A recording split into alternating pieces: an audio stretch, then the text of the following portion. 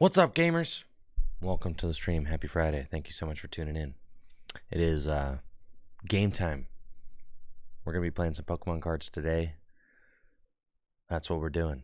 Fortunately, it sounds like there is not going to be any construction going on directly behind me today. So that's wonderful. Going to be a little bit more of a peaceful, non-construction vibe going on today. So that's lovely. And I'm very much excited about that. So, yeah, no construction. I went and peeked back at the room behind me, which is going to be my new studio soon. They're working on it. And most of the ceiling is torn out, which is kind of funny. Most of it, not all of it. They still got a little bit to go. So I suspect that they will have to come back and be noisy, tearing down the rest of the ceiling. If not today, sometime next week. So, yeah, that'll be wrapped up eventually. It's a work in progress.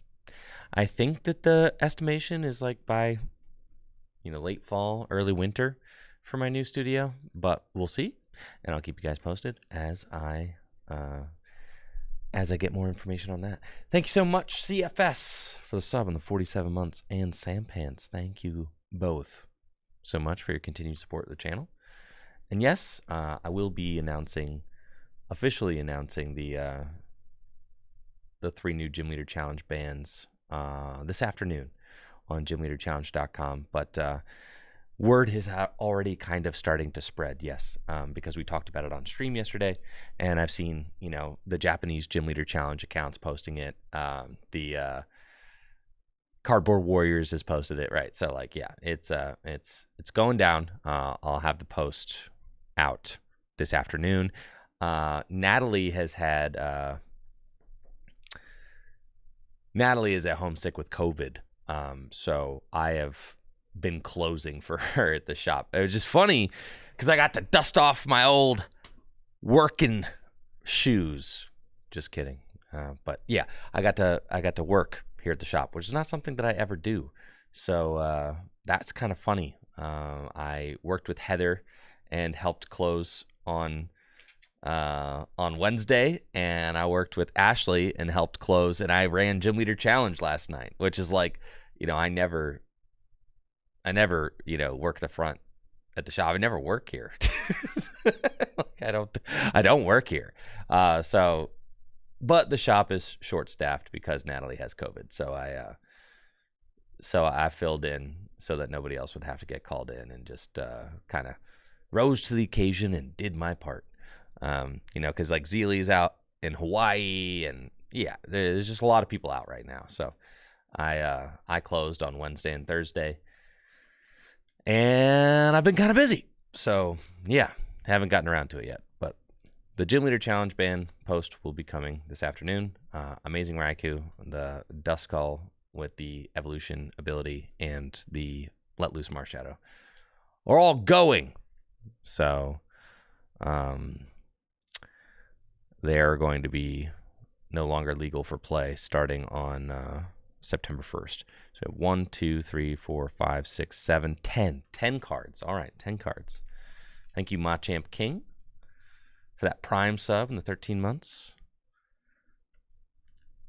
10 cards will be on the ban list. Very cool. All right. We've got a few new things that are being revealed here on Poke Beach.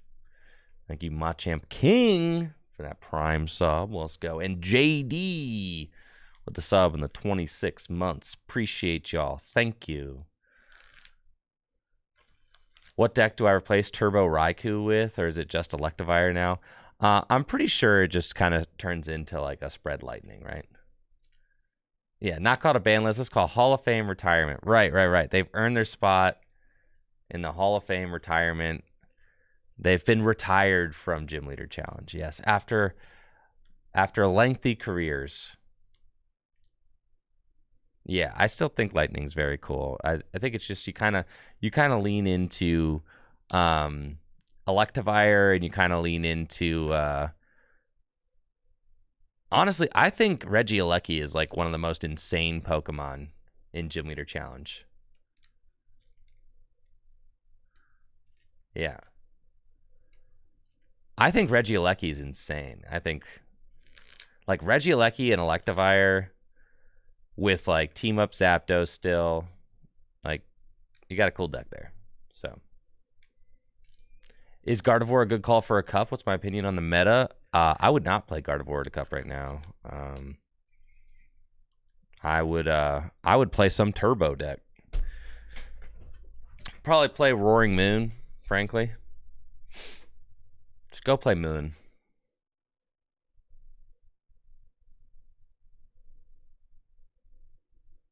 Yeah. Moon, some turbo deck. Something like that. Yeah. All right, let's see these new cards.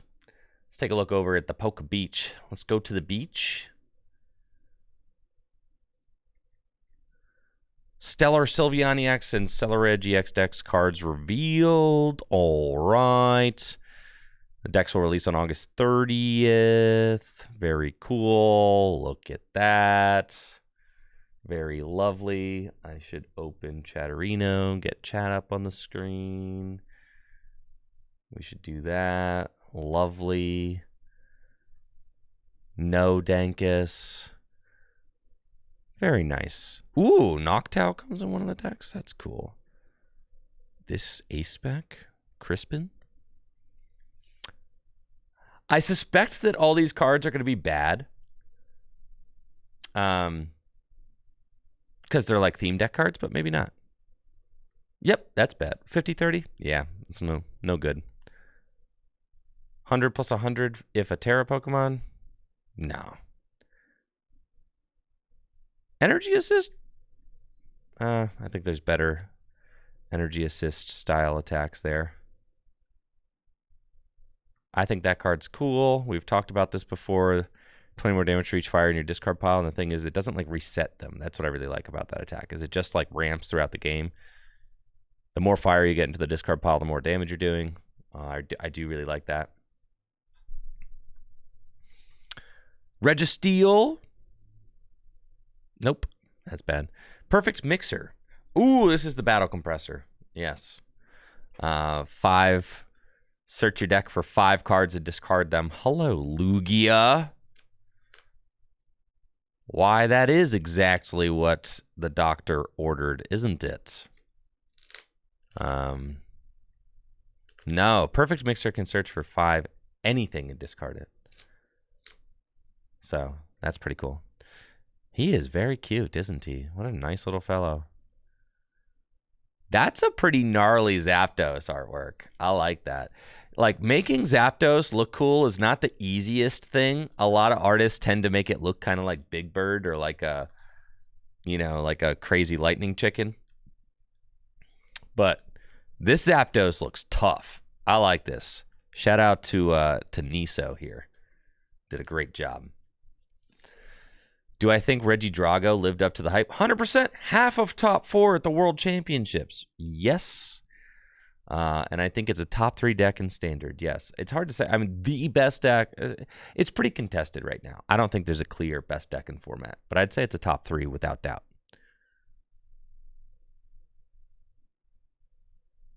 Well, that's a nice looking artwork. What's the top 3?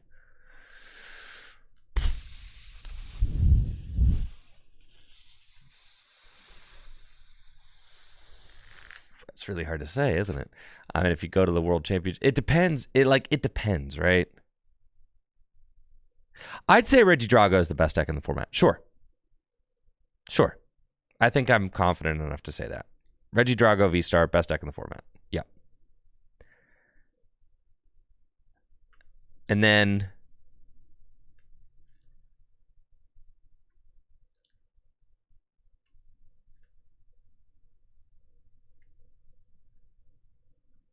maybe Roaring Moon is up there, you know? Like, maybe Moon is up there. Maybe Maybe Moon is up there. Maybe Thorns is up there. No, probably not Thorns. I still think Zard is like a top. I do. I still think Zard's a top 3 deck in Standard. Maybe I'm tripping, but I think Zard is just still so nuts.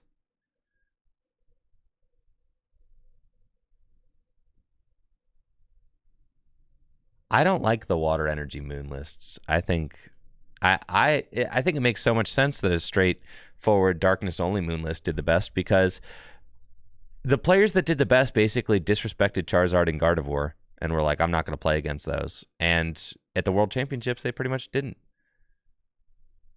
They just played against big basic turbo decks. I mean, there just wasn't really a ton of Charizard and Gardevoir. You could afford to just ignore them, which is crazy.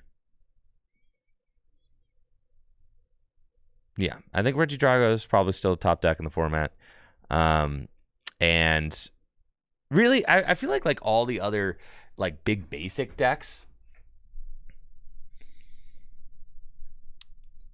I kind of feel like they're all like so evenly. Like I'm not going to differentiate between like Roaring Moon, Raging Bolt, and Miraidon. They're all like the same deck. Except Miraidon doesn't hit as hard, but can amp you very much. Like that's the one trade-off, right? Like literally, they're all the same kind of deck. They have like slightly different matchups because like Roaring Moon's better against Charizard. Miraidon's better against Gardevoir, right? Like you have like that kind of slight variation in matchups. But for the most part, it's like they're all just big basic non-evolving decks, right?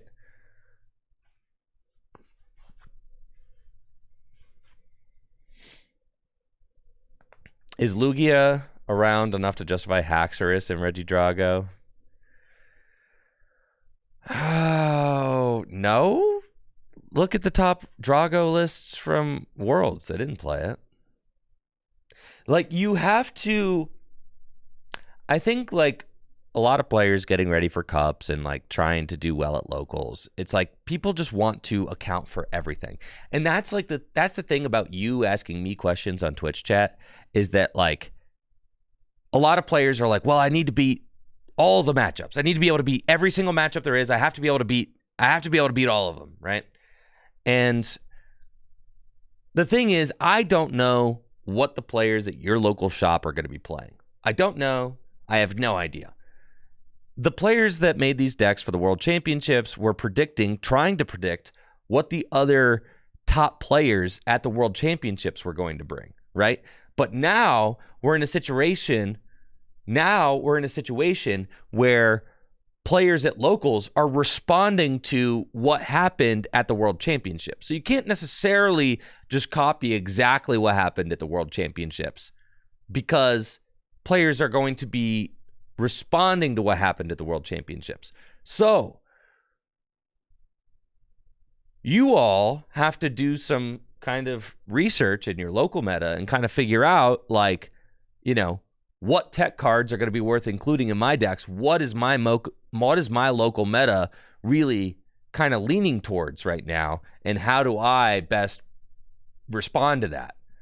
And I don't have a one-size-fits-all answer to everybody in the chat, right? I don't, because that's really for each local has like a kind of different spin on things. So I can give you generalities, but those generalities are still not one-size-fit-all answers for every single, for your League Cup this weekend. Like, I can give you generalities, but Haxorus, I guess, like if your locals is filled with Lugia, sure. But like otherwise, no, I don't think so.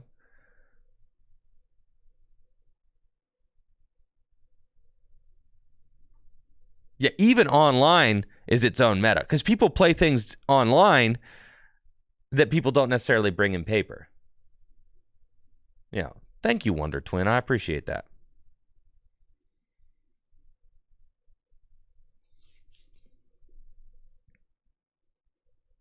But yeah, everybody's local meta is different. It's it's tough to be able to tell everybody what they should play at their locals this weekend, you know. And if I tell, you know, a room of 300 people, you know, that they should all play X for their locals this weekend, then potentially telling 300 people that they should all play X for their locals this weekend changes the play. And then actually you shouldn't play X, you should play Y, because now 300 people are bringing X to their locals this weekend. It's like, you understand, everything is always in flux. It's always in flux. But that's what makes it so fun, because everything is always in flux.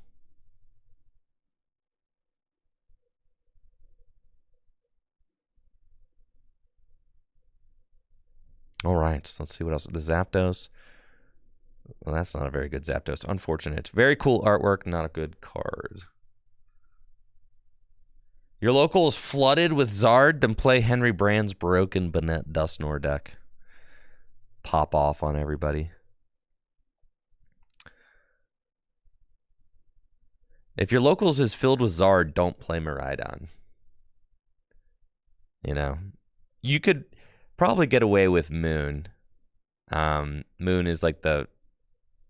But then I think... So, like, here's the interesting thing. Like, I think that Charizard decks should start playing Dusknoir again, right? Because if Moon is the most popular big basic deck, then Dusknoir is, like, very good against Moon, because you can use, like, a Dusclops to finish off a Moon that's used gouging already, right?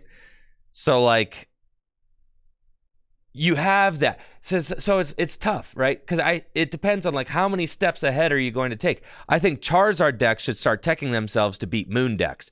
And that's how I think Charizard decks should be played right now. Like, Tort's list did really well. Zard stopped playing yeah, the top finishing. I mean, if you're just copying towards Charizard list, right? If you're just copying towards Charizard list, it doesn't play Dusknoir. So that's why I say, all right, I think Charizard list should play Dusknoir in this current meta to try and deal with the Roaring Moon decks, personally. So yeah, Dusknoir seems like it would be really good against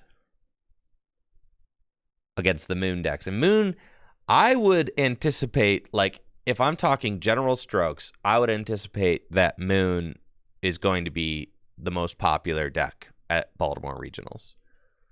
Like, and probably will be one of the most popular decks at locals leading up to Baltimore. Yeah, people love Roaring Moon, dude. Like, people love that deck. Do you guys remember when Roaring Moon got hot, like, over the spring? I mean, all that happened was Ross Cawthon, like, top 8'd a regional with it. And then, like, and then it became, like, didn't it become, like, 15% of the meta, like, overnight?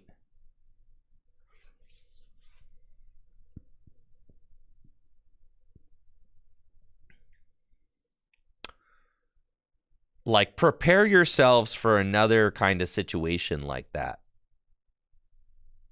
Because it just got second at Worlds. So, Roaring Moon, the Moonheads are coming out the woodwork for sure. I think it's kind of crazy that we got our Surging Sparks promos already, but I don't think that we have Stellar Crown promos revealed. Like, I don't quite know how this happened. Do we have our Stellar Crown? Do we have our Stellar Crown promos yet? No, we don't. Yeah, I don't know, man. I don't know. This is our November set. So that's cool. We get an Indeedee promo. Indeedee is one of my mom's favorite Pokemon, which is a very cool choice. She loves Indeedee because she says Indeedee's always helping everybody out. So true. So shout out to my mom. She says Indeedee's very helpful Pokemon. Gouging Fire. I think this guy does 100 plus 70 more if your opponent has 4 or less prizes remaining, which is very good for Fire Gym Leader Challenge decks. Kind of like the Mewtwo that does 180 if there's 3 or less remaining. And that card's really good. So, Gouging Fire is potential. The Magneton, obviously, insane. I think that card is going to be very good in Standard and Gym Leader Challenge. In Standard format, I think this Magneton is going to be crazy. Because there's so many decks that are just trying to go 2-4-6 nowadays. Like, giving your opponent that odd prize doesn't really matter in a lot of situations. So, that Magneton is just gonna go nuts. And then I don't know what the Chen Pao does. So, coolness. Excellent.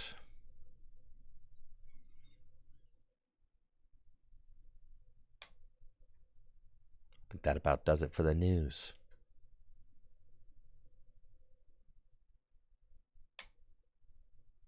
Time to open the application.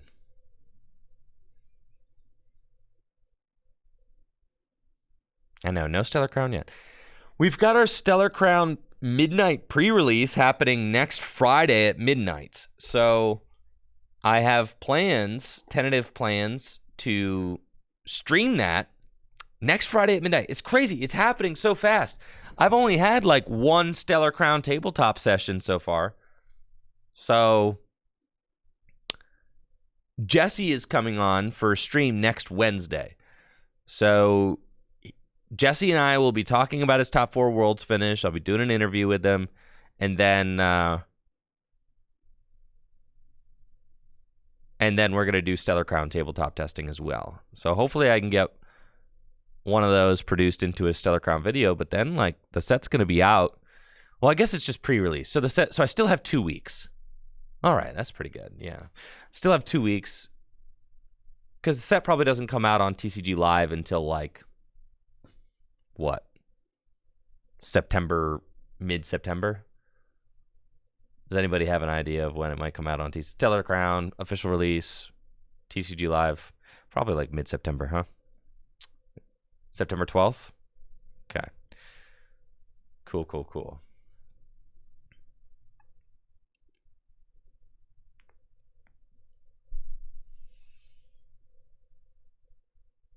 Thank you, DG, for that sub in the 40 months. Appreciate you. Thank you. Supercharged Breakers coming out October 18th, and pre-release for Surging Sparks is October 25th. That's crazy, yeah. I ordered 5 booster box of Paradise Dragona. That comes out in mid-September too. Yeah, we got a lot of exciting stuff on the horizon. We had Shroud of Fable is just a mini set, so should be a lot of cool stuff happening in the last few months of the year. Should have a lot of new content to work with, so that's all pretty cool. Stoked about that. Oh yeah, new tiers unlocked. Wow, look at all my rewards. I'm feeling so rewarded. Oh, I love the changes that TPCI made to the invite structure, by the way. The slight tweaking of the best finish limits, and the slight tweaking to the championship point playout as well. If you haven't seen those, there's articles on Pokemon.com, and people have been tweeting about it. But basically, they balanced out the international championship point payout a little bit, and tweaked it so that they are more in line with regionals. They pay more, but not double. I mean, the payout used to be incredibly skewed towards international for championship points. Now, the championship points for international championships and for international championships and regional championships is much more balanced now. Which I think a lot of players are excited about. Also, they changed the best finish limits for regionals and internationals, which are combined, right? They changed it from 6 to 5, I think. So now your 5 best finishes from regionals and internationals go towards your invite, not 6, which is really helpful for, it really is like the changes everybody wanted to see. And I think it's just like such a good decision. It's going to make it so that quality of play at your 5, regional or international events really is the difference maker, and not necessarily you just being a player who could fly to all 3 internationals in a year, right? So I think that's one of the major differences, and I'm just really thrilled that they decided to make that decision. So yesterday we were messing around with a little Turbo Roaring Moon EX. We were messing around with a little Ancient box, and then I also want to mess around with Palafin a little bit. Palafin EX. That's like the other deck that I'm kind of feeling. Palafin seems like it's kind of fun. So those are the 3 objectives that I kind of have today. Turbo Roaring Moon EX, a little more Ancient box, a little more Palafin. There's too many people playing Roaring Moon on the ladder to play the Henry Brand deck right now, unfortunately.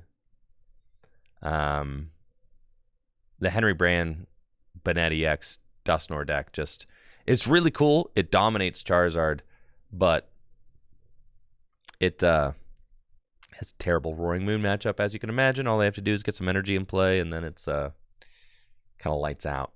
So you don't really want that. Beautiful. The Roaring Moon deck is just like kind of the dominant deck at going 2-4-6. That's just what you want to do. But when you're up against single prize decks like Gardevoir, it could just get really ugly, right? Because you're trying to race them down, but they have a lot of single prizers that can take multi-prize knockouts. So that's the one thing I don't like about Roaring Moon, is that it's got really bad single prize matchups. But as far as like, if you're just playing against Regidrago V-Star and other Turbo 2-prize decks like Raging Bolt, then Roaring Moon is like the perfect call. But otherwise, if people are playing single prize decks, you're going to have a bad time. All right, we're going to start off with a Trek because I wouldn't mind hitting another basic Pokemon. So we're going to do that before we Nest Ball. We find the Sada, and honestly, having 2 Sada in the hand is completely fine. So we'll keep those. And then Nest Ball, and I'm just going to go get Radiant Greninja. I know that they're not doing anything, and I don't want to put Squawkabilly down, so we're just going to conceal cards to start funneling Darkness Energy into the discard pile. I got Ultra Ball there too. We'll attach, and I can Ultra Ball next turn for another Roaring Moon, and then Sada to both of them. So we'll do that. I'll probably Ultra Ball for the Baby Moon if I have it, so that I can do that. Right. Well, I think that the best Roaring Moon lists don't play Water Energy. Right. Yeah, it's they don't, because you have to be consistent. The thing about it is you have to be able to chase down like those 2-4-6 decks. You just have to be able to go 2-4-6 with the best of them, right? And I think like the no Water Energy just kind of allows you to be that much more consistent at going 2-4-6. I mean, look right here. We're going to just beat this deck because we're the most consistent deck, not because I'm going turn 2 Moonlight Shuriken. I'm going to beat this Gardevoir deck because I'm the more consistent deck. And that's exactly how Sanosuke was able to get to the finals of the World Championships, just by being the better deck, by being the more consistent deck. Like here, I'm going to knock out that Ralts, and they're going to be bodied, frankly. So thank you, Sneaky Tom, for that Prime sub and the 7 months. Appreciate it. All right, so I know that I need to reorder my deck because I just sent 2 Pokegear and 2 Sada to the bottom of the deck, and I want to find them. So I'm going to Earthen Vessel, and then I also want to... I probably should have thinned the deck before I concealed cards even, but that's okay. Ultra Ball away, 2 Darkness Energy. That's fine.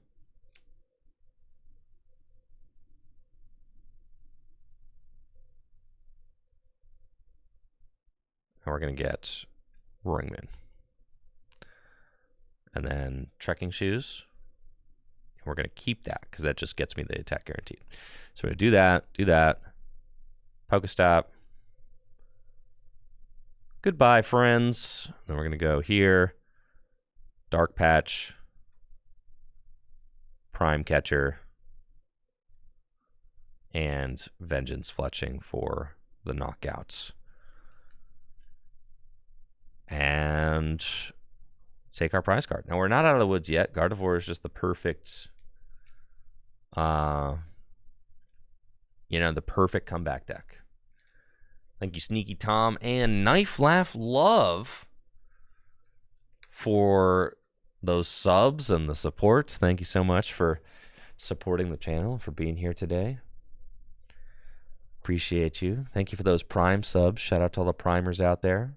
Do you know if you have Amazon Prime, you get one free Twitch subscription to the channel of your choice every month, courtesy of Jeffrey Bezos. So thank you for choosing me for your Prime sub. Appreciate it. Do I think they'll ever bring back Versus Seeker? I hope not, honestly. I hope not. And this is what's crazy, right? Like, I'm so far ahead because I was able to target down their only Ralts last turn, but then they've just got 2 Kirlia now, right? So it's like, dang, that's nuts. Yup. That's tough. Gardevoir is just that deck.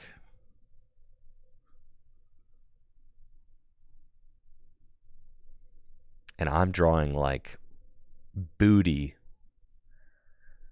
Absolute booty. But that's okay. 5, 6, 7, 8. I mean, I think that's like every darkness energy in the deck. So I still want to Night Stretcher. Oh, gosh, yeah, I want a Night Stretcher energy back and attach it, but I feel like I have to save it for Radiant Greninja next turn. But that's okay. I'm pretty sure there's no energy left in the deck right now. Just one. Oh, thank goodness. Okay. Here we are. Beautiful. So I can do that.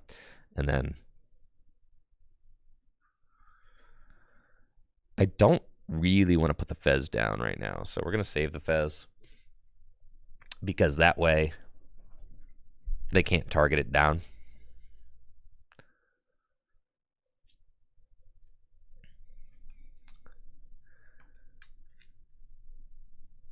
But I've got a pretty solid board. I don't have any liabilities on board right now. So we're kind of chilling. Thank you, Twin VXS, for that tier 2 sub. And the 42 months, the tier 2. Appreciate the support. Thank you, Twin, for the continued support and for being here. And for choosing to support the channel. It makes a big difference. Thank you.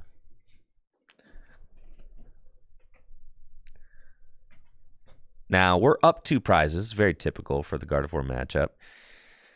The thing is, and the reason this matchup's so bad, like, say they take 2 prizes of my Roaring Moon this turn, right?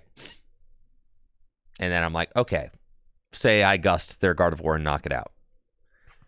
Then I would go to 2 prizes remaining.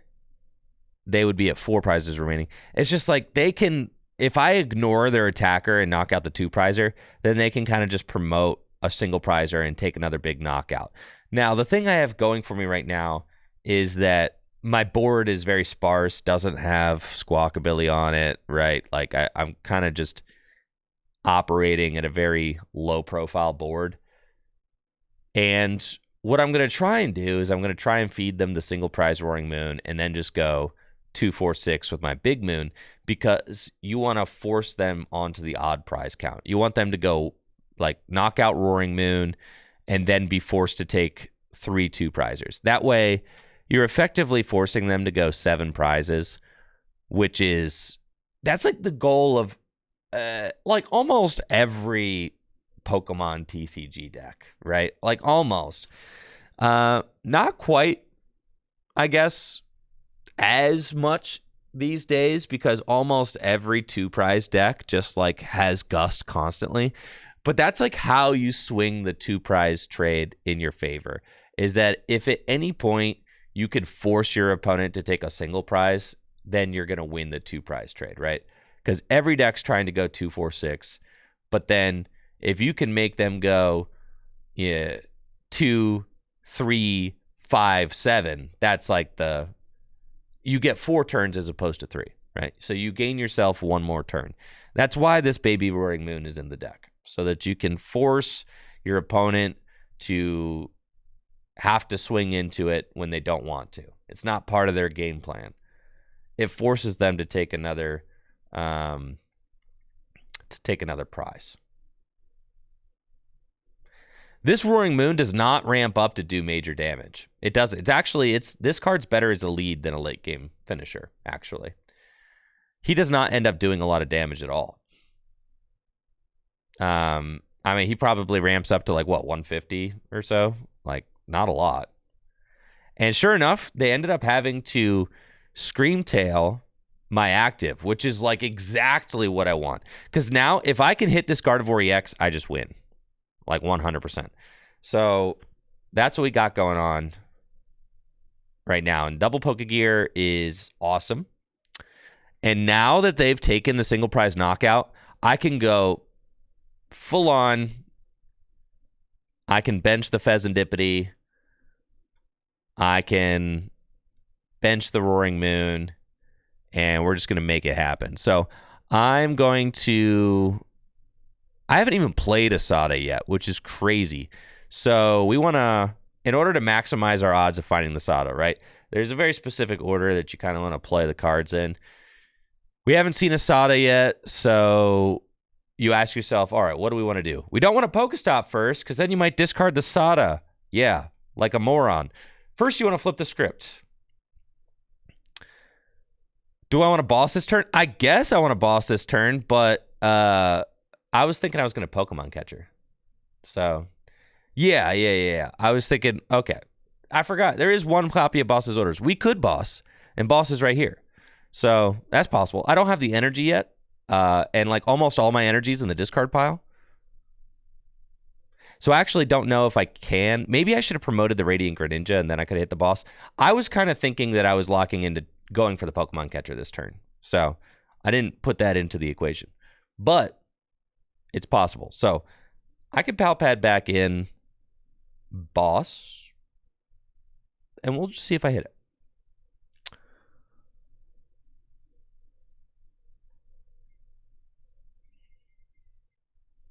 We've got Sada and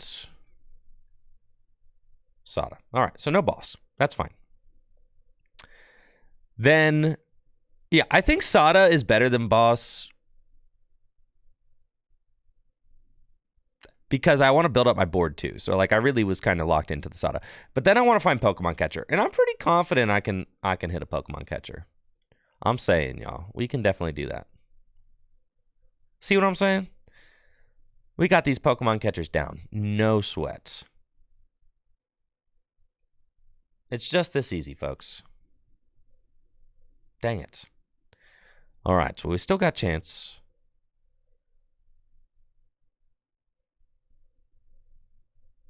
We got to go. I'll thin the deck as much as I can. So Ultra Ball away these. And I'm going to go get a Petch. Okay. And then Pokestop. Oh, baby. Come on. Give it to me. Dang it. All right, fine. Trekking shoes. No? All right. Dark patch, dark patch. We've got double moon built up. This is very bad for us, actually. But I still think we're probably chilling. I'll Dark Patch to the pitch. I'm not going to Calamity Storm for knockout. Thank you. It's Icon. It's Iconic. I get it with a Y. Thank you, It's Iconic, for that Prime sub. Appreciate it.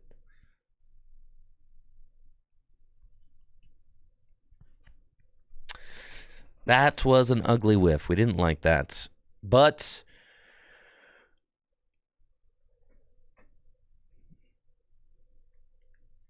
Sniping Curlia, yeah.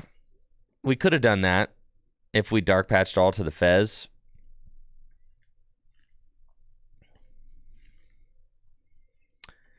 But ultimately, it doesn't really matter. Like, and if I put my energy here on Fez, like, Fez can't knock out Gardevoir for game, right?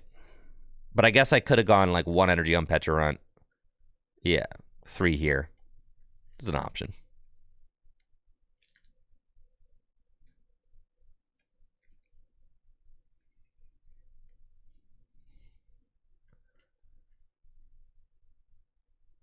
But we're still in a fine spot, because if they go 2, right, they go to 3, we go 1, we go to 2, and then we knock out Gardevoir for game. But if I knock out Gardevoir next turn, I guaranteed win. So we still have a shot. And with the Pecharunt, we can't get our Greninja like stalled active, so that's nice.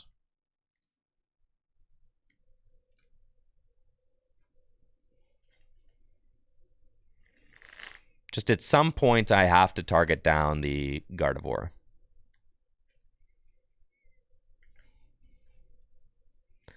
But I do think that it was still correct to go Sada and try to hit catchers last turn as opposed to going for boss, because we want to have... This is what we want our board to look like this turn, right? Filled with energy. We don't want to, like, get unfair stamped or something. That'd be terrible. With, like, no energy on board, getting unfair stamped...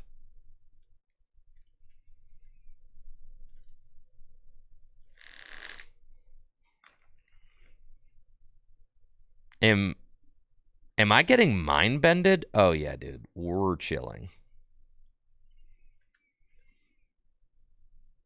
Going for the mind bend with Pecharunt in play is, like, crazy. Yeah, kind of crazy. I don't actually want a Pokestop here because I have a boss in deck, and I plan on using that to win the game, so I'm just going to go... extra energy to Roaring Moon. And then I milled my boss already. Again. I did mill my boss, didn't I? This is so cringe. I might not be able to win then. Well, I guess I can. No, I can't win. Maybe I should have put the energy on Fezandipity.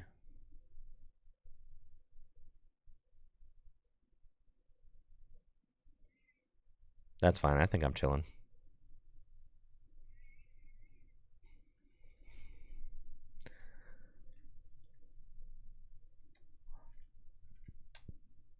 My opponent isn't taking knockouts, so there we go. This is how we win. My opponent isn't taking knockouts.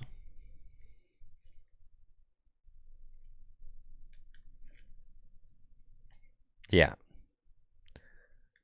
So, honestly, I can still take 2 more turns to win. Because they just aren't doing squat over there. So, we're chilling. But yes, I don't think, honestly, that turn that I Palpatted the boss back into the deck, I think that was a misplay. We needed to save. We needed to commit at the beginning of the turn. I got sidetracked by chat. We needed to commit at the beginning of the turn to going Sada. That was the correct play, 100%. Based on how many prizes they had taken, it was still correct to Sada there. And go for the Gust on Pokemon Catcher. And then we should have saved the Palpad to put the boss back into the deck at, like, this moment, right? Because there was still a chance that we could Palpad the boss back in, then discard the Pokestop, which is what happened. So we shouldn't have given ourselves the option to have that happen. It was always incorrect to go for the boss that turn. It would have been better to go for the Pokemon Catcher. I could have Pokestop first. It's true. But at that point, I had decided that I was going for the boss, right? But I should have never decided I was going for the boss on that turn. I should have played my entire turn out going for the Pokemon catcher and then potentially Palpatted the boss back in.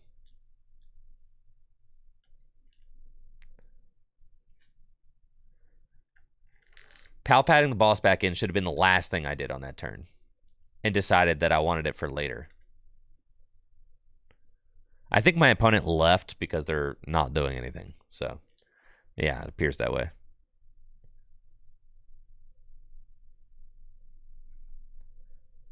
Come on, Pokemon catcher. Gosh, that card is terrible.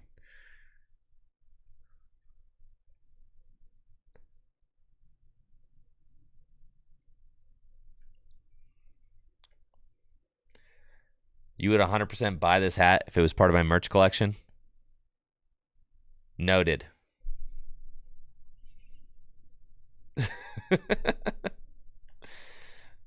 Noted.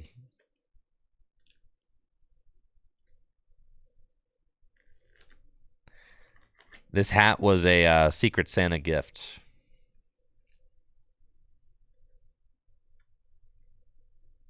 From the slaughter home.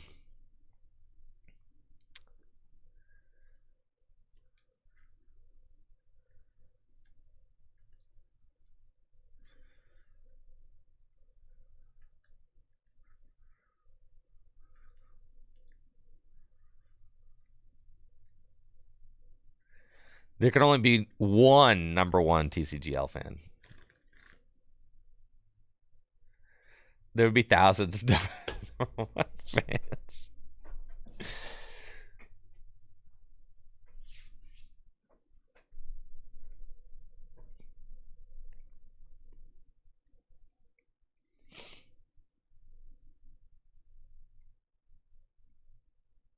Broken deck.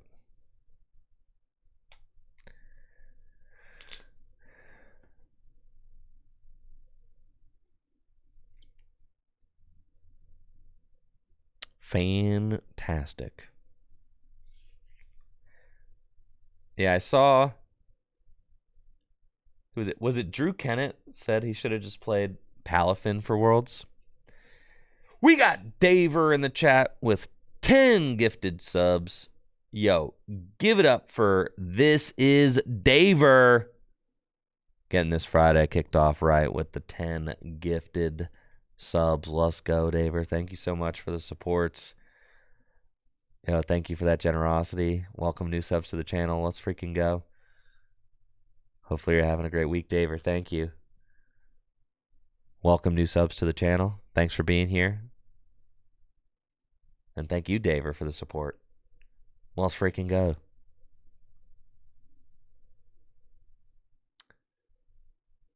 Is Academy at Night a worthy inclusion in Miraidon? No.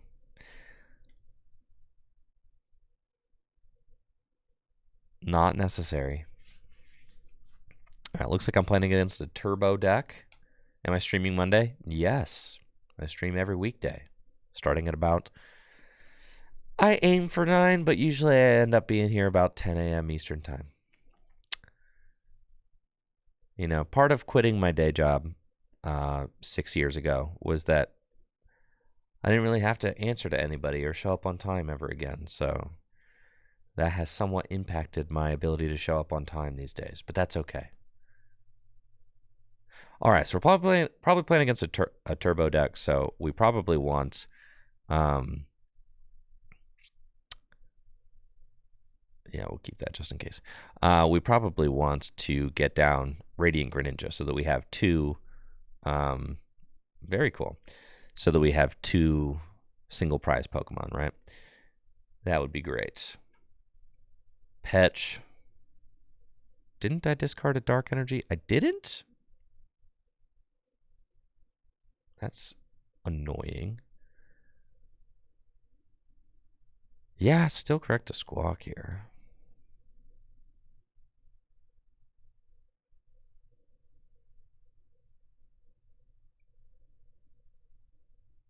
Goodbye.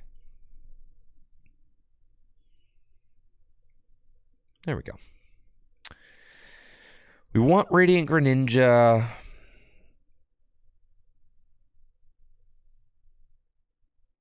And we want to conceal cards. Okay.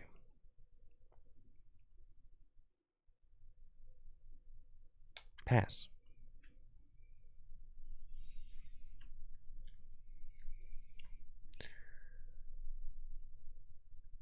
Gouging Fire. I forgot I saw all those fire energy in the mulligan hand. Gouging Fire. Huh. That's kind of crazy. All right. We should, you know, if I can just find some Roaring Moon EX, we should win this matchup no problem. But I am going to have to find some Roaring Moon EX in order to make all that happen.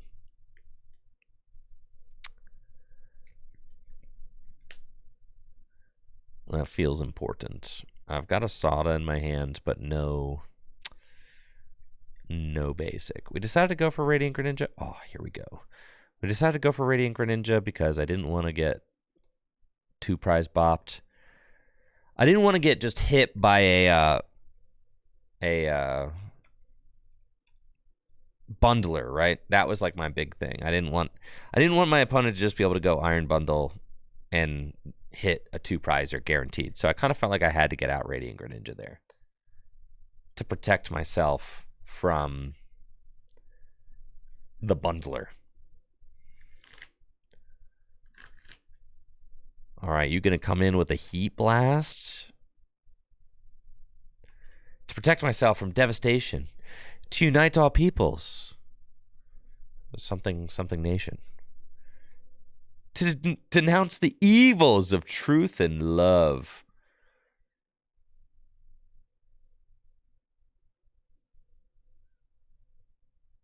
Funny enough, actually, I should not have just benched that so quick. I should have held that so I could reorder the deck with Nest Ball, but that's fine. Okay, I'm gonna have to reorder the deck this way.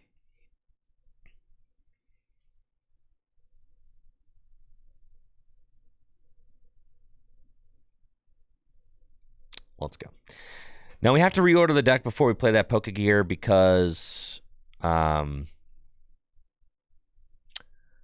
because we had Sada in the hand previous.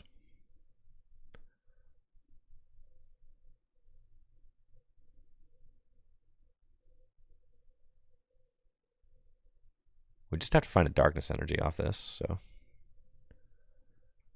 Or double Dark Patch, that also does it.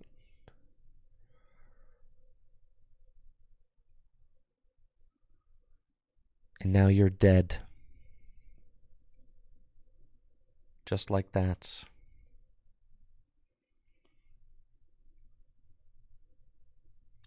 I did see that the Rachel Lillis passed away. Yes, that's very sad. I met Rachel Lillis actually at PokeCon one year.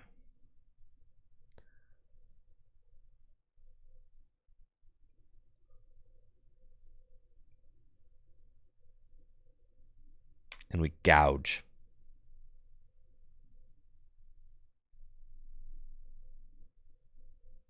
Dead. GG's. I suspect I win now. It's really that easy. Because at this point, what do they really do? Right? I'm already winning the 2-4-6. And this is what I'm saying. Like every single big basic deck is just trying to boil down to like a 2-4-6 matchup. So in this matchup, if my opponent happened to be winning the 2-4-6 trade, right? So say my opponent had taken the first 2-prize knockout and say they had 4 prizes remaining. Then I just tied it up at 4-4. Then they come up and they knock out this Roaring Moon and they go to 2 prizes remaining. Then my route would be to bring up this Roaring Moon and try to hit this Mew EX for knockout with a single prizer and hope that they don't have boss's orders. The best thing to do would be to judge them while trying to hit a Pokemon catcher and knock out this Mew. And then that would be how I come back in the game, right? Because I'm forcing a single prizer, so then and disrupting their hand. I mean, that's just like kind of Pokemon 101, right? That's like, and that's what I feel like. The big basic decks are always just really good fundamentals decks. There's just good fundamentals, right? You practice sequencing, you practice routing a game or prize mapping, right?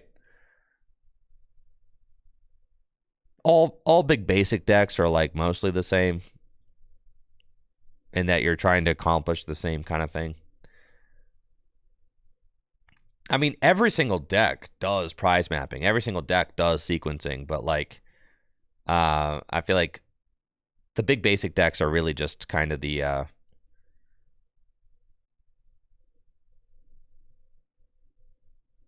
boiled down versions of those things. How much damage are we doing? 1, 2. That's 90. Let's go. Thank you, Calvatron and Connor, for those subs. Calvatron with the 32 months. And Connor with the 50 months? 50? Yo, thank you.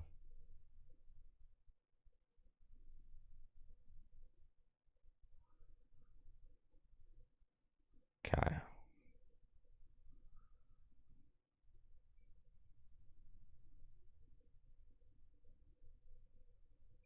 I'll do my 200 damage. Well, let's go. And we got Prime Catcher left in deck.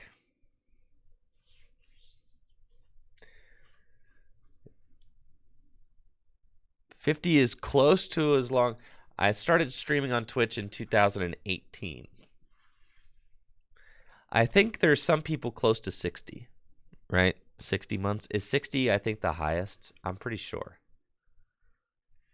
2018. God, that was forever ago. Isn't that insane?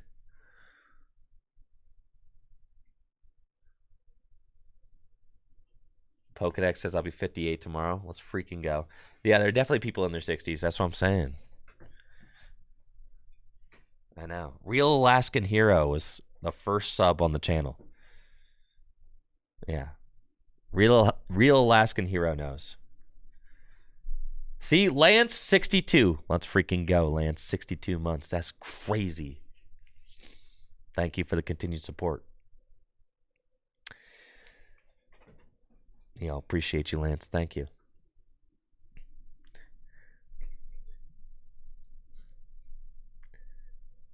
Natalie says we could see how old the channel is by how long her sub is. 69 months. There, or 60, yeah. 69. 69 months? Let's freaking go. The channel is 69 months old today. Or this month, or whatever. Let's freaking go.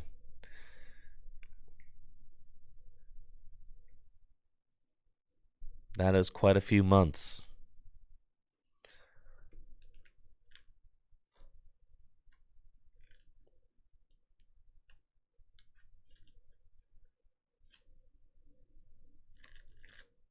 Pick this up in the Darium's competitive days. Yeah, some people have been around longer than that. Because, I mean, I was on YouTube for a year before... I was on YouTube for a year before I started streaming on Twitch.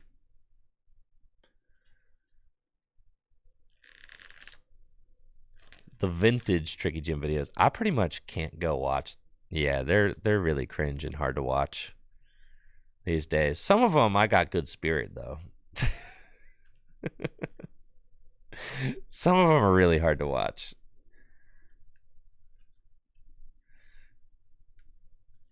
What's up, everybody? Andrew Mahone here with Tricky Jim at Full Grip Games. Today I'm going to be talking about some busted, broken deck, man. Been here since the Lando Bats days. That's sick. I know, even faster. I don't know why I used to talk so fast. What's up with talking fast? Why is that such a pitfall that so many of us fall into? if you guys want to know the truth of it, it's like how, you know, in high school, you know, the teacher will have you come to the front of the class to like read your essay in front of everybody and you like talk too fast. It's literally like that problem.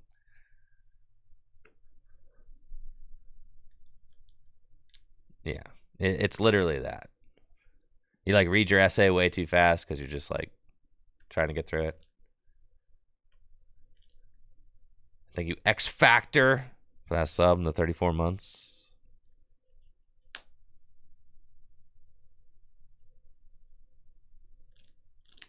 Good presenters learn cadence, but it isn't natural for most. That's facts. Yeah. All right. The deal where they knocked out both my Roaring Moon, that sucked. I wish they didn't do that. This is horrendous for me. I'm not gonna lie. I really thought I was good, but we'll see. So let's see what I've got left in the resource department. There's a dark patch in there, and there's plenty of Sada. Okay. And really, Pecharunt can do it. But Pecharunt only works with dark patch. And I've got to be able to do 230 damage, so it pretty much... Wow, this is terrible. Let's go Blunter Bargains. Thank you so much for those 5 gifted subs. Let's give it up for Blunter Bargains in the chat. Thank you so much, Blunter Bargains. The dark patch is not in the deck. This is a code red situation. Holy smokes, dude. I was just going through this matchup so chill, thinking that it wasn't going to be a problem. Thank you, Quentin, for those 300 bits. Thank you. Thank you, Quentin. Oh, this is devastating. Okay. All right. All right. This is a code red, y'all. This is bad, bad, bad, bad. All right. Splaceman with the sub. Quentin with the 300 bits. Blunter Bargains with the 5 gifteds. Atomic Waffle with the 1 year subbed. X Factor Steel. Orange Clarinet as well. Thank you guys so much. Thank you. Thank you. I know. I stopped paying attention for like a second and devastation happened. All right. I need to hit this judge.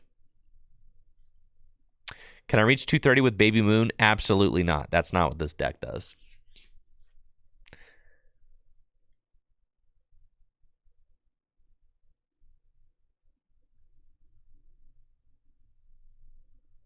T-Mose with the gifted sub. Get some hype going in the chat for T-Mose. Thank you, T-Mose, for that gifted sub. Yo, shout out to all the gifts. Thank you so much for the supports. I don't think I can win, because if they just literally attack again...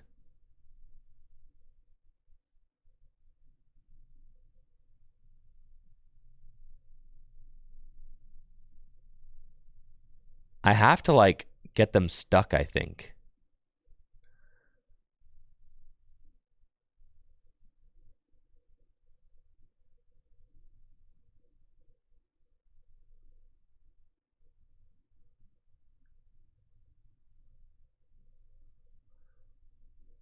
Yeah, I should have used the Prime Catcher on this Entei the turn previous, but that's okay.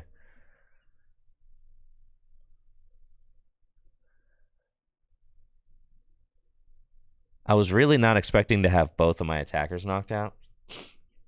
That was cringe and bad. So there's definitely things that I could have done to help avoid that.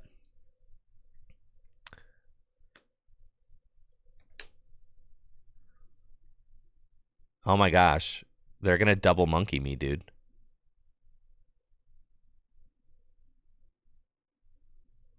If they double monkey, I lose.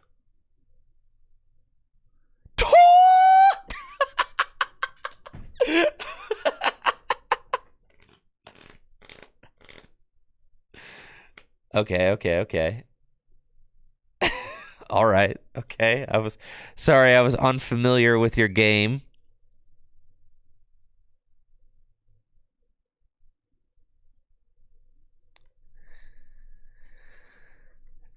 the switch card!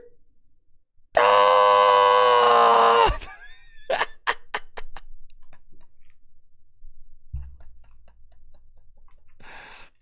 Dang, I got freaking cooked. Yeah. That was sick. That was sick. Anyways, they were only able to win that because Roaring Moon EX is a terrible deck. Don't play that. All right, but Ancient Box. Now, Ancient Box, that's a real deck. Yeah, Roaring Moon EX, no.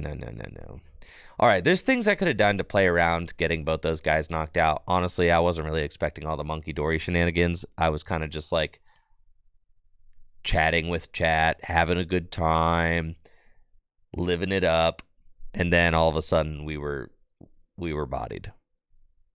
So that was unfortunate for sure. No more. We're locking in. Yeah, chat, you distracted me.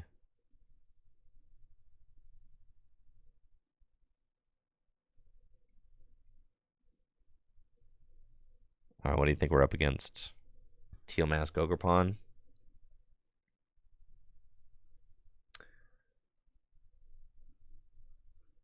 Yo, we had a hype train? Dang, that's crazy. Thank you, guys. 13 subs and 300 bits in that time. I appreciate it. Thanks for the support. We're up against Reggie Drago. Free matchup. This opening hand is terrible, but we've got a gear, so we might find a Explorer's Guidance. Okay, now we can play at very least, but I would still prefer Explorer's Guidance here, so we'll take that gladly. And Explorer's Guidance, we want a moon.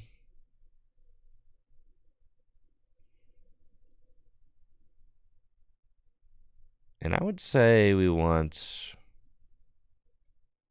a vessel. I can let one rod go. That's cool. So we're going to bench that. And then I can Palpad the boss back into the deck at some point. I think we vessel. Get too dark. See if Radiant Greninja's in the deck. It is. So then we've got to Ultra Ball. It's really tough. Yeah. We can get rid of those. Feels really bad to get rid of those. But it ultimately... Yeah, no. We're getting rid of those. Okay. I'm going to go get Radiant Greninja. And we just have to see more cards. So we'll conceal cards. Night Stretcher, Darkness Energy. And I mean, we've just got this Tusk in the active until he's not there anymore. So I'm going to just hold the energy and kind of see what they end up doing. That's fine.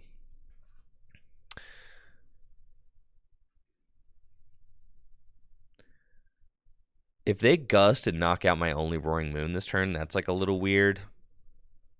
Because then I like don't have a great play.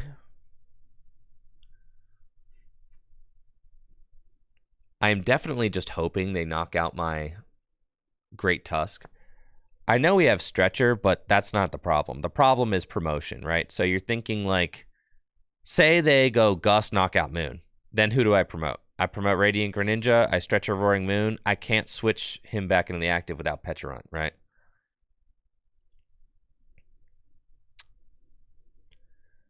All right, we got a nice hand off the Iono. That's cool. And we're hoping that they just kind of go all in on knocking out the Great Tusk. I could have gone for the turn 1 lane collapse, but like, it's just not as good as setting up, You really want to go Explorer's Guidance probably like early, just to help kind of dig deeper into the deck and get your board established, because that's like the biggest weakness of this deck. Thank you, Zen Atmos.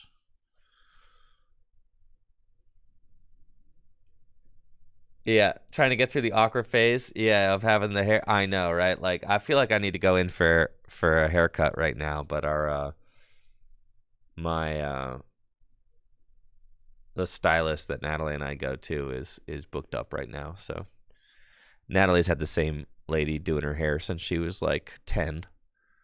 So now I just go to that lady too, so that we can just get our hair done at the same time. I used to go to like the Supercuts or whatever, the cost cutters, the Supercuts. I just, didn't really put too much thought into it. But then honestly, the big change was like when I was going to start being on a TV show. I was like, all right, if I'm gonna like be on an Amazon Prime TV show, I probably should start going to a stylist. Like, if I'm probably should like have somebody who I trust who is responsible for my hair, right? Yeah.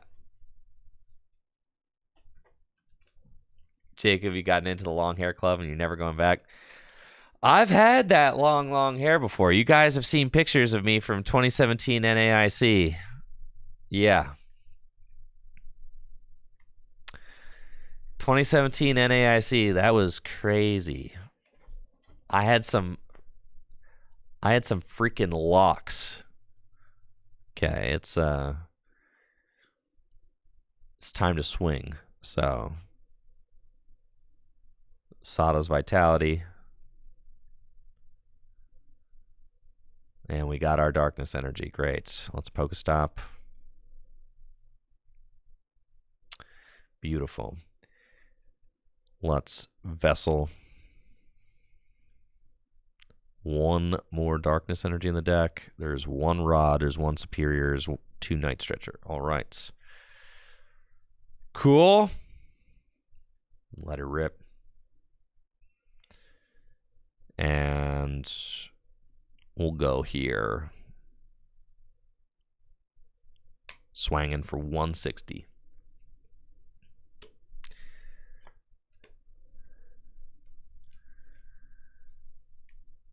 Yeah, life in the South is so much nicer without all that hair, I bet. Yeah.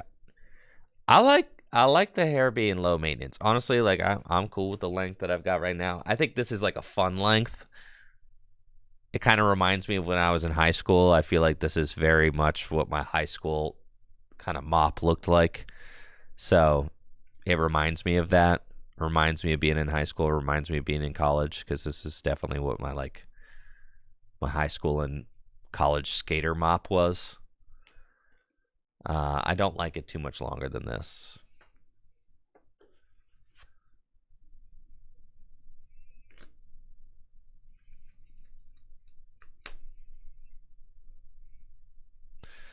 Oh yeah, if Draco gets Gudra, that's like annoying. But they don't have Gudra, and they have other 2 like, if you play your gusts correctly, we had to get rid of Boss early, which stunk, but like if you play your gust correctly, you could double counter catcher too. Like, yeah. And you could 2-hit KO a Drago through Gudra.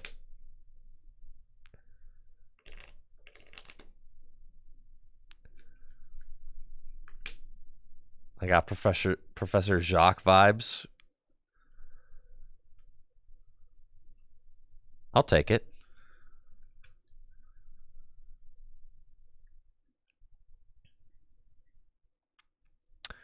I feel like I'm just in such a commanding position right now. I don't see how we lose this. No shots. This is free. Jacob out here with the 5 gifted subs. Yo, give it up for Salavian, everybody. Let's freaking go. Thank you so much for those gifteds, Jacob. Hopefully you're having a great week. Appreciate the support. And thank you guys all so much for the love this week. It's been a really great week. I really, really appreciate it. There's been a ton of support for the community, so thank you guys.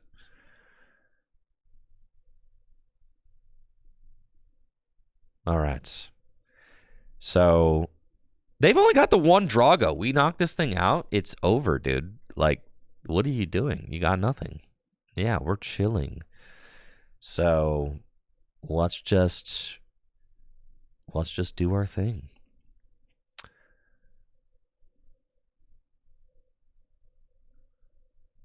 Bundler being out like doesn't hurt. That's fine. An Explorer's Guidance. I'll take. Okay, so you kind of have to take the Pal Pad, and you kind of have to take the Counter Catcher. Yeah.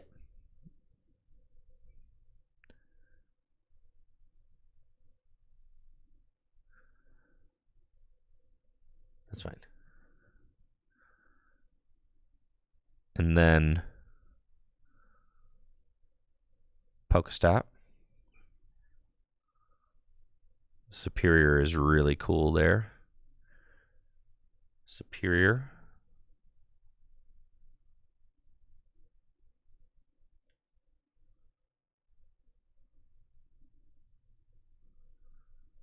This might be out of pocket, but would I consider giving you a live shuffling tutorial? That's not out of pocket. I've had a live shuffling tutorial requested before.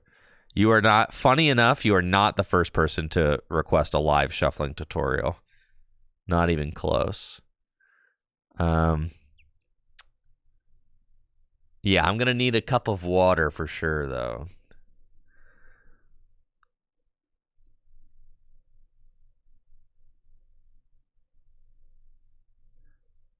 The thing is, though, is that I've got like really good videos on how to shuffle, though. I think I can afford to not put the boss back in because I've got 2 Counter Catcher left. So, and I've got the Bundler. Like, I'm pretty sure. I also don't think it's correct to put the Fez down yet because I don't have to. So we're not going to do that. There's Vengeance Fletching for the knockouts.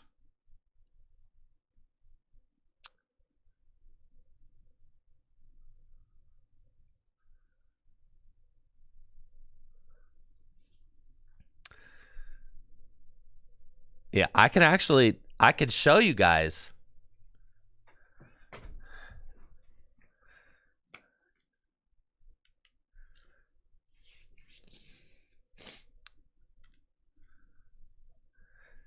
You still wreck the corners of your sleeves. That's the thing. If you riffle shuffle, your corners should never, like, if you are good at riffle shuffling, you should never dog ear your sleeves, really. Dog earing your sleeves happens when you mash. And, like, I do think that the best shuffles have both riffling and mash. Like, I do both. But riffle shuffling preserves the corners of your sleeves. Will I update my collection video anytime soon? Actually, yeah, I will. And I plan on it. I've got a lot of cool new stuff I'd like to show off. I've got new organization systems that I'd like to show off. Yeah. Does riffle shuffling bend your cards? Does playing soccer in a pair of cleats make them dirty?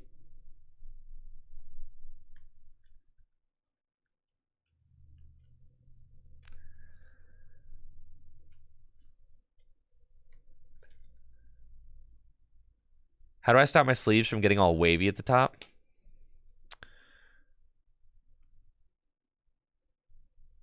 Buy new ones? I don't know. Are you using dragon shields? That shouldn't happen. My sleeves don't get wavy at the top.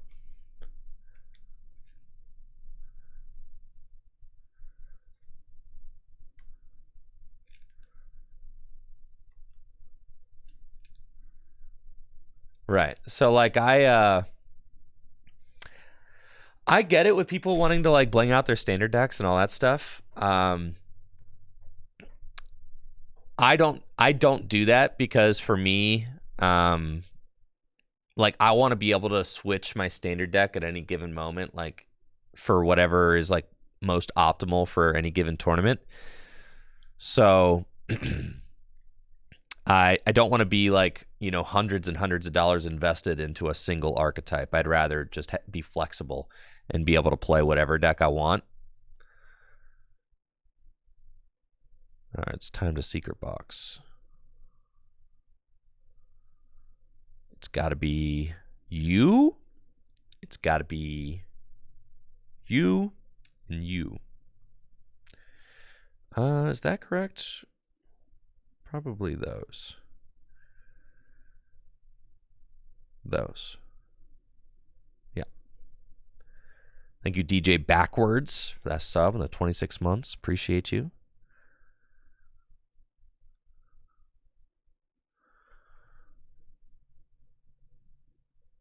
Cool. Go here. Sada.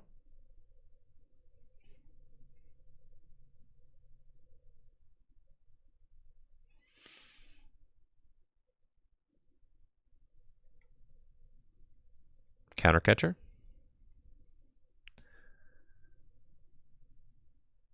Attach. We don't want to burn the nest ball. We want to keep the fez.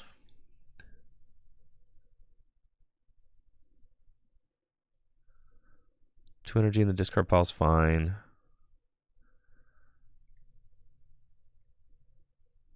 I could put Petrant back in, Greninja back in, and one darkness energy.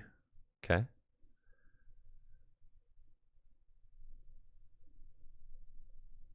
But yeah, so like for me, you know, I'm someone who takes competitive Pokemon like quite seriously. So for me, you know, it's like a sport. So like when I think of the game like a sport, the cards that I use to play the game are like my equipment, right? And like I like my equipment to be in the best sleeves. That's why I use Dragon Shields, because I consider that part of my equipment as well. But ultimately, it's equipment for a game, and the activity is the game, right? So like the equipment is secondary and really just used to serve the purpose of the game. That's how I think about my cards. Very utilitarian take on how I think about my cards that I use to play. I don't think of them as collectibles. And I do collect. Don't get me wrong. I collect a lot. I got a lot of beautiful cards that I do not want to riffle, okay? But the cards that I use to play, those are for playing. And honestly, right here in my hands, I've got a base fossil Wigglytuff Magmar deck from Japan. And, I mean, these cards are all from 1999, and I'm still riffling them, but I'm not damaging them. Like, they're fine. But I honestly can't help myself. Like, this is a collector deck for sure. It's Space Fossil, right? Like, I mean, this is an old vintage deck. I'm still riffling it. But you just got, if you're good at it and you're like, I've found that people damage their cards the most when they're kind of learning to riffle, and they're not quite there yet. They've got the spirit, but you know, eventually you learn how to do it in a way that's like, it puts a little wear on the cards, but it's not, not game ending. I do have the opinion the cards are meant to be played. Yeah, that's my take. But I've got cards that are my collectibles that I'm trying to keep in as good a condition as possible. I mean, I'm also like I've told you guys before, I've got a Zapdos EX, I've got a Articuno EX, and I've got a Moltres EX from Fire Red Leaf Green. I mean, when I was a teenager, I used to play with those cards. But I played with them very carefully because I cared about the condition so much. And then I got them graded in my adulthood, and they all came back PSA 10. So, like, thank you, Tubbs Gaming, for that gifted sub. Appreciate you, Tubbs. Thank you. Uh-oh. Ah, we got the nest ball. We're chilling.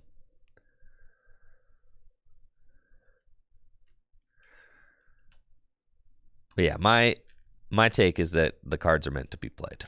That's kind of how I feel about it. But then I got cards that I like to collect too. All right, and the bundle doesn't win me the game here. We got the darkness, so now we just need the counter catcher is win.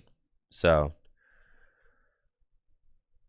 we nest ball first for Fez. Counter catcher is win on site. So let's go. Yeah, if you want a card to retain its value so you could sell it, then don't play with it. GG's.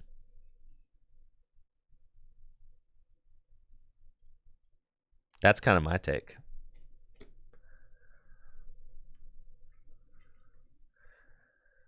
Joe DM says, I've seen decks that are shaped in a U because my friends riffle with them. Well, yeah, you got a bridge too. You got a bridge. The bridge is essential. You have to bridge. Or else, yeah, that's going to happen.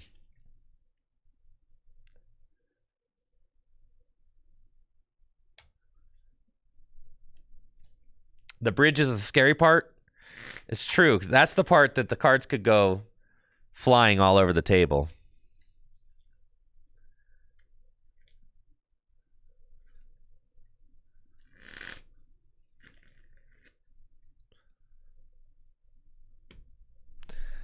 Yeah, I'm going to do an update to my tips on the bridge.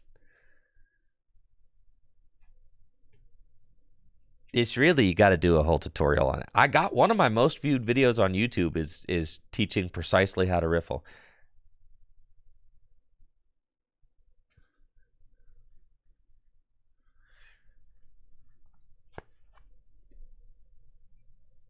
Honestly, if any of you guys have a desk job, just bring your deck to the desk job. Like, if any of you guys work in an office, how many of you guys work in an office? Just keep a deck of cards next to you.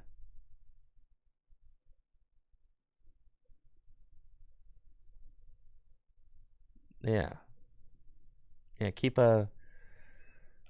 How to irritate your coworkers. It's like a fidget. Kevin shuffles a deck while walking around the classroom. That's so sick. I love that. That's awesome. All right, looks like we're it's the ultimate fidget toy. It is. It's just a nerdy fidget toy. Looks like I'm playing against Charizard. This is our toughest matchup for sure. So, however, their Charmander is in the active spot, though. So, what we're saying is they can't use Charizard's ability, which is pretty crazy because I've got Fluttermane here. So, there's that. Let's go nest ball, get ourselves a moon.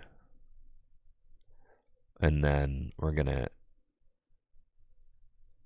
I could go for the turn 2 Hex Hurl. I could. That seems wrong, but this is an option available to us.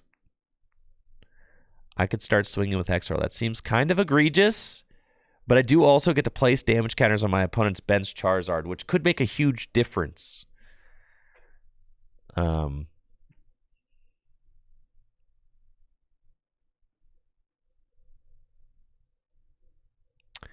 If I Pokestop at energy, I could KO Charmander. No. We didn't get it. All right. I'm going Explorer's Guidance then.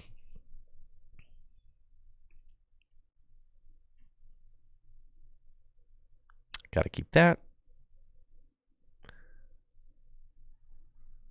Got an energy in the hand already, which I'll attach. I'm going to keep the other one too.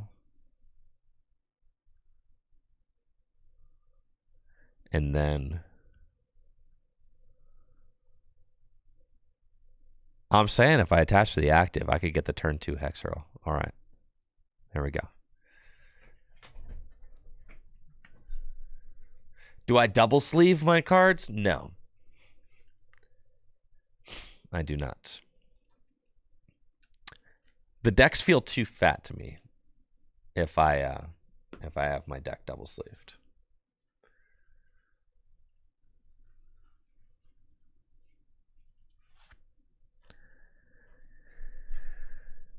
So I could have knocked out the only Charmander last turn if I go Sada's Vitality to Fluttermane and the Roaring Moon, then I retreat the Fluttermane and attach the Roaring Moon, then I can knock it out, right? So just gonna Rotom V, 4 Sealstone. Cool. They can't knock me out this turn.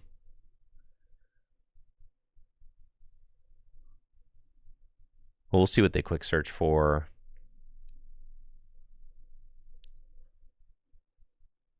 They're just going to get a piece and instant charge. That makes sense. All right, so now I can Hex Hurl, which is kind of cool. So when I use Hex Hurl, I have a choice. I can either put 2 on the Pidgeot or 2 on the Charmander. I'm worried that if I put 2 on the Charmander, that this will be the next attacker that comes up, and that then it's still a 2-hit KO regardless. So I kind of want to put 2 on the Pidgeot, because that just means that that's a 260 knockout at any point. So I kind of like that.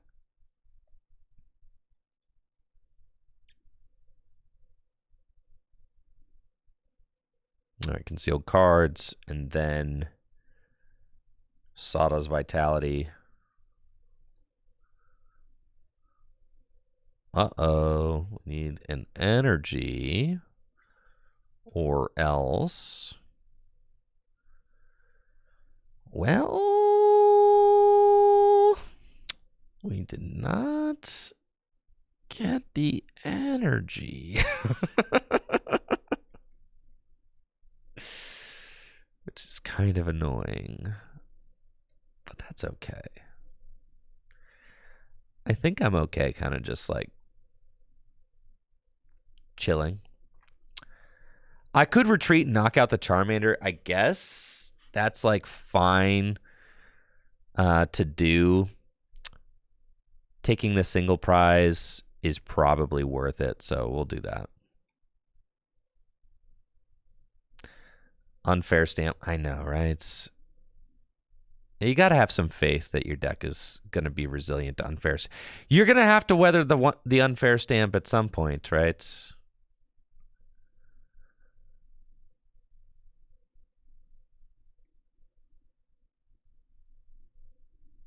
Vengeance Fletching. I know you don't want to, but they play Dusknoir, right? So, like, I feel like by taking a single prize, I make the Dusknoir less valuable, right?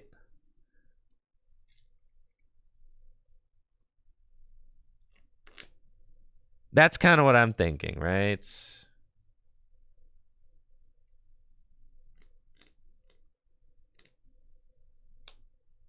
It's tough. It's either we sit behind the Roaring Moons, or we sit behind the Fluttermane and we chill. Listen, this matchup is bad. It's bad. And this deck, this Roaring Moon deck, does not hit 230 or 330. The one that I'm playing right now. I think with the Dusknoir, you kind of like have to... You kind of have to take the single prize with the Dusknoir, right? Or else they just knock out the Greninja for free.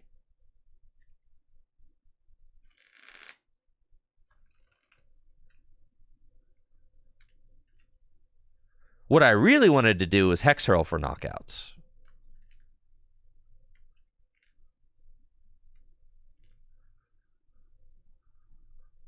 So they are going to Curse Blast. And that's fine, because then that puts me back on even prizes, right?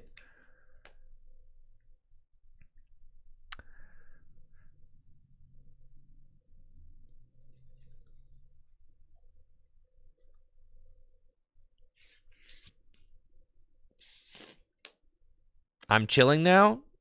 I don't know. We'll see how chilling I am. All right. This could be worse. Could be worse. Could be worse. It was always going to happen eventually. Listen, and you can't really put the Fez down, right?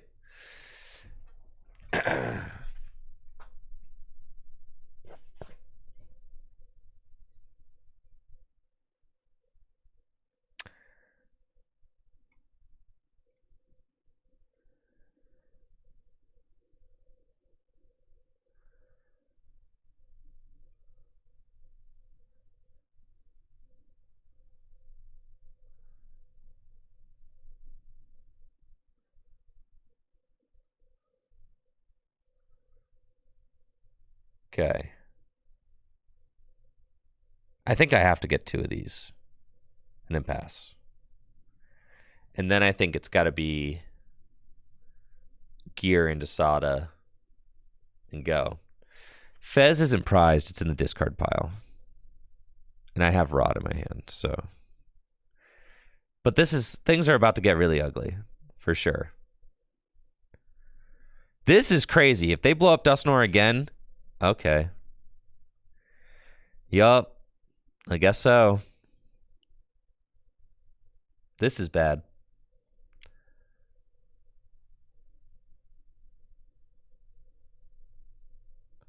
And now they go to 2 prizes left. This matchup is trash, dude. It is trash.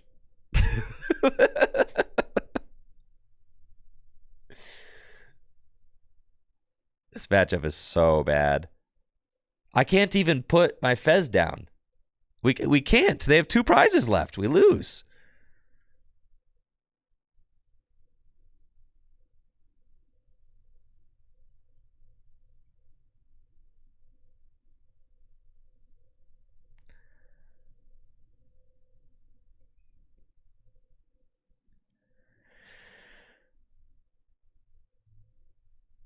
Okay.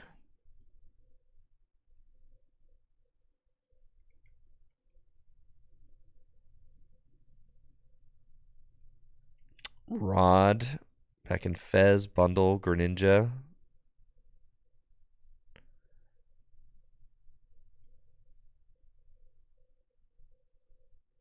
Palpad back in. No, we shouldn't even put Palpad back in anything. Well, I guess I kind of have to, right? 1. Trying to increase the odds that we find it. And I have to Rod back in 1 moon. And I think I'm still, yeah, I'm still hitting enough. Yeah. 1 moon, 1 dark. Okay. And 220. And then I have to be able to hit that Pidgeot for game, right?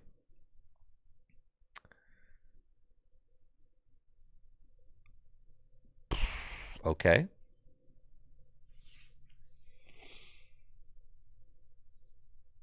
Then I'm going to get Iono to 1. I have to find, yeah.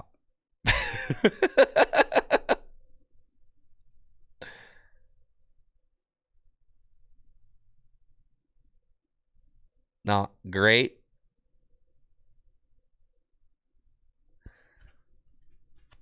Yep, this matchup is terrible.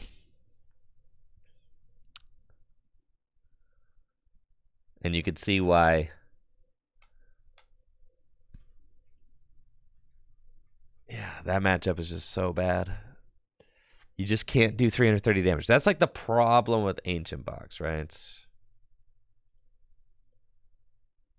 It always has been. But it's good against these Turbo 2 prize decks.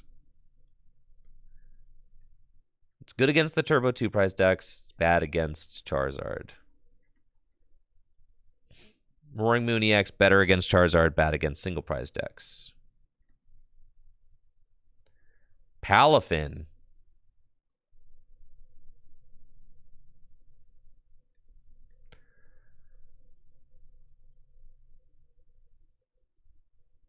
Now, Palafin, though.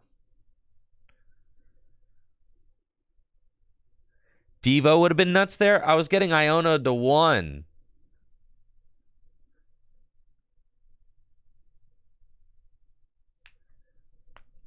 The BDIF is probably Regidrago still, just because it has a shot versus everything.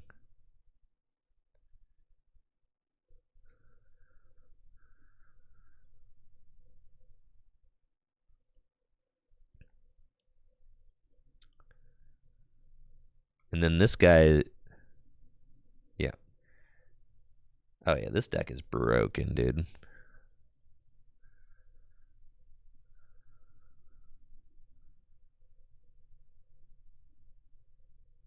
You play Petulant, and you play...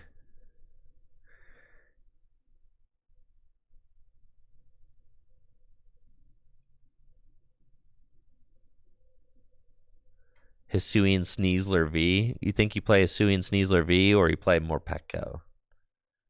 What's up, Revitalizer? Welcome to the stream. Thanks for being here. You want to go one Sneasler, one Morpeko? Morpeko can get hit by, like, you know, you poison yourself and get hit by, like, Dragapult, though. That's the problem.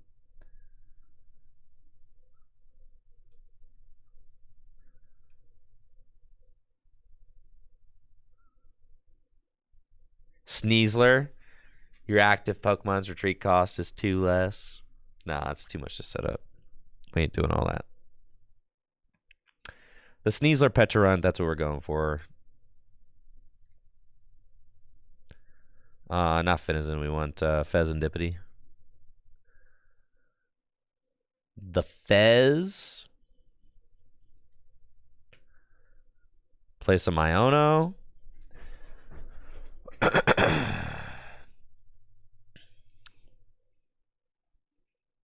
Poison Claws.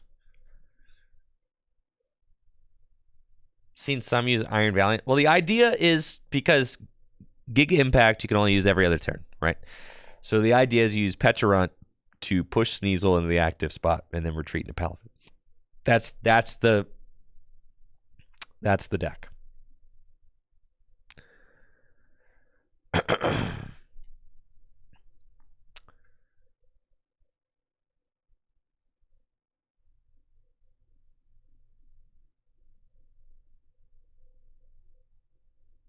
And then he's got free retreat, so he's an easy pivot. Why not Morpeko? So Morpeko's got 70 hit points. It can get picked off by, like, Regidrago and stuff.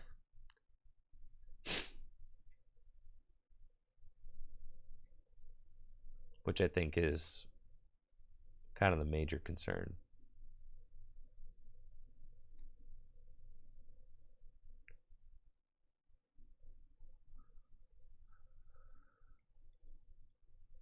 Use Weavile? Oh, I've seen people use Weavile. Yeah. That's like another Pokemon to set up, though.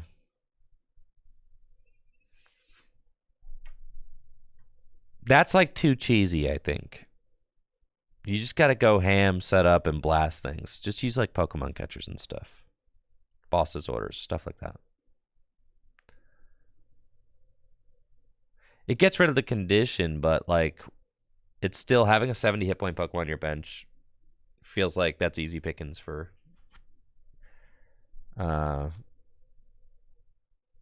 yeah. Dragapult. Yeah, plus you need to set it up. Rescue board. Yeah, cringe. Not in my deck. Or what if we played like Bibarel though? Do we have bench space for this? Kind of.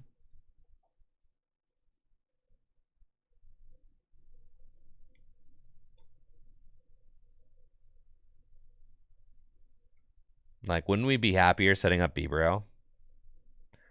All right, I'm telling you guys, you're going to see, this is the most broken Palafin deck you're ever going to see in your entire lives. Okay, just trust. You got to trust.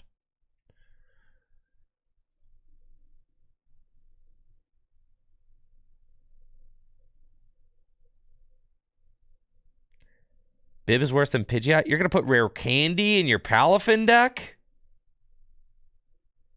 No, we don't want Dunnies because we've got the Pecharunt Sneasler combo. No, not Rare Candy. That's no.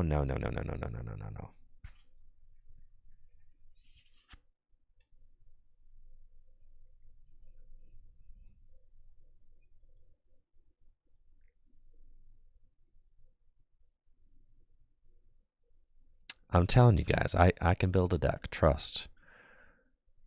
I've got the sauce. It's gonna be like you haven't never seen a deck this broken before.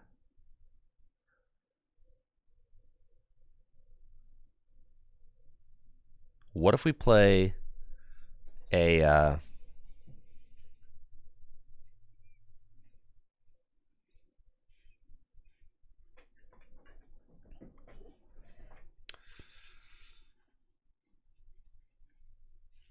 I mean, you could just play choice right? Hit that 280. It's nice. And then that's for like Lugia, Reggie Drago. Just hit those 280s. Against everything else, you probably want like a...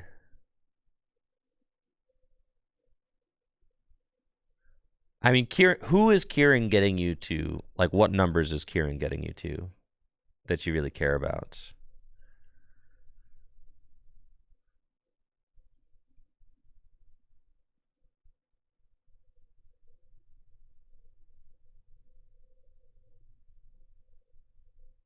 Drago and Pidge.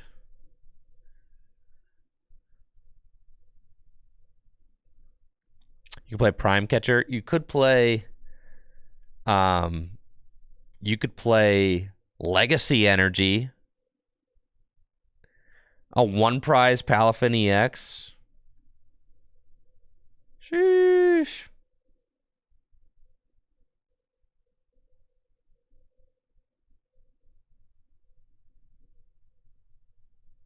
Now, do we need a Manaphy? Manaphy? Yeah, we kind of need a Manaphy, huh? Don't love it, but sure.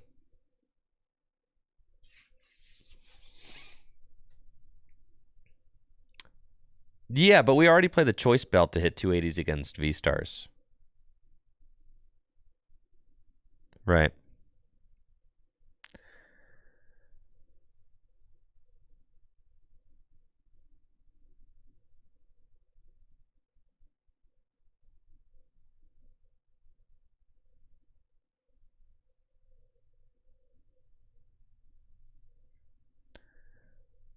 Oh, we should play Irida in here. Duh. I forgot that this deck would be an Irida engine deck.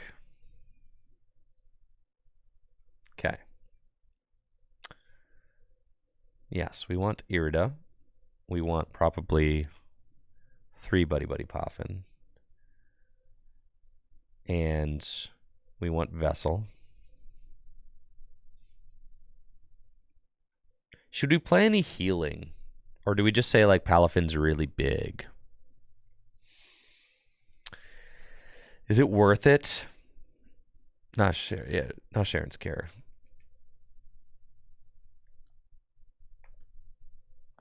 You could play, like, Turo,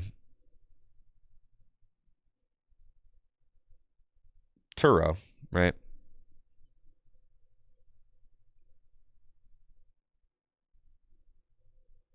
And then you could play, like,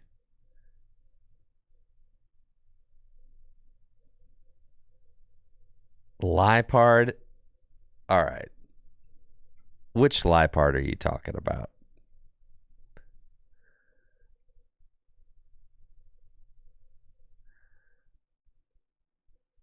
Ain't no way.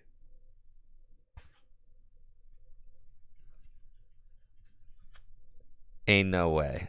Nobody's falling for that trap.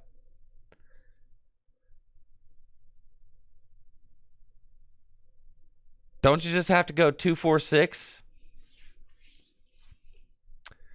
Because, all right, so here's the reason why I think that Palafin is good. So this is my kind of theorizing, right? Is that you've got all these big turbo basic decks that want to go 2-4-6, and you're a deck that can kind of spam basic Pokemon turn 1. So even if you go first, you could just have a board full of basic Pokemon that give up a single prize, and then your opponent's 2-4-6 deck has to take a single prize. Then you go into Palafin and you go 2-4-6. That's why I think that, like, you don't even really need the healing cards, honestly. I think that that's kind of a trap. Really, you just want to go 2-4-6 better than everybody else. That's just what it boils down to, right? And the benefit of Palafin over other 2-4-6 decks is that you can have single prizers turn 1.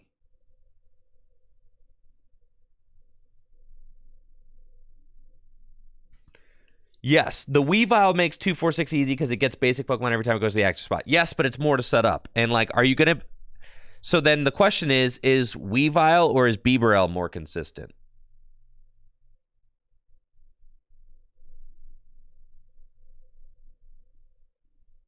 And Bibarel is probably the most consistent way to do it, right?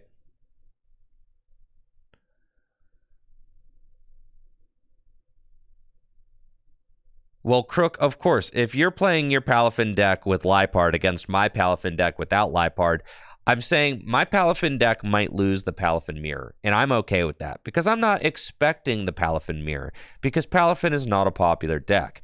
But I'm going to build my Palafin deck to try and beat what everybody else is playing. That's what I'm saying, right? And what good is Liepard against a Roaring Moon EX? That doesn't matter, right? They could just blow you up. What good is Liepard against Raging Bolt EX? That doesn't matter. They'll just blow you up. Right? Like, they just do infinite damage. What good is Liepard against Miraidon? Miraidon one-hit KOs you with weakness.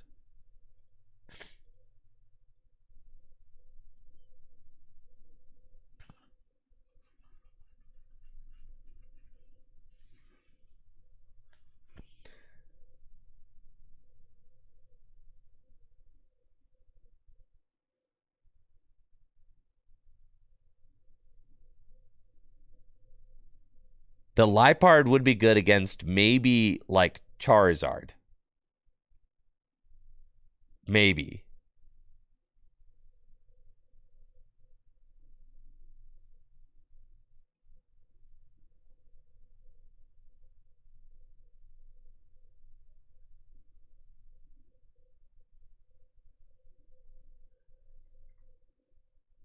All right. I know I'm getting one guide right now. Let's do a poll. We gotta play Liepard. Save me, chat. Save me. Save me, chat. Please save me. Prime over Maximum Belt? I could get behind Maximum Belt. Doesn't Max Belt only gets you to 300, though? Wow, that's nice. Can't see the card. All right.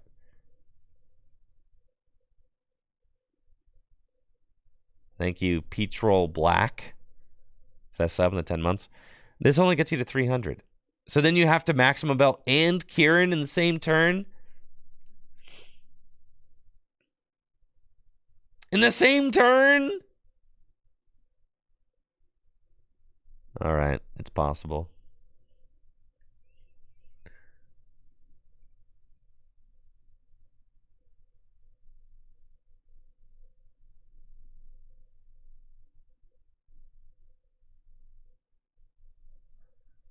God, we got so many Palafin experts in the chat. It's awesome.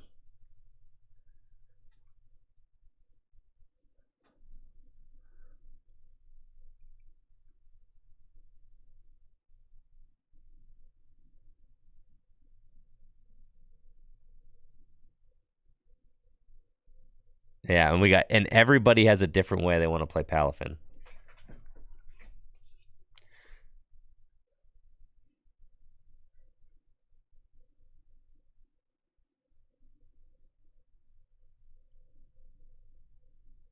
I'd see not a single one of you is aligned on which A-Spec to play. Max Belt Kieran, that seems so inconsistent.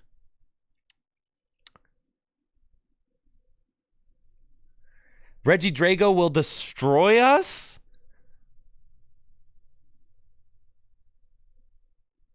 No, Reggie Drago is not going to destroy us.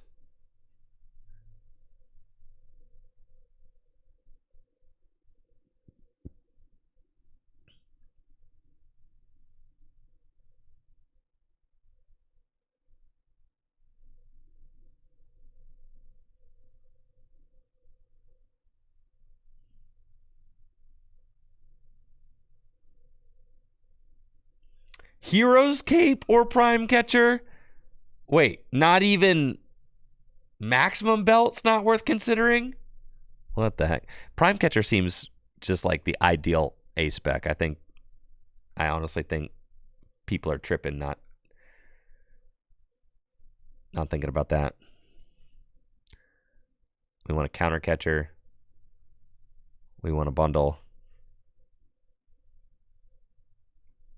We want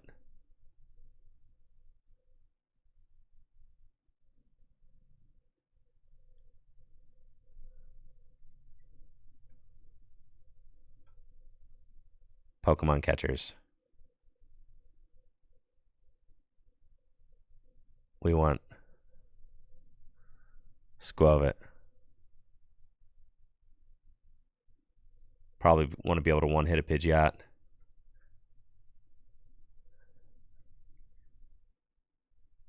Kieran. No Radiant? What Radiant are you playing in here?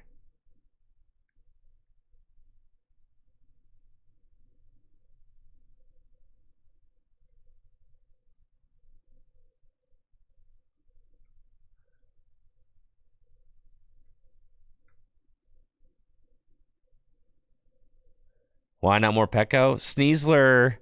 I mean, the thing is, okay, Morpeko, yeah, has free retreat, but you already have Petcheron doubts, right?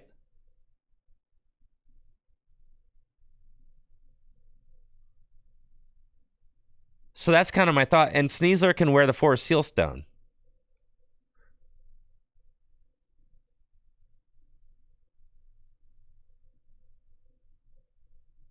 You could go 1-1.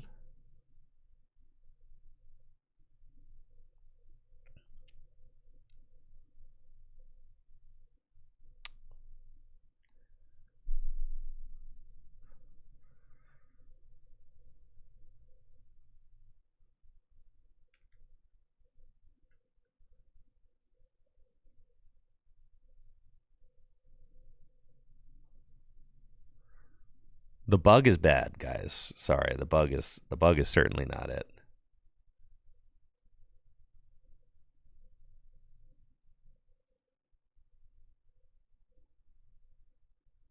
One match and I'm going to figure out the stone is not worth it. What? Thank you, Ferns the Fern, for the sub in the 20 months. What?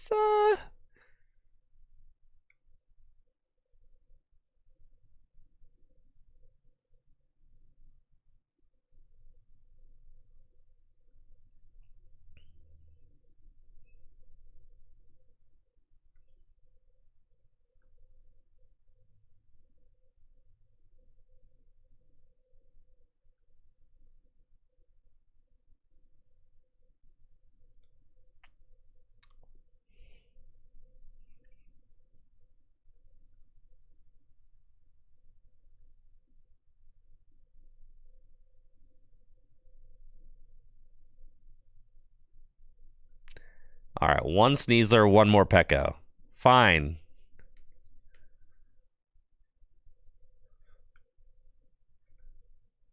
Do a split.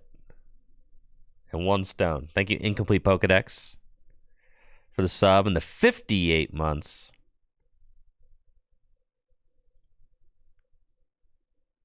A single prize Palafin? I feel like I need an Arvin or two.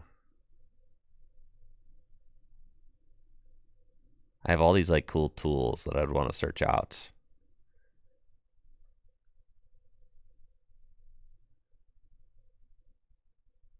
Oh yeah, this deck is looking broken.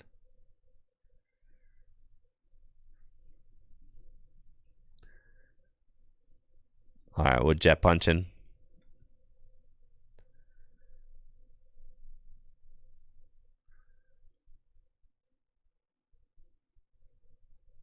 Thank you, Zarkasm, for the sub in the 14 months. Appreciate you, Zarkasm. We Arvin enjoyers. I feel like one Arvin doesn't hurt. We'll do 3 Iono and an Arvin.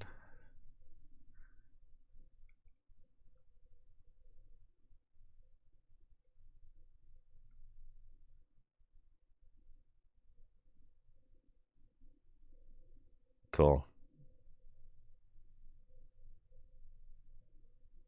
All right, what do you guys think? Am I destroying people with this?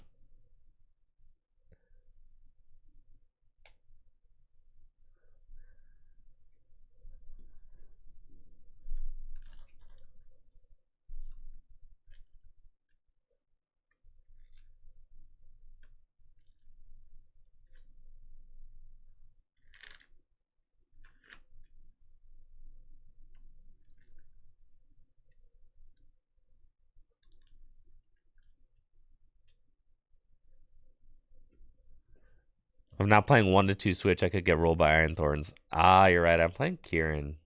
But yeah, we should probably play a switch or two.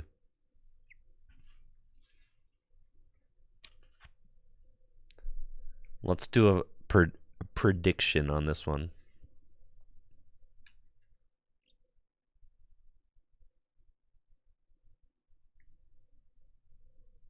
Oh yeah, this deck is broken for sure.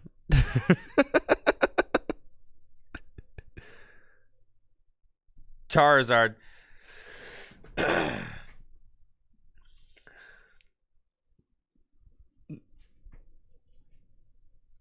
Bomber lower. I know, right? I'll know, Bomber. I'll know. Just the way it goes. All right. We're up against Charizard. This is certainly one of our most difficult matchups. Yeah. Because it's a tough one. Yeah. The guy's got a lot of HP. It's just kind of part of the deal. Yeah. Okay. These fellas, this guy, Bidoof and another Finizen.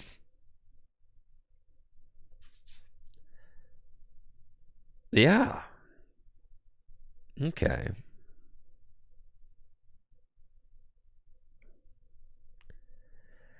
I think we're saying that they don't go turn 2 rare candy boss knockout, right? They don't boss my only Finizen, right? No way. That would be crazy. They would never do that. All right, I'm going full greed.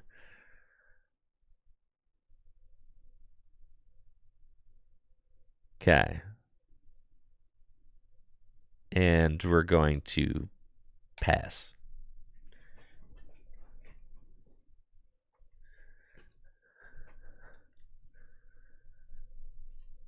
Okay, here we go. See? Arvin. They got a KO2 Pokemon here? No way they got the turn 2 Rare Candy Charizard. There's no way they go Rare Candy Pidgeot, Rare Candy Dusknoir, Rare Candy Charizard. Ain't happening, bro. That is not happening.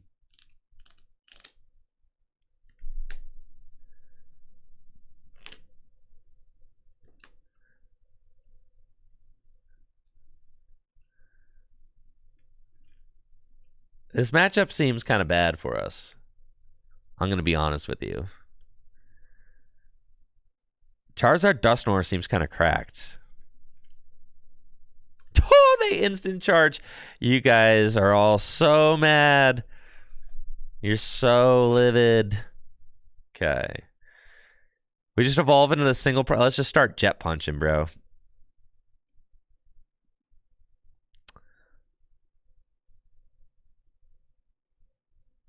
Jet punch.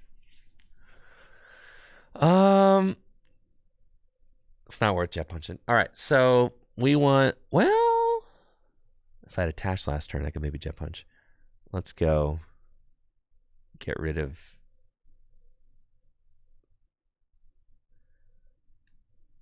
these. And get Bibero.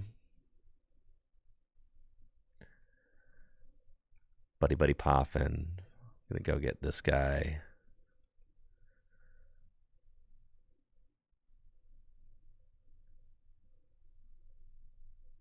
Okay.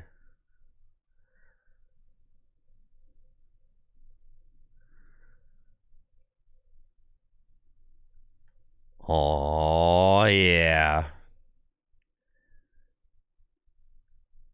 Okay. Pokemon catcher. Perfect. Industrious incisors for 5.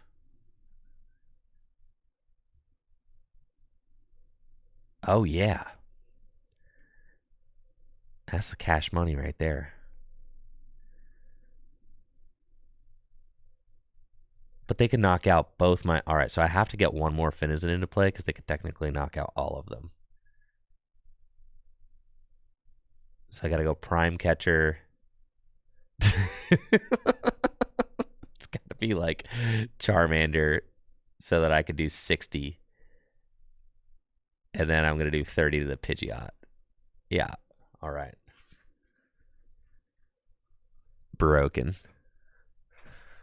60 is like good math on the Charizard, actually. Because I can Kyrian knock it out.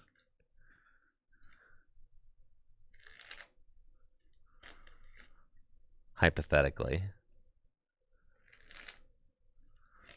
I am very concerned about this silly Dusclops. The Dusknors just seem so bad for us in general. Because they could just go like knock out my active, knock out Bibro. And then I'm like, all right, guess I'm losing.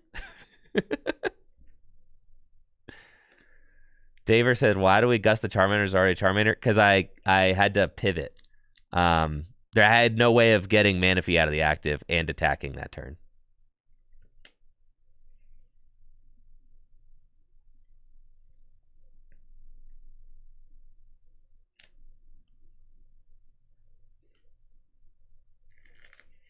I can also Defiance Band knock out this Charizard.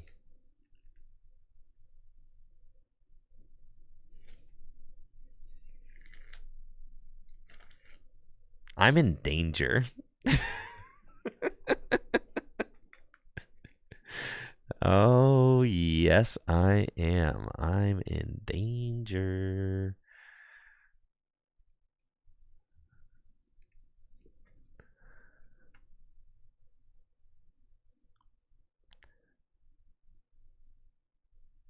I think I lose.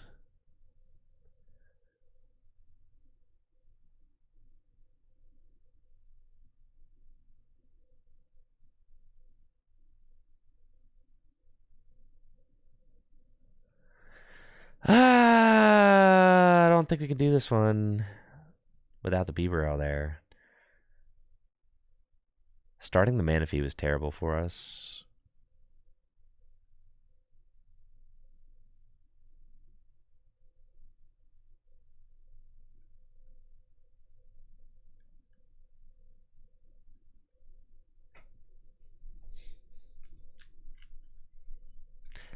That's what I'm saying. The Manaphy is terrible, terrible board presence right now for us. Cut the Manaphy.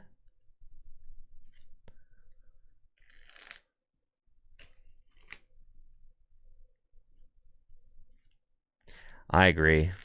Gotta cut the Manaphy. The Manaphy's trash.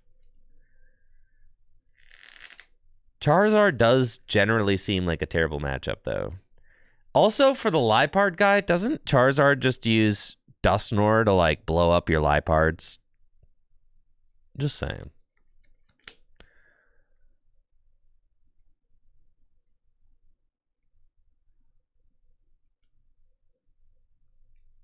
We'll find out in a couple of minutes. That's true. Liepard guy rent free. I know. I know it's true. It is.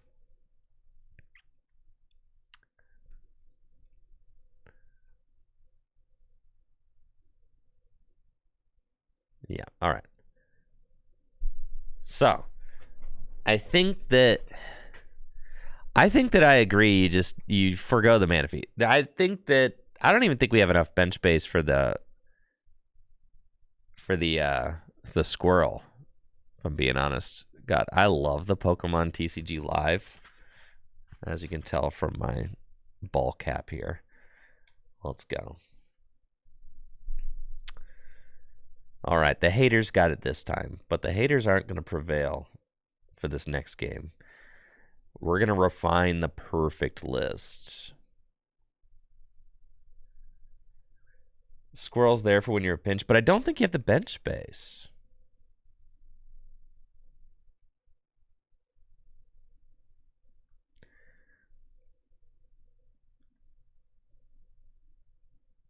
Same thing with, like, I really felt the crunch putting that...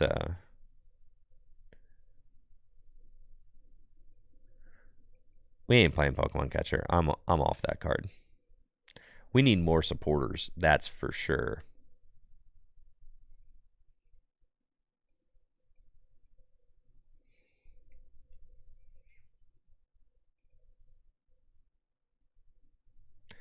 How do you get Palafin EX out of your hand? Fine, Squirrel.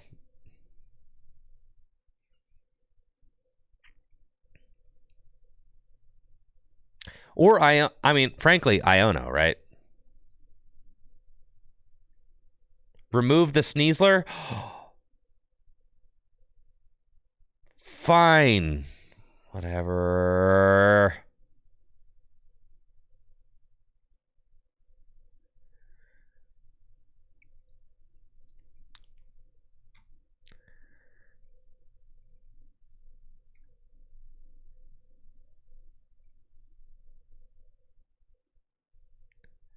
We don't have a single stadium in here right now. The Morpeko works with Buddy Buddy Pop, and I like that.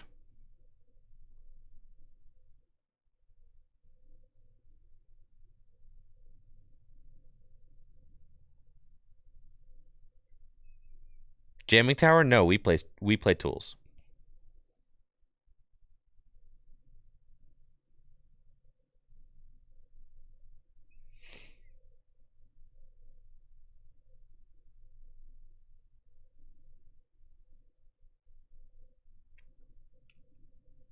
I play 2 switch now, which feels good. Counter catcher, the 2 boss, the prime catcher, all feels good.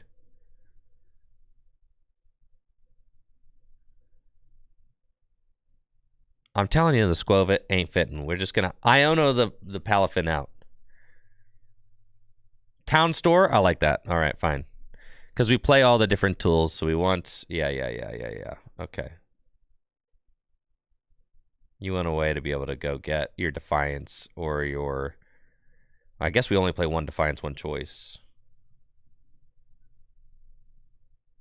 Put in the Knight Academy? Why? We could just Iono. Why? We play 4 Iono. We could also Ultra Ball plus Rod. Yeah. There's ways, guys. We don't have to do the cheesy stadium thing.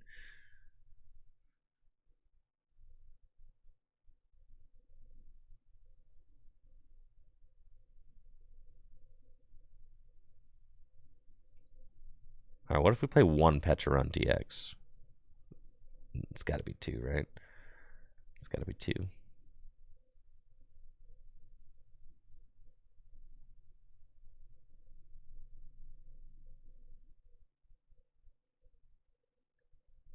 Yeah, that feels pretty tight.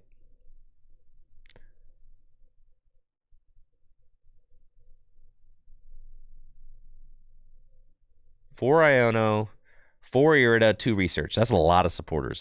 That's a good, healthy amount of supporters. All right, we're never losing again. And this way, we can play without a low HP 2 prizer in play. Yeah.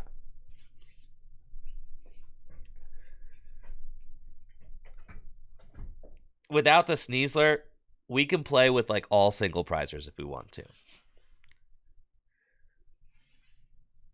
Oh, man. Here we go.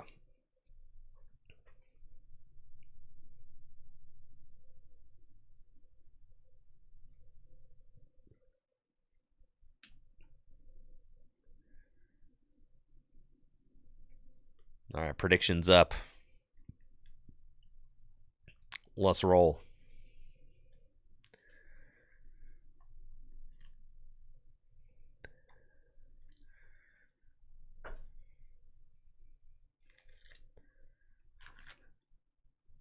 Bento Box says, if I win this one, I'll sub.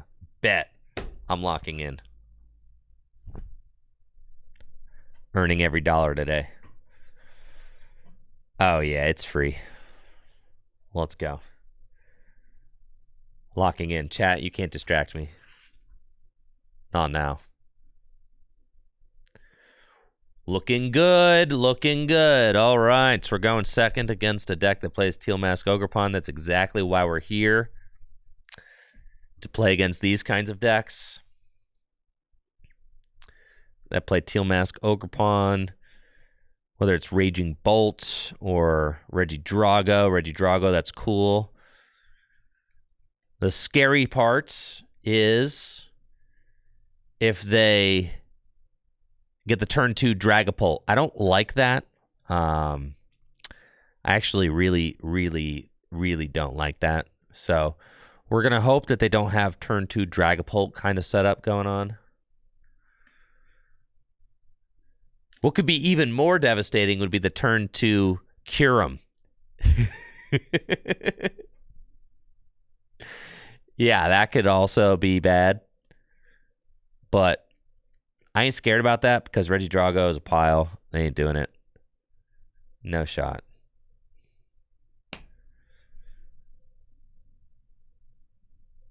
And we got pretty nice looking hands. Buddy, Energy, Iono. I don't want to give them 6 new cards, that's for sure. But that's okay.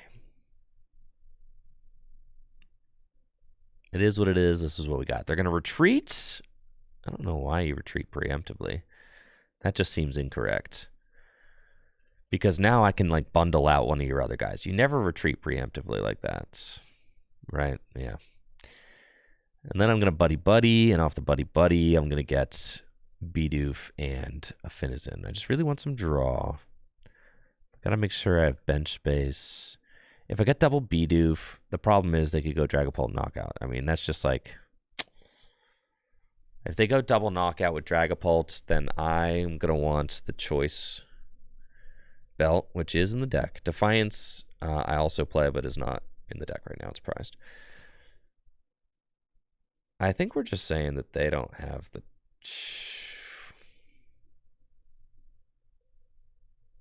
I'll get 2 Finizen first. That's fine. Attach here. I really don't want to give them a free... I don't want to give them a free 2 prizes with the double Bidoof. Well. This is kind of fascinating. So, let's Hyperblower.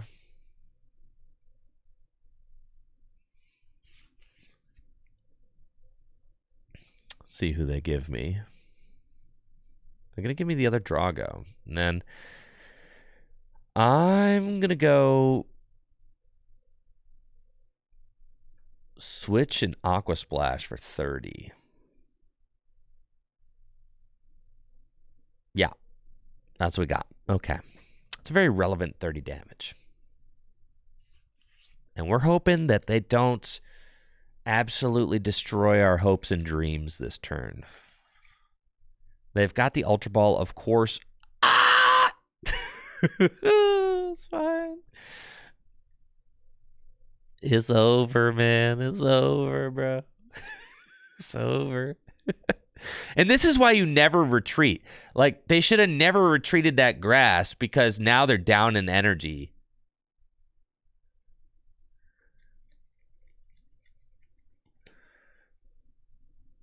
I do still have a good play with Irida, though.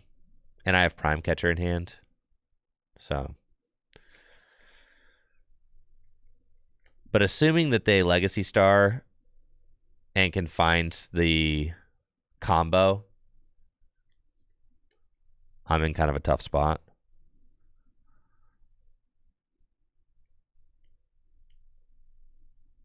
They've got the Nest Ball, so they need double energy switch. They just need double energy switch off of the Legacy Star, and they can do it.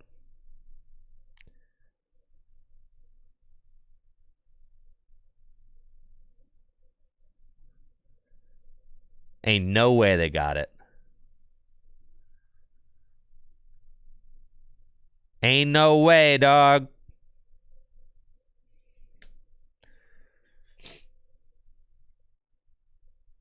If they have one in hand, it's guaranteed.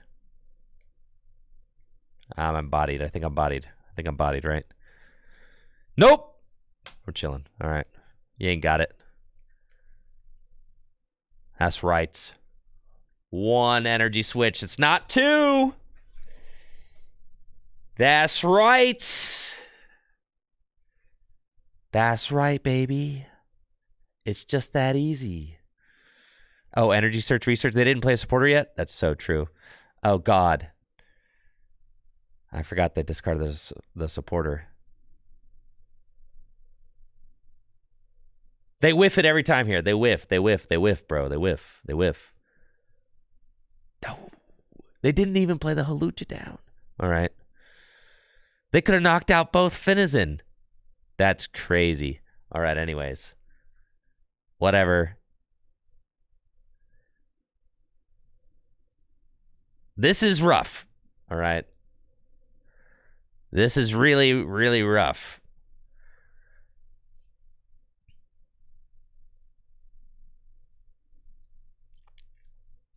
This is not what you want.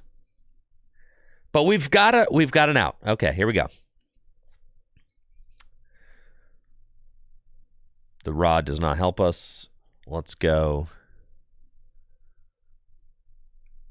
Irida. For Palafin. Nest Ball. We got to go get more Pekko.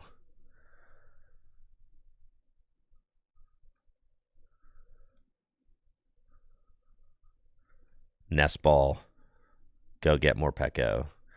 I mean, I'm kind of slaying right here, if I'm being honest. I mean, I'm kind of nuts with it. Oh, should have been Palafin. You're right. Yep, should have been Palafin. I forgot that works. Anyways, 250. Yeah. I keep forgetting. Yeah, Palfinable for sure. Because then I could have gotten a Bidoof again. Yeah. What do they do about this? We're so back, bro. I guess they hit with Goodra if they can.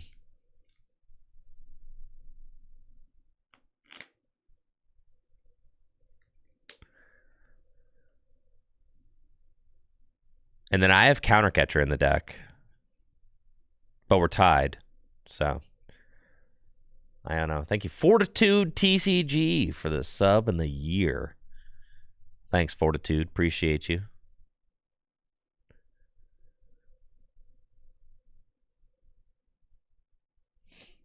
I know. If they Halucha'd, they could have won so easily. I know, but they didn't.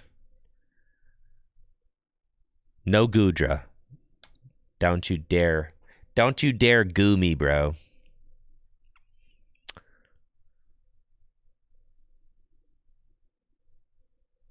Oh, yeah. You're destroyed. They lose, dude. This is it. Yes.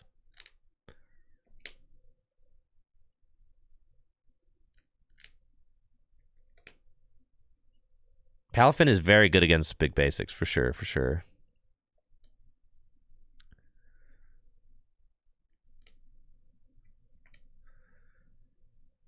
The turn 2 Kyurem. Ooh, yeah. The thought of a turn 2 Kyurem is making me kind of itchy, but it's fine. Thank you, T Gig Blog, for that Prime sub. Thank you. All right, and we Irida for Switch and a Finizen.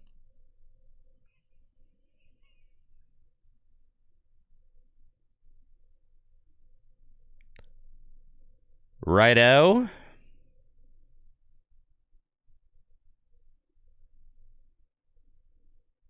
I think I kind of have to put the Fez down.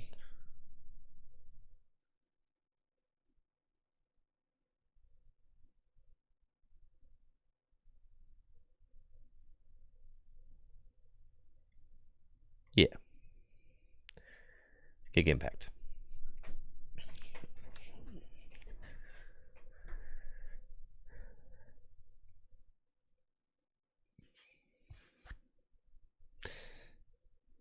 We're almost there. I know the 30 damage on the... Honestly, 30 damage on the fin. Kind of crazy. Come on, baby. Let's go.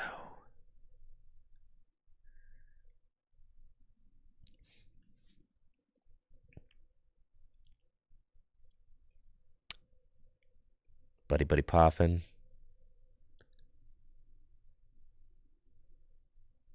I need to get a Pecharunt out. I don't want Bidoof right now. Well, I guess I can have a Bidoof. I need to get Pecharunt. Pecharunt's the only other... Yeah, I can thin them both out. All right.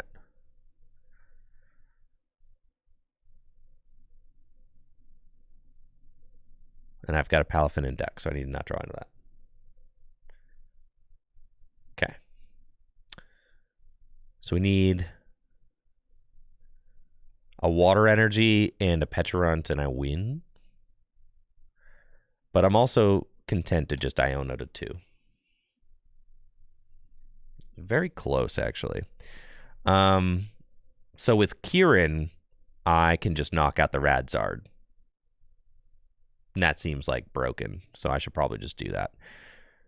I'm going to go here. And...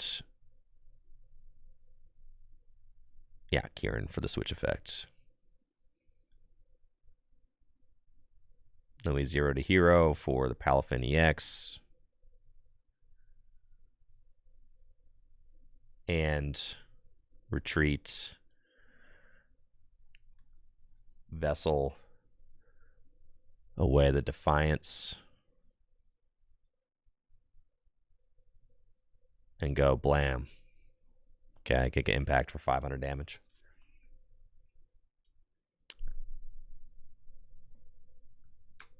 One left.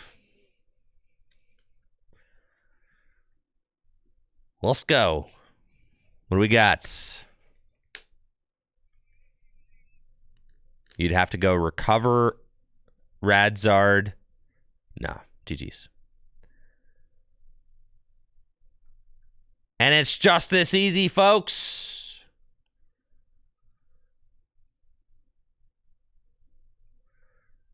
Oh, yeah. Blammo. Gig Impact, 250.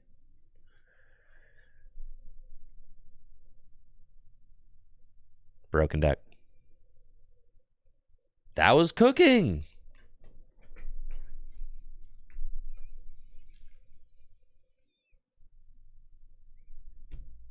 That's what we're supposed to do right there.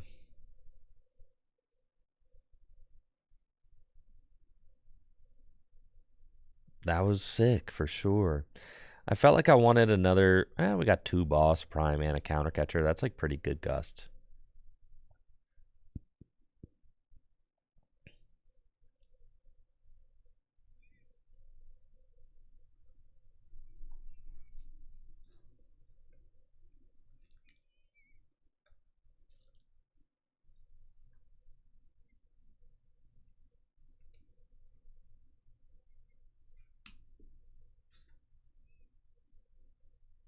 All right, run it again.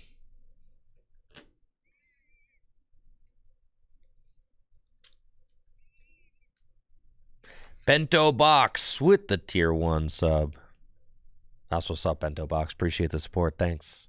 Do you know if you're subscribed to the channel, you don't have to watch ads anymore? So there you go. Appreciate you, Bento Box. And huge thank you to everybody who's supporting the channel. It makes a huge difference. I really appreciate it.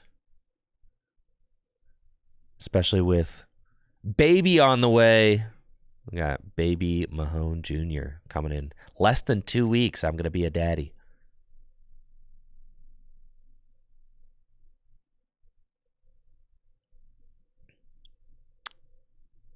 This deck is broken. I'm already a daddy. Whew. Thanks, Calamity.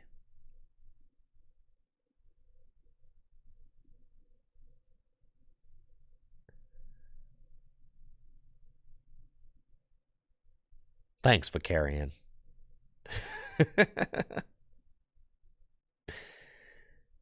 All right, tough matchup, but there's a lot of Charizard Dusknoir on the ladder. Who are these people? Who are you?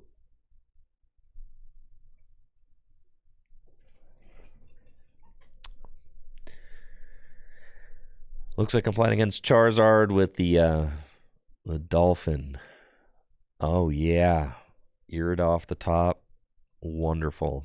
This is exactly what we want.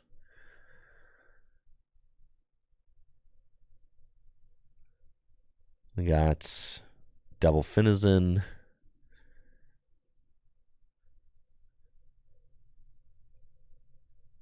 Bidoof.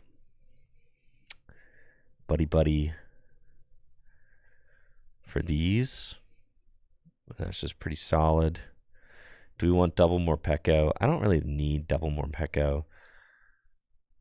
I could just get another Finizen and retreat into it. I think that's fine. Because you don't ever want 2 Morpeko in play. So we could just retreat into Finizen. And I'm going to Irida. We're going to Irida for this guy. And there's only one Beebrill in the deck. We've got the Ultra Ball. We've already got the Palafin. We've already got the Water Energy. Honestly, we kind of got everything that we need.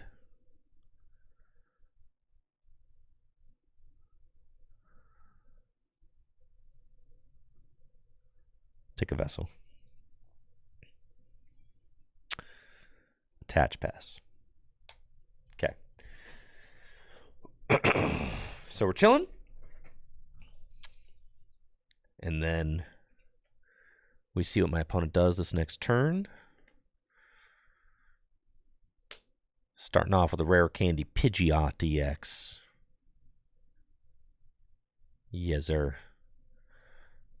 And then they can quick search. It's these Dusknoir. These Dusknoir really make me nervous because the fact that Charizard could technically knock out 2 Pokemon on turn 2 is so sketchy. That's what we don't like. So, like, I have to get 2 Bidoof, right? Because if I only get 1 Bidoof, they could blow it up, and then I don't have draw support, right? So I have to get 2 Bidoof. And I have to get 3 Finizen, because if I don't get 3 Finizen, they could go Dusknoir or my bench Finizen, knock out the active, and then I've got no Finizen, right? So, like, I technically have to. That's why I thought about getting 2 Morpeko, because I was like, what if they knock out, you know? But I was like, no, I can't get 2 Morpeko. We just retreat.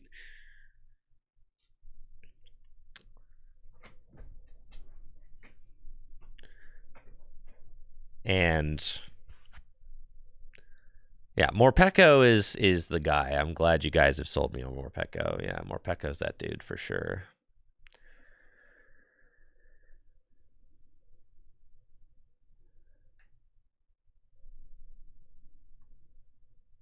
I do like the Beebrill in here. I feel like it's quite good.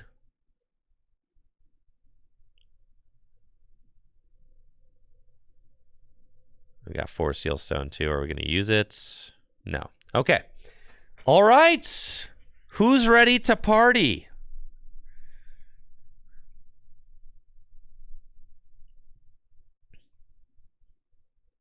Ooh, and research off the top. That's crazy.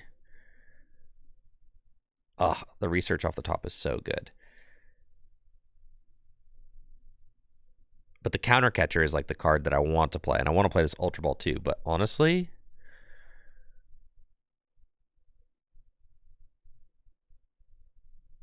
with the research, we just play it. We counter catcher Rotom and just research, let it rip. And I can Earthen Vessel here.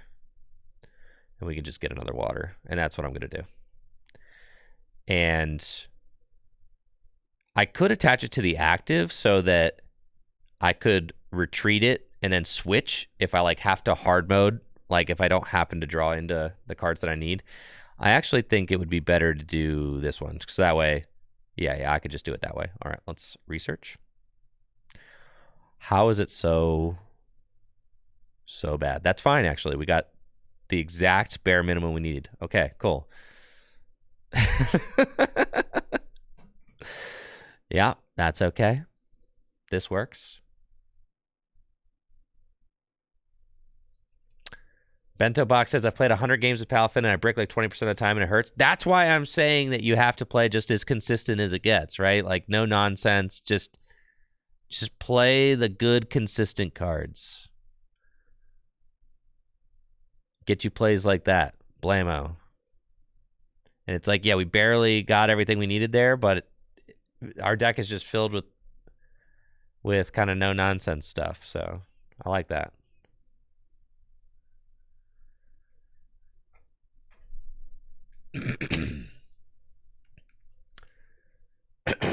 Is Morpeko the highest HP one prize free retreater? Highest HP dark retreater. Yeah, it's got to be darkness type because you can use the Pecharunt to toss it back in the active.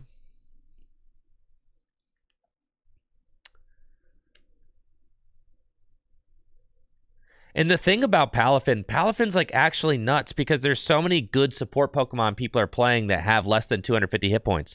Like that Rotom, we just ate that dude up. Now, if they put down Fezandipity, we're going to eat that dude up too.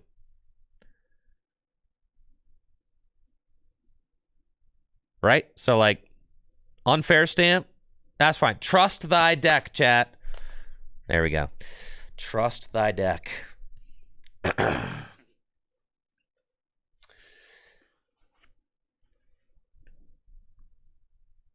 Why not Cyclizar? Because Pecharunt moves the Morpeko. So the combo is this.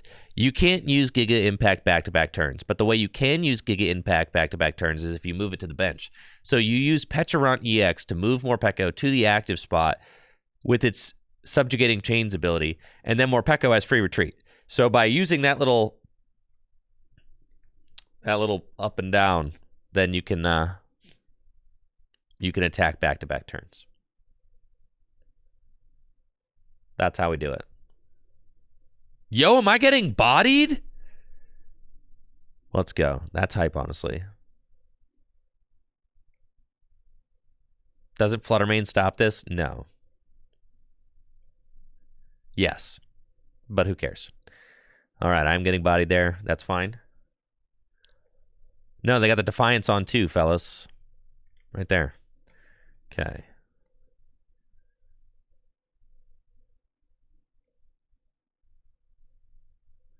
Ziono is not. Yo, big draw, big draw, big draw, big draw.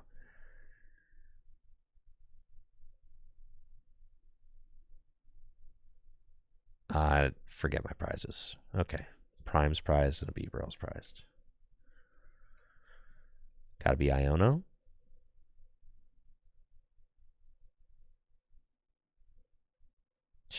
This is so not it, bro. Okay. All right, hold on. Hold.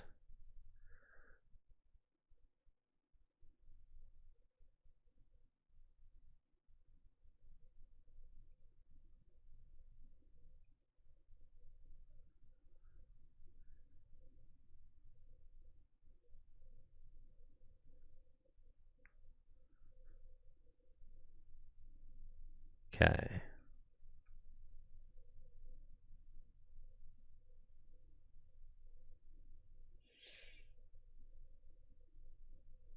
Pass. I'm not attaching because if I top deck Ultra Ball. No. We can do this. We can do this. Yes, I'm doing Neopets with Heather next Thursday. It's possible to win. We just have to... We have to draw out of it, though.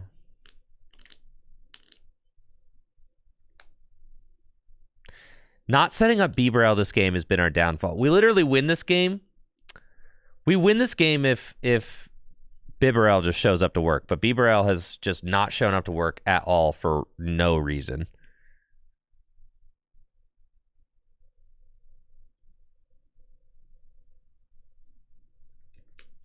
Yeah, I open my prize packs. Gotta live a little, you know? Dang, dude. The Duskulls... Duskulls are making this kind of hard. Okay. Top deck boss. One time. Top deck boss. Let's do it. That's not boss. But it does keep me in this game. Okay. No, it doesn't. Because all they have to do is Klops.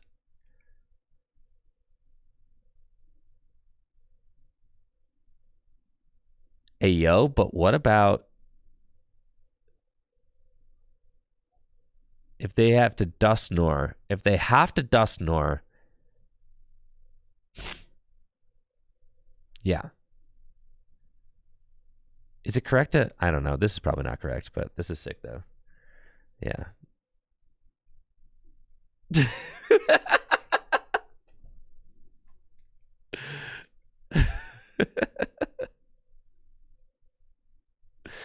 Let's go!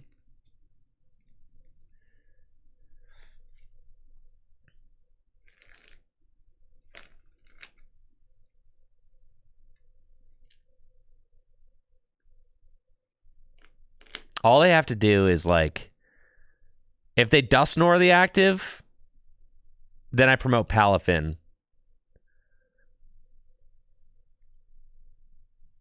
They Dusknoir a bench, and they knock out the active. Yeah, so all they have to do is Dusknoir. Yeah, it's game over. Dang. There was no way... Yeah. There was no way that I was going to be able to get out of that. The Dusknoir... God, Charizard is so broken, guys. Charizard.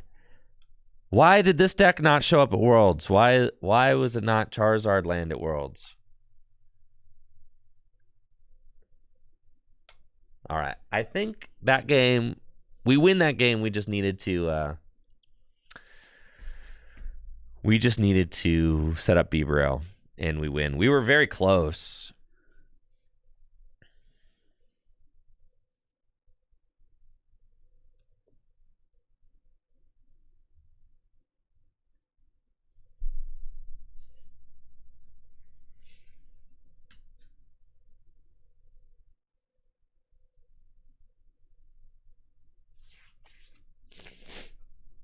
Ancient Box is a good deck against the World's meta, but now, I mean, all I'm playing on TCG Live is Charizard right now, but, like...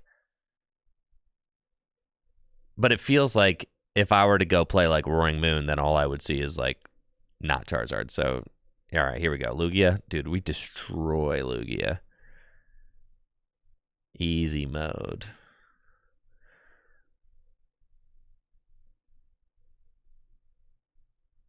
Yes, sir. Grant Manley's tournament report. Didn't he go like 0-3 with control?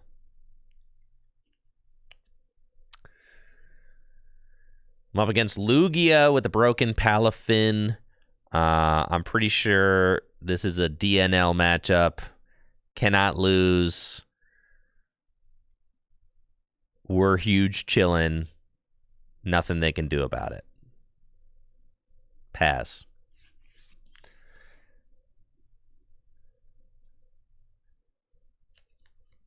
Next turn. I dominate. That's it. This matchup is so free. I don't even see a world, not a single timeline where we possibly lose.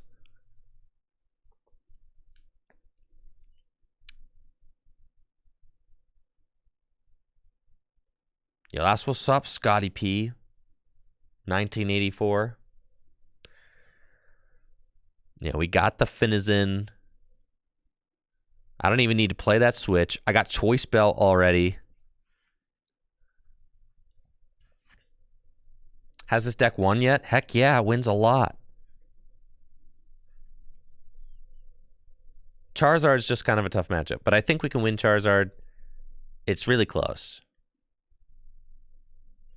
But the Dusknoir stuff is crazy. That really, it makes it hard because they can one shot Palafin with the Dusknoirs.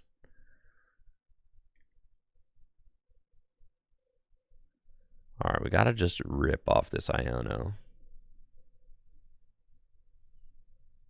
Come on.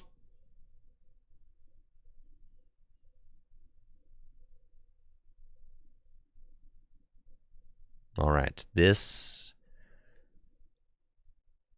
does not provide for us the energy. All right, there's maybe a slight way that we have a lose condition, but that's fine. Okay, we go there, and then subjugating chains. We're fine. We just missed the energy drop. Not a big deal. We get there next turn. Get the Palafin. Ultra Ball. Away these. Get the Bidoof. Yeah, we got Town Store to search the belt. Yeah. Retreat into Finizen. Pass. I didn't put the belt down because I planned on knocking out this Luminian this turn.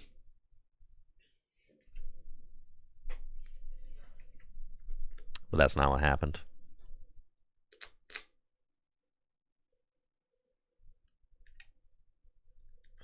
Oh yeah, it's Lugia time. Okay. But they don't have bench space for hands. Big. This is big.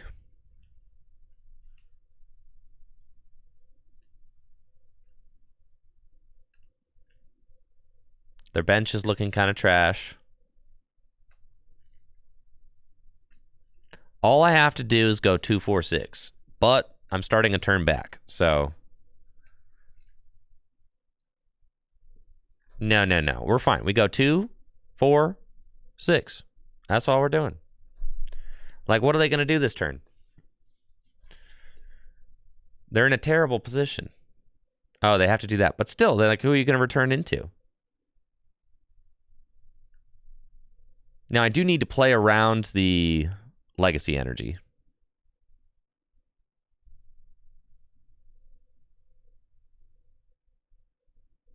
The list is not in Discord yet, but I'll put it there. I was still technically working on the list.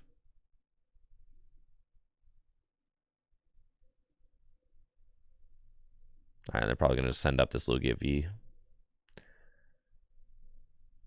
Right. No, it's not just the Chen Pao engine minus Pao plus Fin. No, it's actually quite different. Okay, more Pekko. And let's game. Bibarel. Sure. I can have one more Bidoof down. Industrious Incisors. Hey, yo! Let's freaking go, dude. That will do it. You're dead. All right, research. And then... Buddy. Burn that. Okay. And then retreat, Palafin, and Giga Impact for knockout. Cool. Splash, 280. Blammo. Feels good. We got Countercatcher and Baby Finn. Baby Finn not as good in this matchup. Baby Finn might not even be needed, but I guess if you happen to find yourself against a Mimikyu, then you're going to be happy you have the Baby Finn, huh? So, that's fine. I guess the Baby Finn stays. Having a 1 prizer is fine.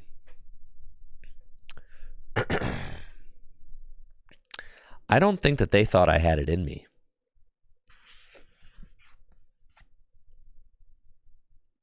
To knock out a Lugia V-Star. I think they thought they had me there.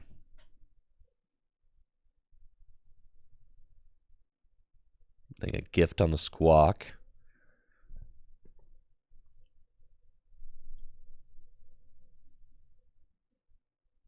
You see what I'm saying? Like, there's no bench space for There's really no bench space for Morpeka or for the squirrel, like Squovit. Where are you putting Squovit? Aw. Squovit, that dude do not fit. Just Tempest Dive the active? Oh, yeah, you're cooked for sure. With the water off the top. Bro. Okay. Check it.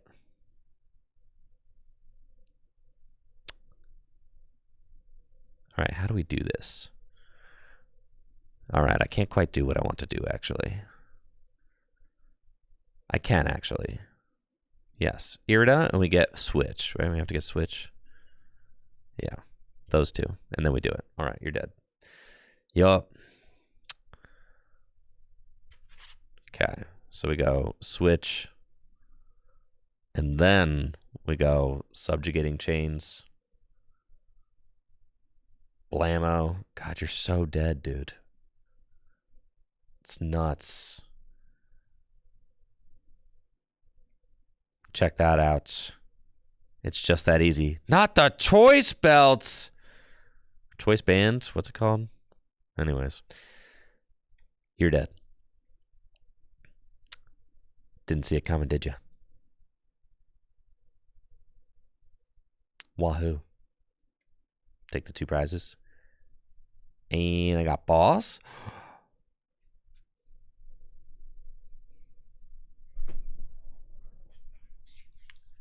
Okay.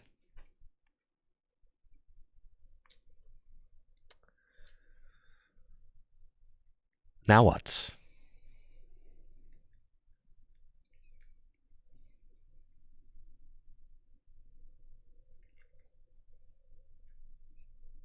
What you got, Lugia?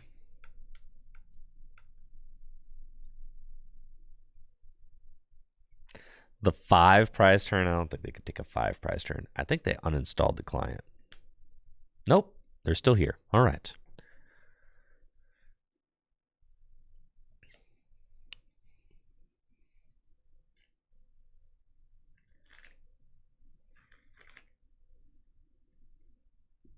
Ultra Ball, they need like a...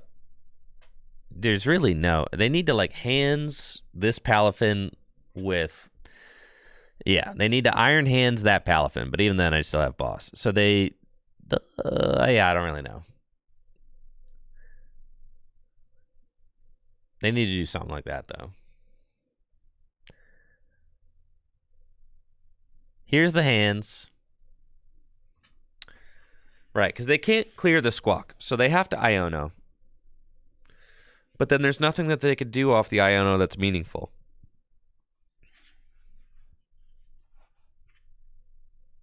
Yeah, they have to do this. This is their best play. And they can amp me for 3. And then I boss Squawk. GG's. That's it. Nice playing you. Knocking out the 280 hit point Pokemon was mad easy this game. That was crazy. Just went Defiance Choice. If drops aren't enabled, then drops might be over, DC boys. It might be over. I'm not sure. Not exactly sure how all that works.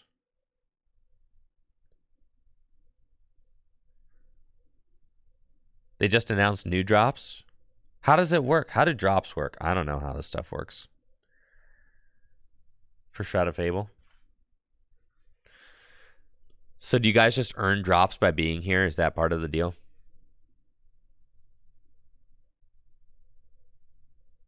Drops haven't been working for any of the Pokemon streamers. So sick. Love that for us. All right. Yeah, love that. Love that for us. All right. So it's working for some people, but not for others. Anyways, I'm not familiar. I'm not the best person to ask. I have no idea how the drops work. I have never redeemed a drop in my life. So yeah, I don't really know how that works. So But best of luck to all y'all out there that are dropping it like it's hot. Thank you. Justice will be served for the 38 months. Appreciate it.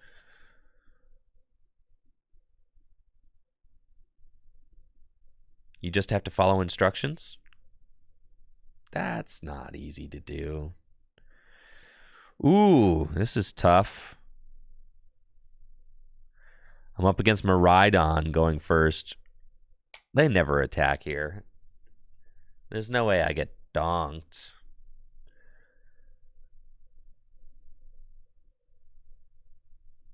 Yeah, thanks, Brandon. No, I'm not going to let you predict on this.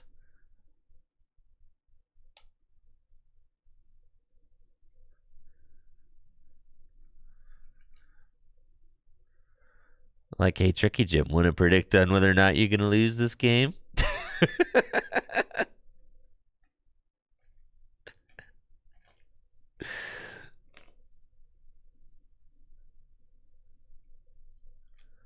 Oh, for the new drops, does it need to be set to TCG Live?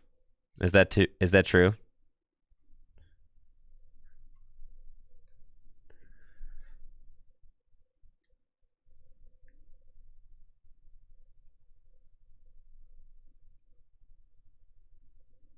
All right.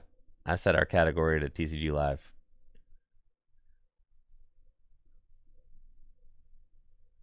Wait until everyone gets all their world stuff? All right, fine. I'll set it back to Pokemon trading card game. All right. It's on Pokemon trading card game. Wow, I got hit with the 3 energy lightning rondo. It's extremely powerful.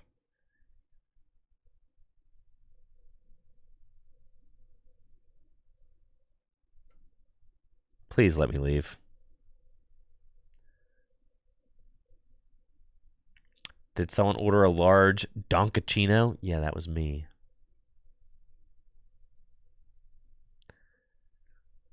It's fine. Happens to the best of us, chat.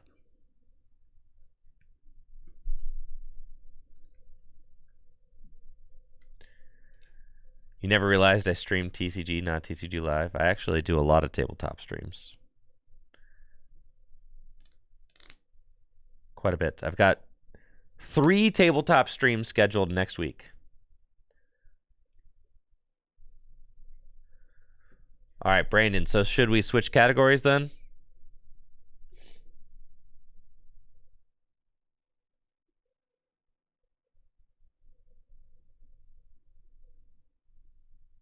All right, cool. Let's do it. Back to TCG Live, guys. It's the best game ever made. Let's go.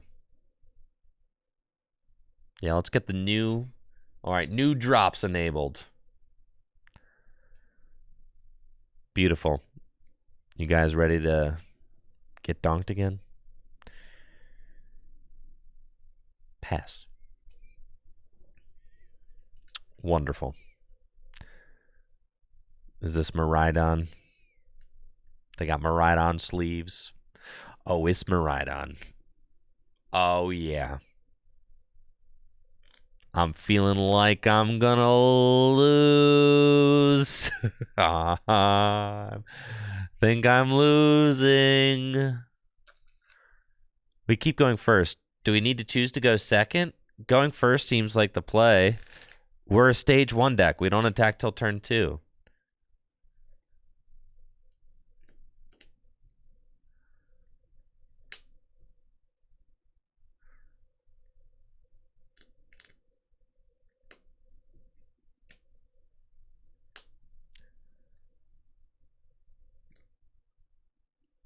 All right, Raikou out, sure.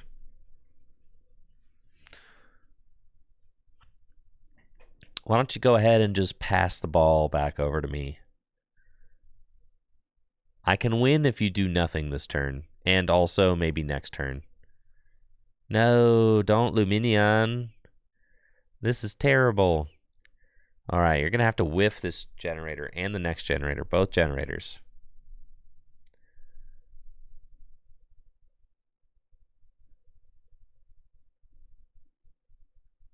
Yeah, you're not hitting either of these. I'm in trouble.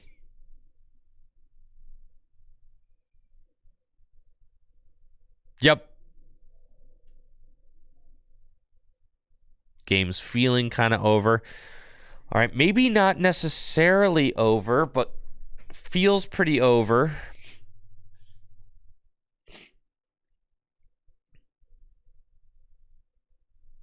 I got the 4 seal stone. Now we can win this.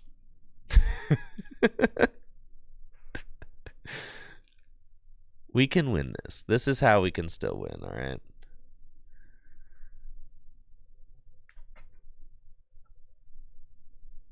No. There's a route. There's a route. There's a route.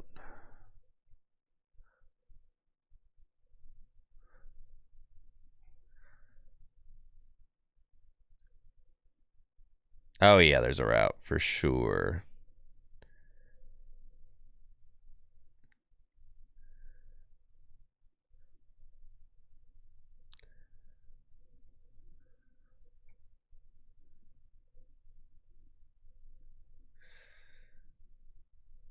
Less of a route. All right, there's no route. Fine. Needed to get two Finnas in there. All right, slight tweak to the list we need to make.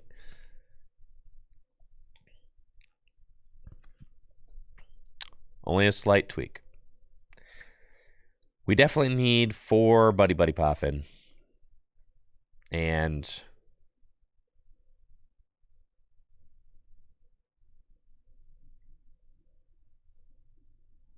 one research is okay. Remove Squovit. We don't play Squovit.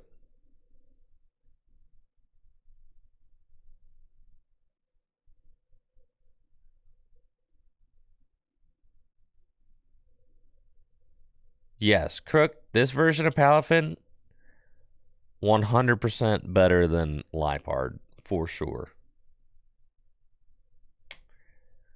Can almost guarantee you that. What in the world does a Lipard do against a turn 1 amp you very much? What in the world does that do? Lipard is not doing nothing against turn 1 amp you very much. Literally nothing. I'm trying to get on your nerves.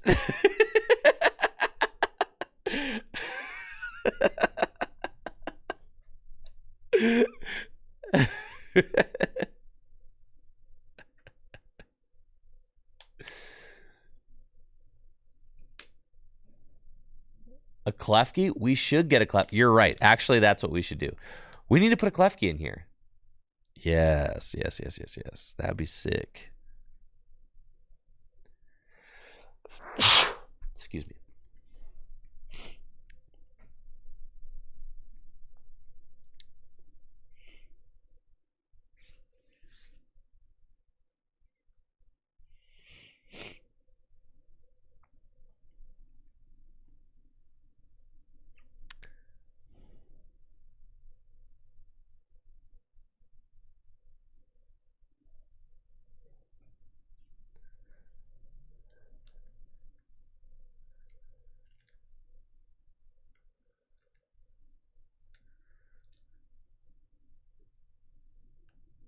All right, we're up first against maybe Charizard. Dusknoir?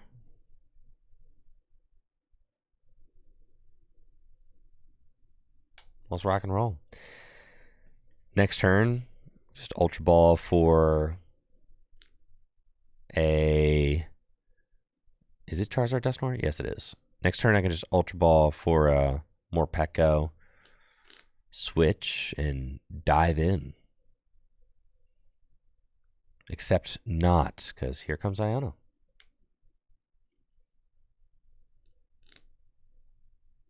This is cool. Not really a lot going on in this hand, if I'm being honest. I vastly preferred my other one, but I guess this is the hand I was about to research into, huh? So, it's fine. Hey, let's go. All right. Morpeko, Finizen, Buddy Buddy. Let's get a pair of Bidoof.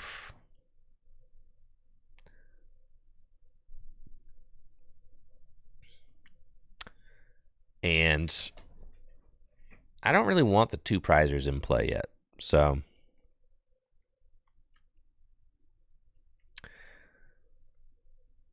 not going to put the 2 prizer in play yet. I'm going to say, like, what if I just find a switch?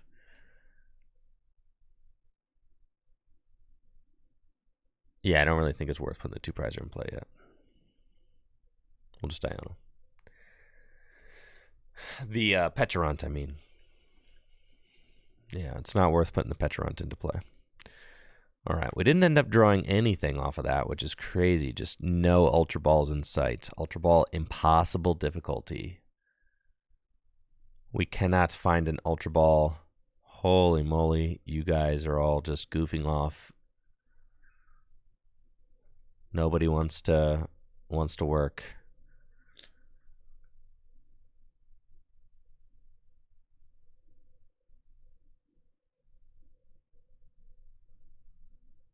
No, not even worth it. 30 damage.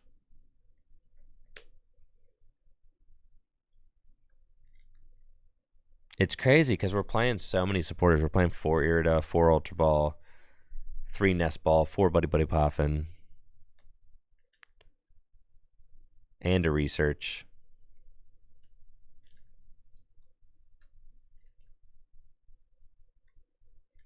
We've got 2 2B Burrell. Found the Poffins, that's for sure. But you like have to play 4 Poffin because if you don't, then like you're getting donked by. This is hilarious. I actually take a knockout. You're getting donked by decks that maybe it was correct to just cure in there.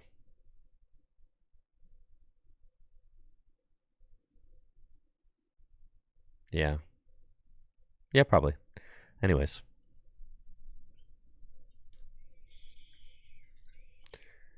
I don't think that the format needs another evolution search card. I really don't. I think the format just needs to slow down a little bit. I think if the game were like slower, then it wouldn't matter if you find every single card on turn 2, right? But the fact that the format's so fast means that if I don't find everything on turn 2, I'm bodied, right? So like I welcome this unfair stamp because I trust my deck.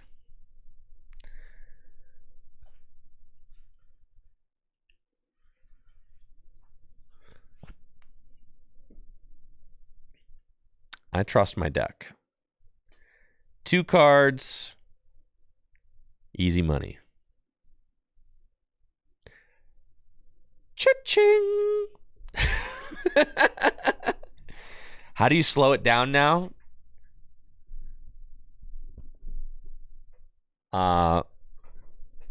You slow the game down. Dang, I'm goated.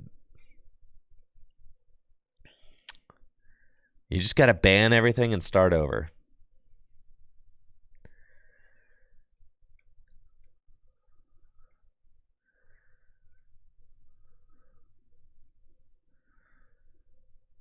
Why is my prime catcher prized? Can someone please riddle me that? Anyways, this is fine.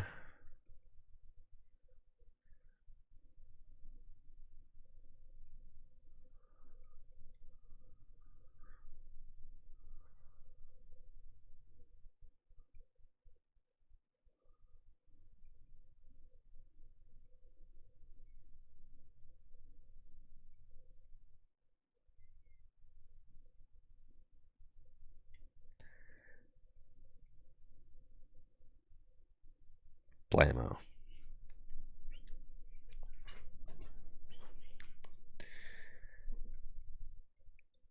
You want to know that I like.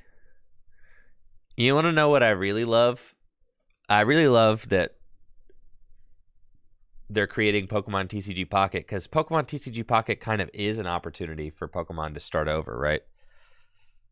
Think about that.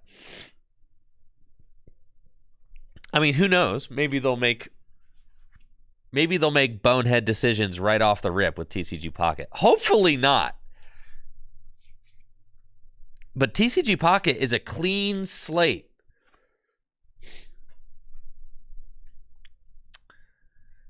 You're just starting from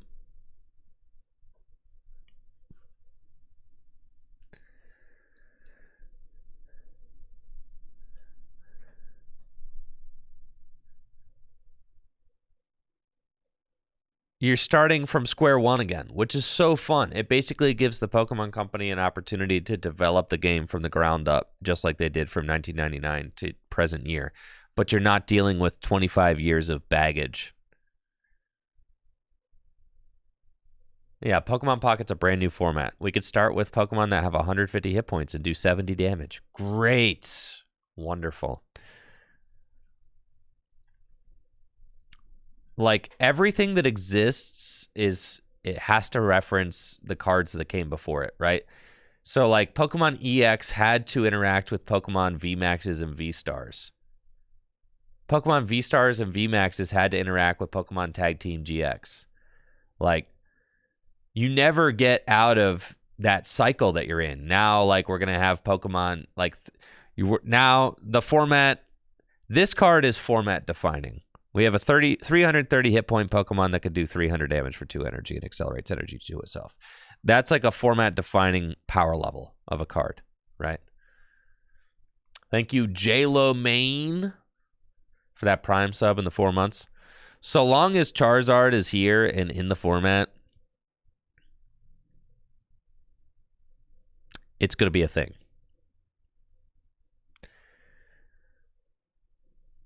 Okay.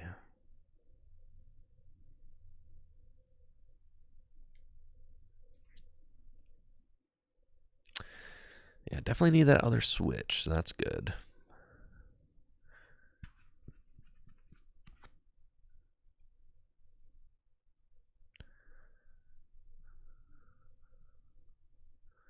Okay, we're just getting that.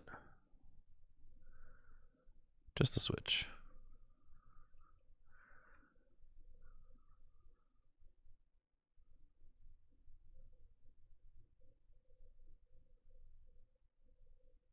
Yeah, that's what I'm saying. Topstum for sure. Yeah.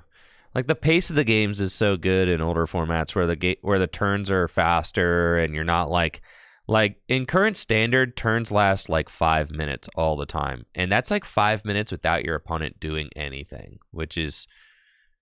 that's tough, you know?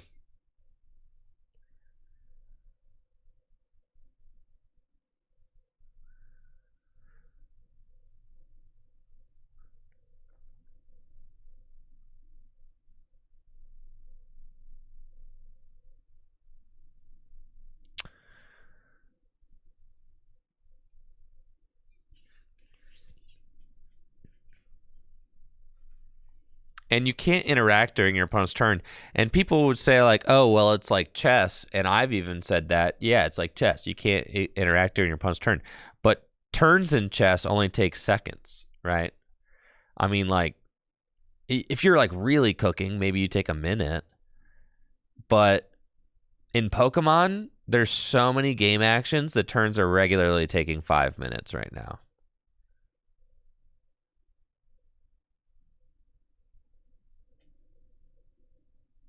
Yeah, it just takes forever. Some turns in chess can take up to an hour. All right, that's ridiculous. Come on, there's only so many pieces.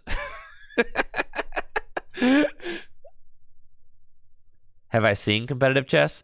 Yeah.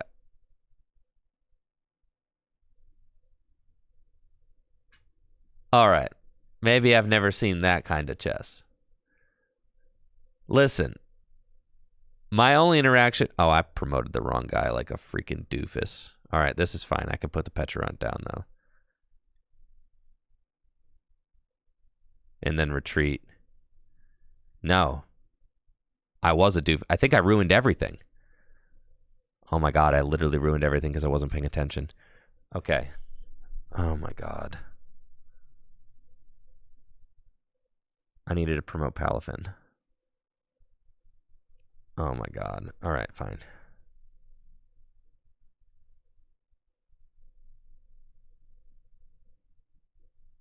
This is terrible.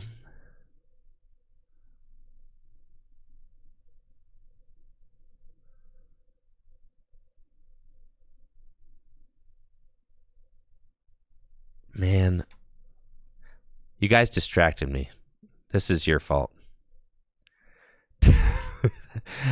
I have Kieran in the deck. Okay.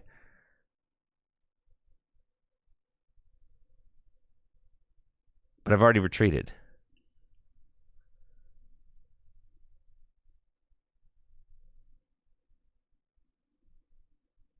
Kieran can't even fix it.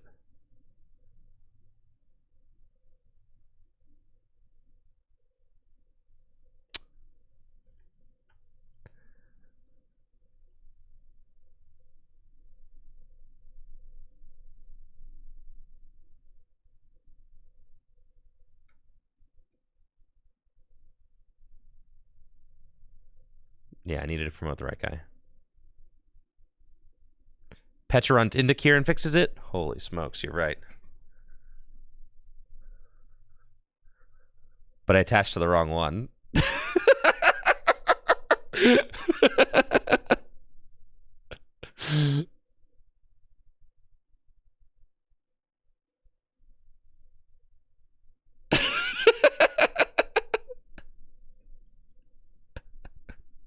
It's cool, bro. We still win this. We still win this. We still win this.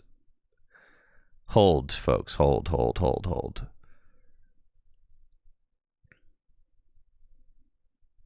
All right, all right. We got this. Next up. They can't take 2 prizes. We're chilling. We're chilling. We're chilling.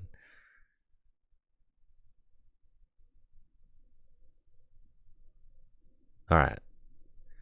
Listen, you guys distracted me.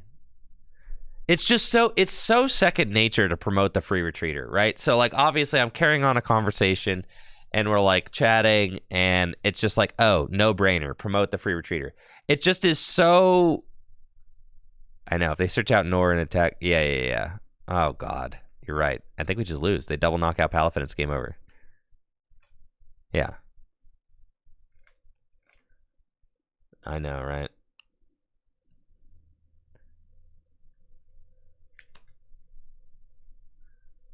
Is there a reason not attached to the active on a whiff? Yeah, I thought I was whiffing. All right, no Dustnor.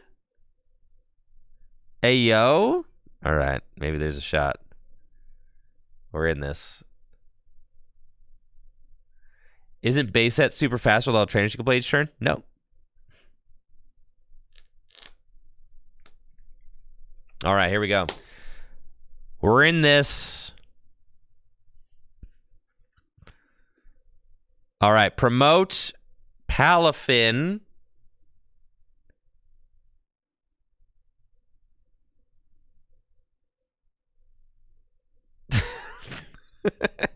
Yes. Okay.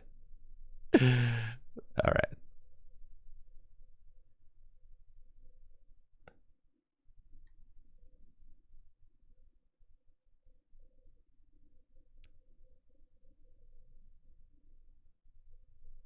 The problem is I think we have to put the Pecharunt down. If I get Kieran counter catcher, then I don't need to put the Pecharunt down.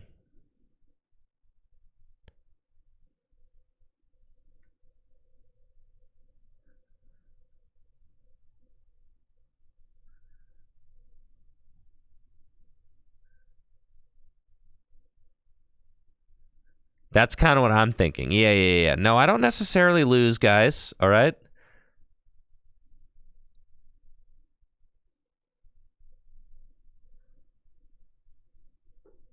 I know I need to switch. I know I do. I'm fully aware, y'all.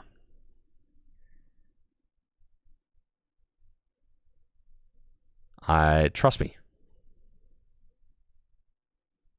I get it.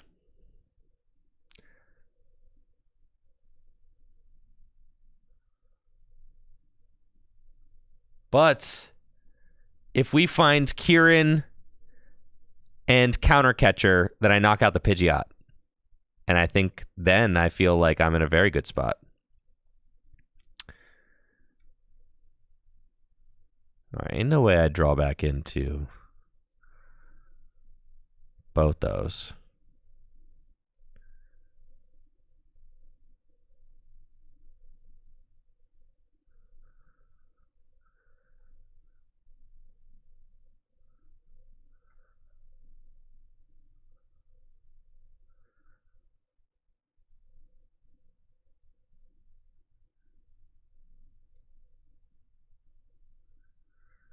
No, we got to keep the nest.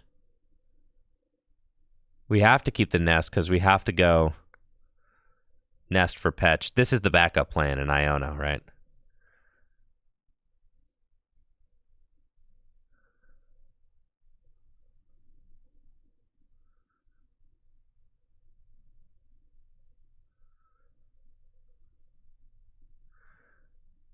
So, gosh, I've taken 4 prizes.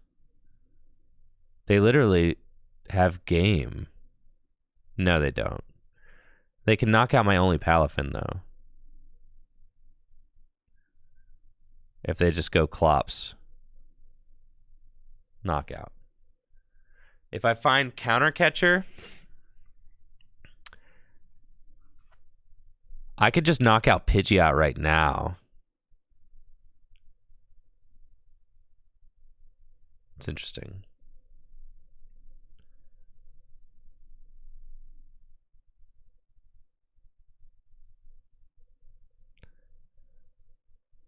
Now I think we lose.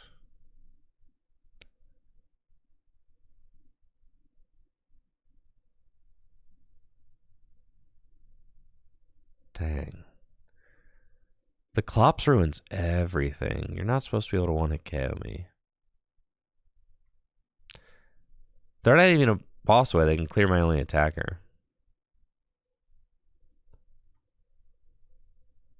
I really wanted to be able to hit the Pidgeot there with the Countercatcher. Hero Cape looking nice. Well, I keep prizing my ace spec anyway, so. Apparently, Charizard decks are not playing. They're not hitting 340. They got Dusknoir. That's just game over. I could have Iridad for a Countercatcher. I thought about that. I can just blow up this thing, and there's no attacker that I can promote that does anything. Yeah. But apparently, the bundle... yeah, the bundle I should have never benched. But I was trying to draw cards. I know, but if we make room for the bundle, then we take an odd prize. I would really... Yeah. We were taking an odd prize there. Blood Moon? I mean, we could certainly play Blood Moon. Is bundle even good? We could cut the bundle. Bundle's kind of good.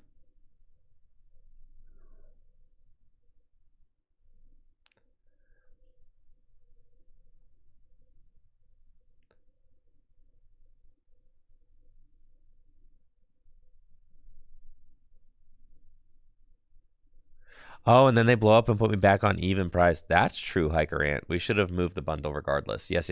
You're right. For Bear,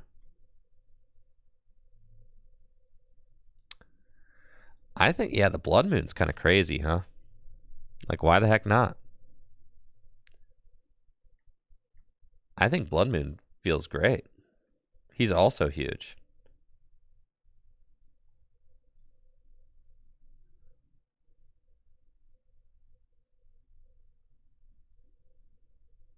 Everything else feels pretty solid, honestly.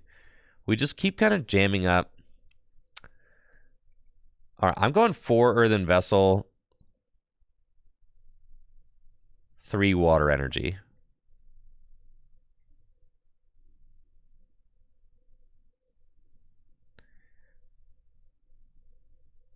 Oh, yeah. That's broken.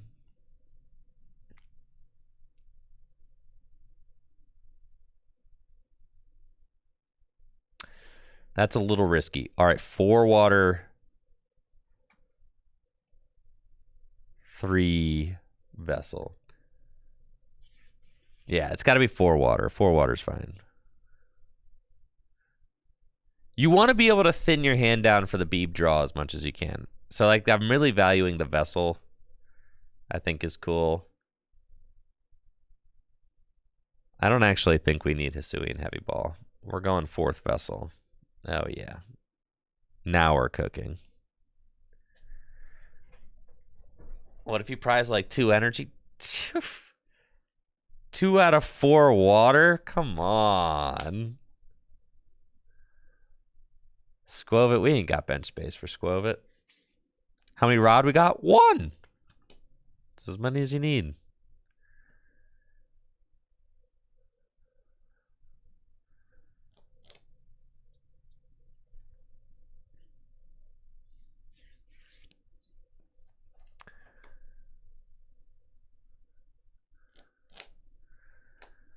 You guys want to play the cape? God, the cape could be very funny.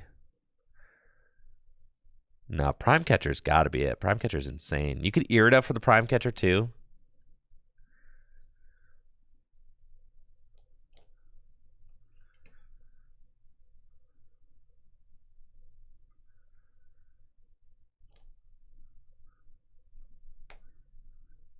I'm playing against the Pulse. We eat the Pulse. That's no problem.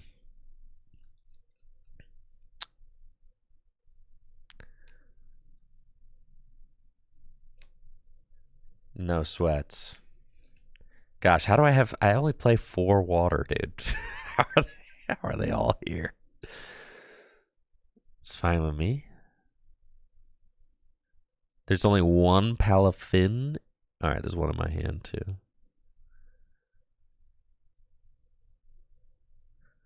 And I've got all 4 water in the deck. Okay.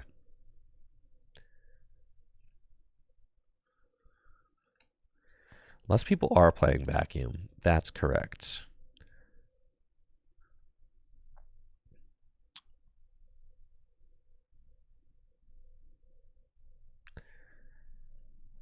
Okay, we got all these. Buddy. Get those. Really just want 1. 2, just in case they slay my guy. Okay.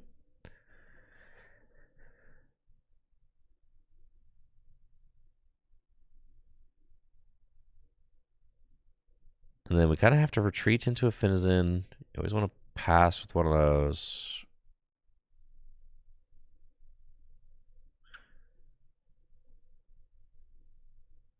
I can attach and pass. Boom, 30. Does this deck work better with Energy Search over Vessel? No, because you want to be able to thin the cards you don't want. I don't have a Valiant Evolution Finizen in the deck right now. All 70 hit point boys. The 30 damage is crazy.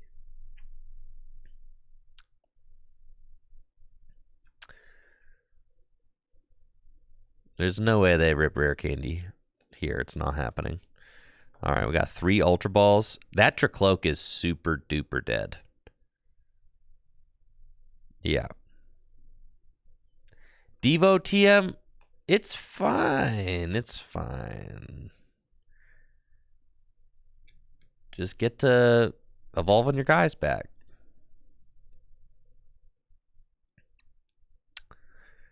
All right, that Tricloak is roasted.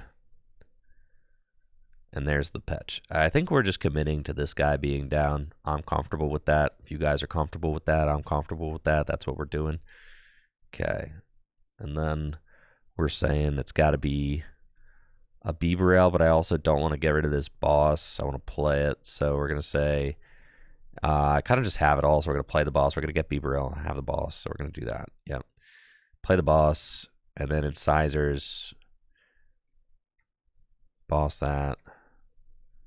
Incisors, we have it guaranteed. We just gotta go. Ultra Ball. Away, Ultra Ball, more Pecco. Do that.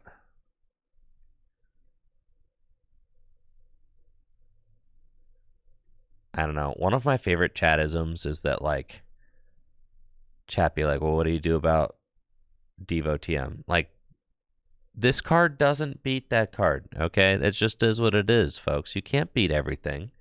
You want to beat everything in the world. You can't beat everything in the world. Devo TM, we don't love Devo TM around here, okay? Just like Charizard doesn't like seeing decks that beat Charizard. Just like Miraidon doesn't like seeing decks that beat Miraidon, right? Just like Iron Thorns doesn't like seeing decks that beat Iron Thorns. It's part of what it is.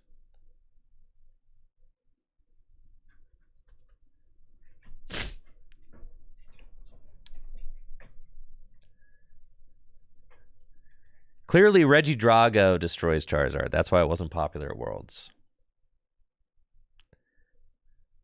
That's why it didn't end up doing too hot.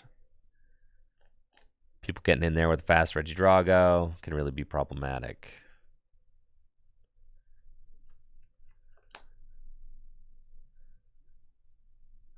But yeah, you can't beat them all. And that's okay.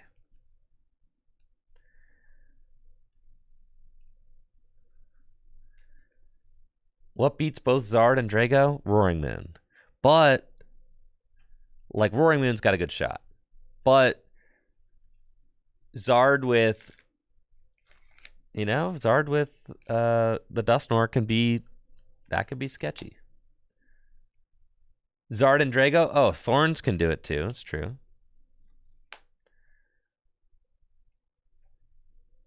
Thorns should lose to Guardy. That's why I wasn't considering I wouldn't have suggested Guardy for Worlds. Or I wouldn't have suggested Thorns for Worlds because I was afraid of the Guardy.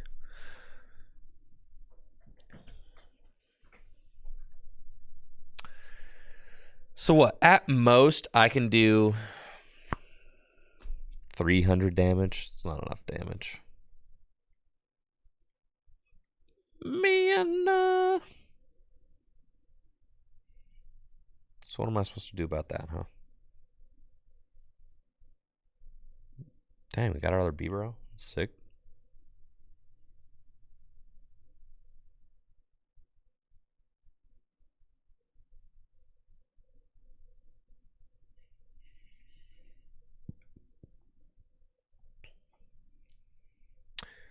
I can't even spread. There's a Manaphy over on their side of the bench, guys.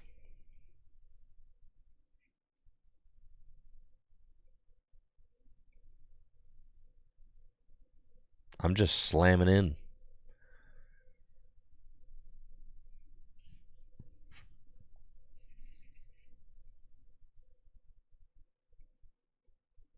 Incisors. Okay, I got Irida for Prime Catcher. I could Prime Catcher to Tricloak and knock it out, or I just go Switch. I think Switch and just swing into the active is fine. Save the Prime Catcher.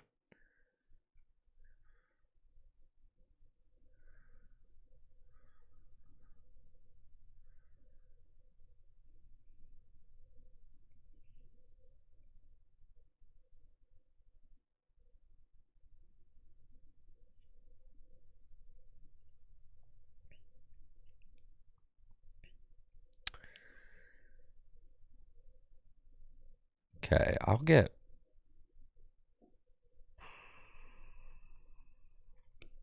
No.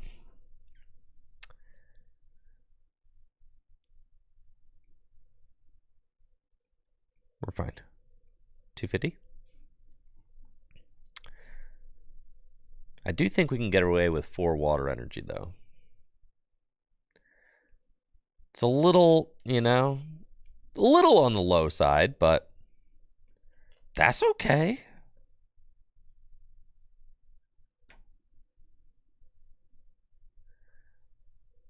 Hey, you just can't beat everything. And Palafin certainly doesn't beat everything, but it has favorable matchups, and that's kind of the cool thing. It is like good against. It's good against decks like Roaring Moon. It's good against decks like Regidrago, Lugia. You know, those 2-prize decks that are just kind of promoting 2-prizers every turn. You're kind of good against those. And then you probably even beat Raging Bolt too.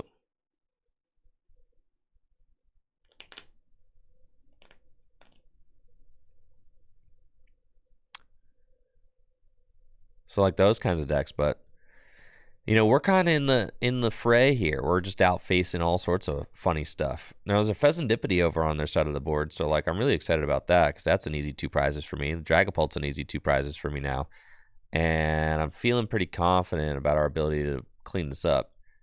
But, yeah, I mean that 60 damage is going to be adding up. I can win in 3 turns. Especially with that Defiance. Oh my god. Yeah. That's a lot. So they're chasing down the Beaver L2. Understandable.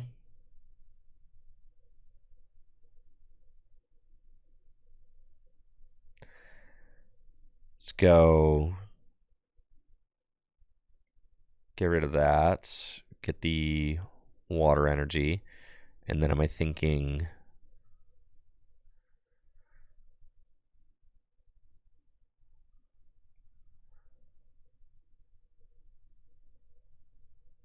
Irida for prime. Now's the time to put down the Finizen, I think. Incisors for 2. We've got Kieran, which isn't it. Yeah, now's the time to Irida for prime. We've got Counter Catcher. Okay. Prime up this guy. And Incisors for 1. And then... See, having like the Vessel all the time is really nice, actually, because it's always a burnable card if we want to draw more. So we go there. Then I'm a little bit nervous about them starting to math up my 2 Palafin. I do wish I had some way to like clean them. But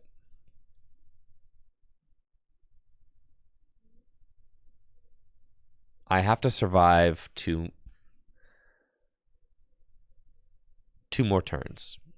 Yes, I need them to not take 5 prizes in 2 turns. So I don't think that they can take 5 prizes in 2 turns. Because, like, well, I guess if they go here, they could take 3 prizes. Oh, they can take 5 prizes in 2 turns. 100% they can. Yeah, they go knockout Petch. They go bam, bam. Yeah. They can do it. They have to gust twice, though.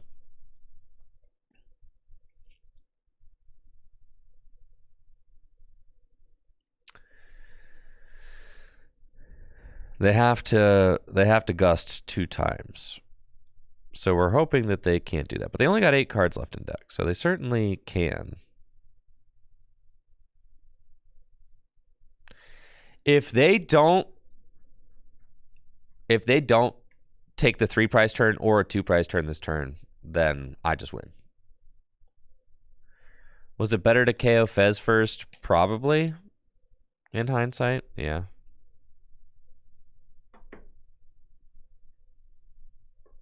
Yes.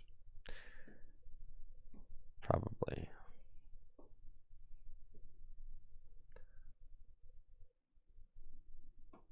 Unfair stamp, that's what we got the Beeb for.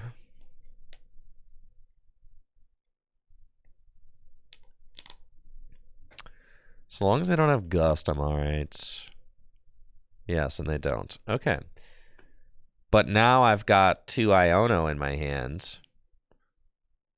And I need to find boss, or else I lose.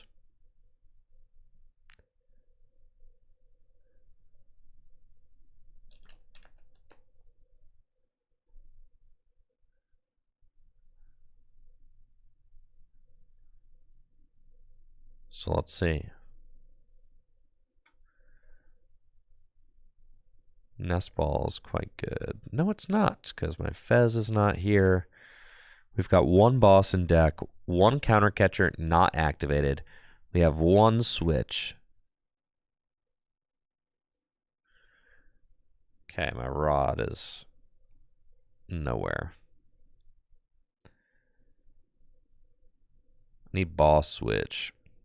Yeah, I got none of that. That's sick. Okay.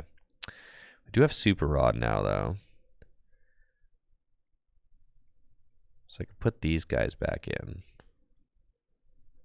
The Blood Moon doesn't make a difference. I feel like I kind of lose now. Lionel, though.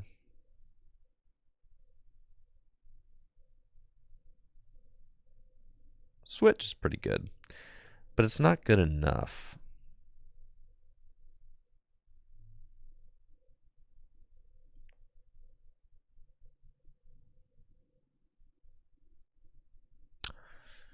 Yeah, it's really not good enough. This is quite bad.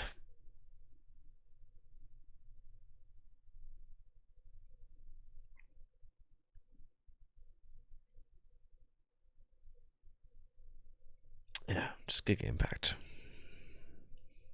Definitely needed to have a push there. And that's where, like, that situation right there, bundle would have been good. Right? That's where the bundle goes. Right there. That's why we play the bundle.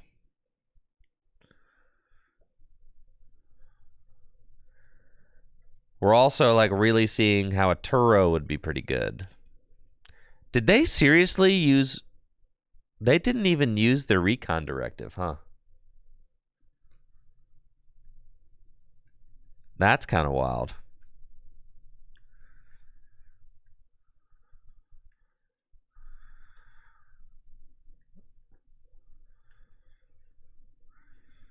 All right, so this one here on the bench, 290. So is that guaranteed checkmate? Yeah.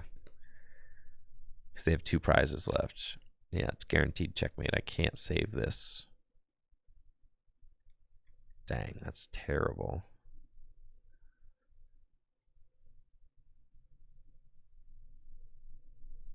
Yeah. That was rough. Bundle could have saved us there. But then again, I mean, we're kind of seeing the same thing, that the Palafin deck does struggle against decks that it can't easily one-hit KO. Which is maybe why we need to play Lipard.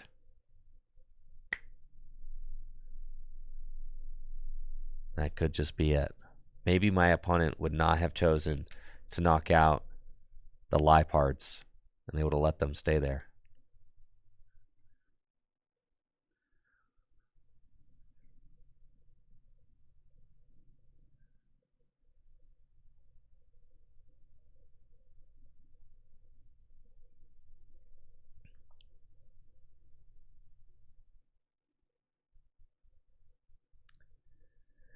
Blood Moon, no Blood Moon.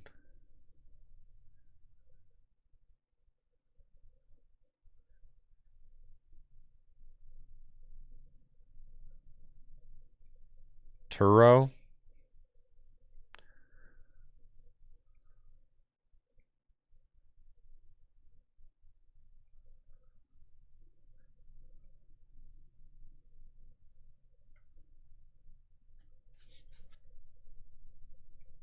One Turo, one Kieran, 2 switch. Seems fine.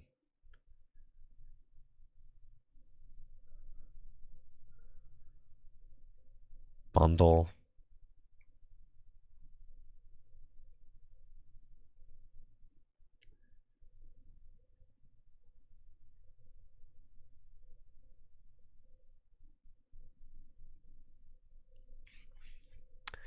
What if we did play Hero's Cape, you know? What if? What if we had a 440 hit point Palafin line with Dusk? The monkey, I know, he had a Monkey Dory in here at one point. Monkey Dory's kind of sick. Kind of sick, honestly.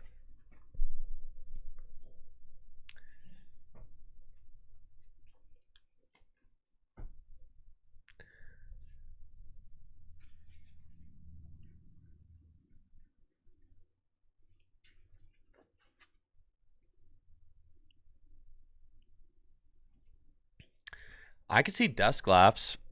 I could, suppose.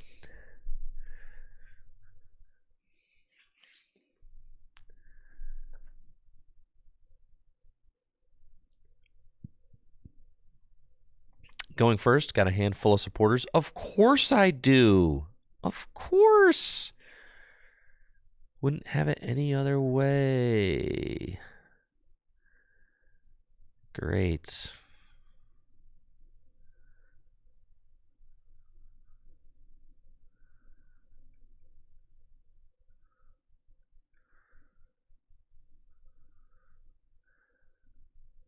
Go get a pair of Finizen. And this is what we're doing. Go ahead.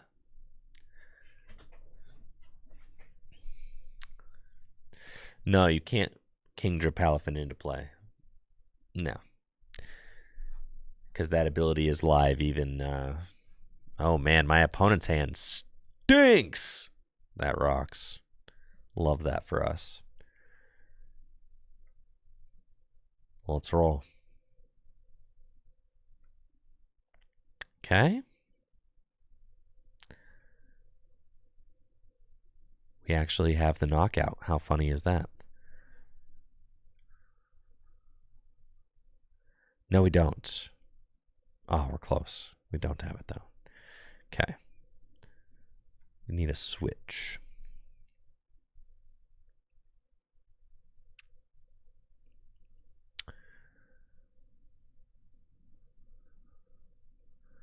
It's fine. We'll go get the pitch run still.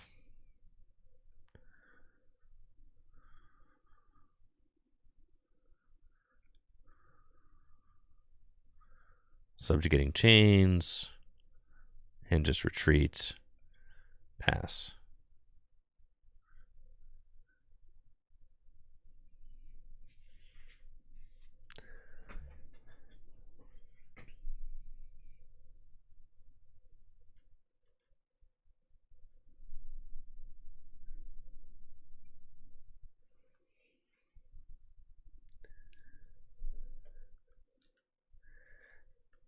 Yes, the only way to turn Palafin's ability off is in expanded formats.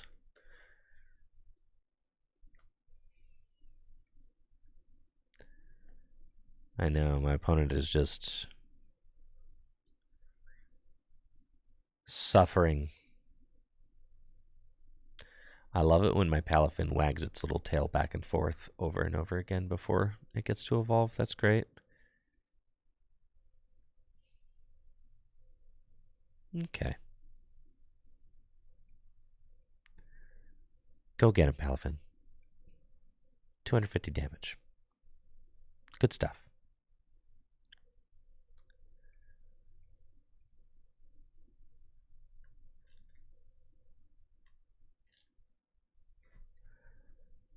Deck's kind of fun.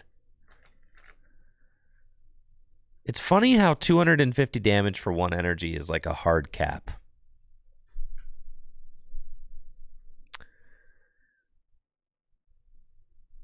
Dang, they're going to yeet my Pecharunt. What about Weavile? I mean, look at our bench. Does our bench look like it's got room for Weavile? I mean, you play it instead of the Morpeko, right? But Morpeko just seems better.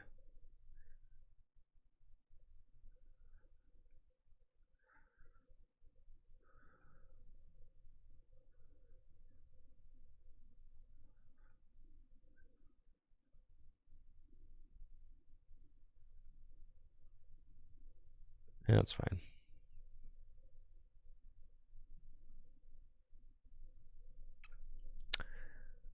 so we're going to do that first, and then we're saying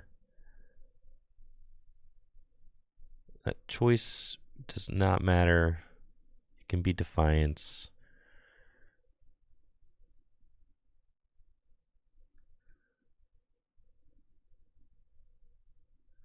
Switch into Palafin. Switch back into Morpeko. Thin the deck. Get another card out. If I find Kieran, I win. So that's what we're looking for. Choice Belt here. Ultra Ball.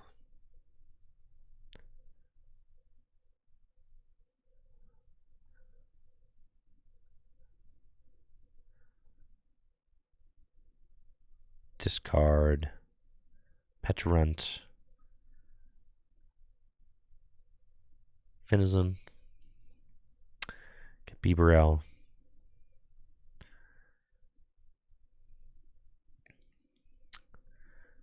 Vessel.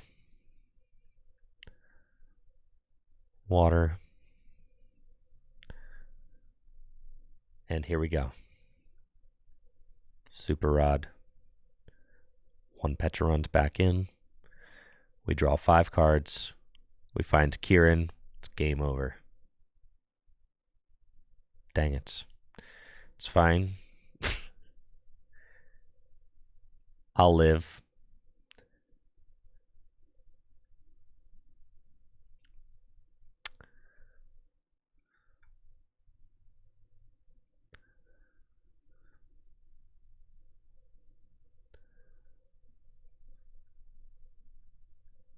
Okay.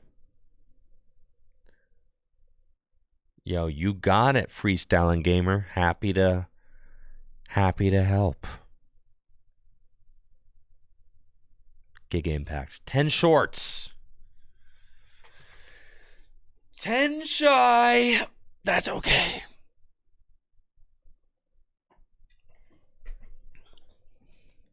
See, this is how you beat Miraidon EX. Free matchup. I've never lost to Miraidon EX. So free. I might still lose to Miraidon EX here, I guess. They need... If they go Prime Catcher, I'm kind of ruined.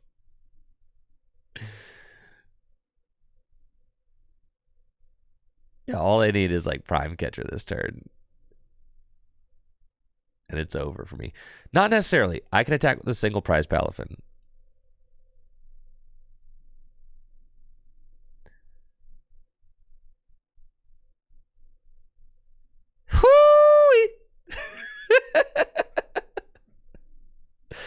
Yep. Things are getting ugly. Things are getting ugly, folks. Yep. Yes, sir. Not great.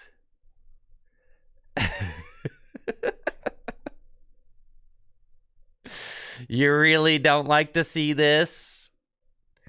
They need to not hit this generator. Whew.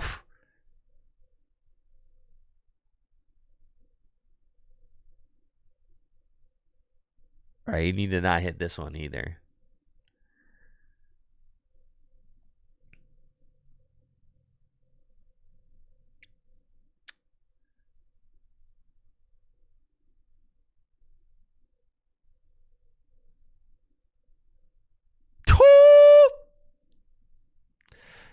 That's right. All right, so now our play is just knock out the Raikou with the Palafin and say you don't have boss. Okay, that's what we're going for.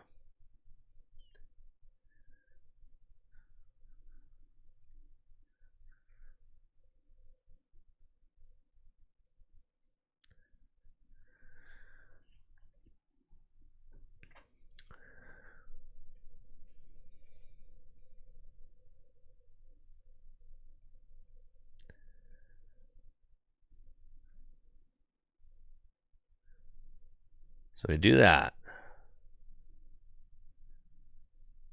I need them to not have Gust off the little 2-card hand.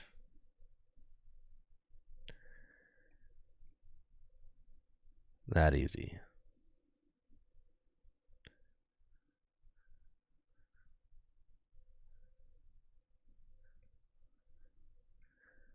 I guess either way, it's still like either way they lose to boss. I lose to boss, but yeah, you got to knock out the Raikou because it gives them one less card. So we do this.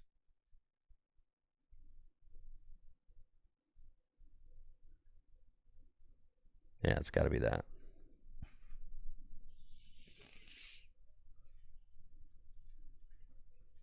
Yeah, picking up the Fez could have been nice. That's true.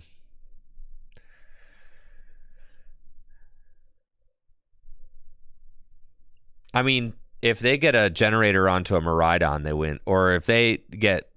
No, they need more than 3 energy on a... They need a generator to a Miraidon and they win.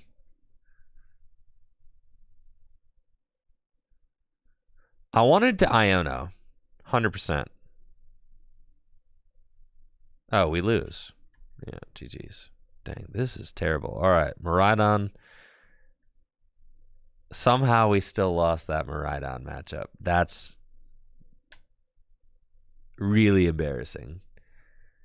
And it's all because we couldn't do that extra 10 damage to that. It's literally because we could not do that extra 10 damage to the Blood Moon. That's literally it. It's somehow they played the perfect game by not benching at anything other than that Blood Moon, hilariously. Chom level 69. Let's go, dude. Let's go. Yes. All right, we need the level 69 drip.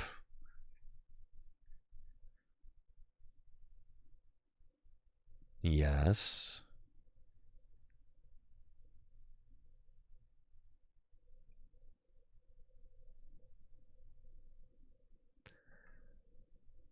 Yes.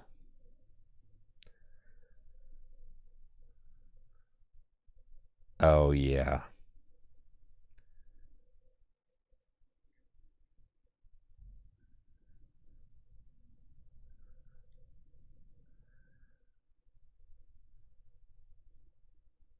Slam them. That's got to be the slides. Yeah, with the dogs out.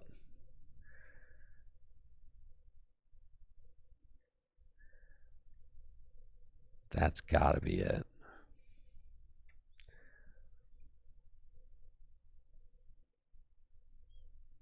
Oh, yeah.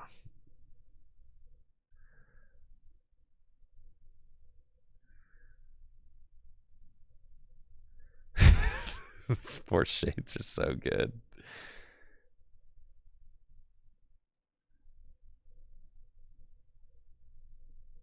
It's got to be the sports shades.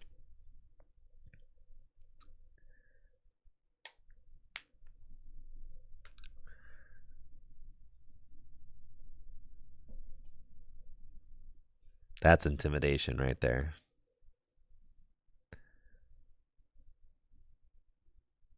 How could you not be intimidated by that?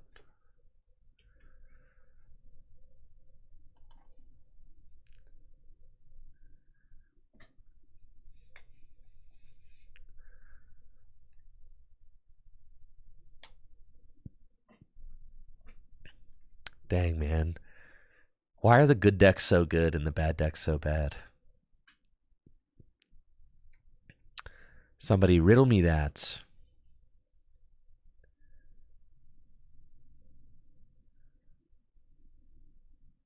Man, they're going to try and critical bite me? Come on, man. I got nothing for the critical bite deck, man.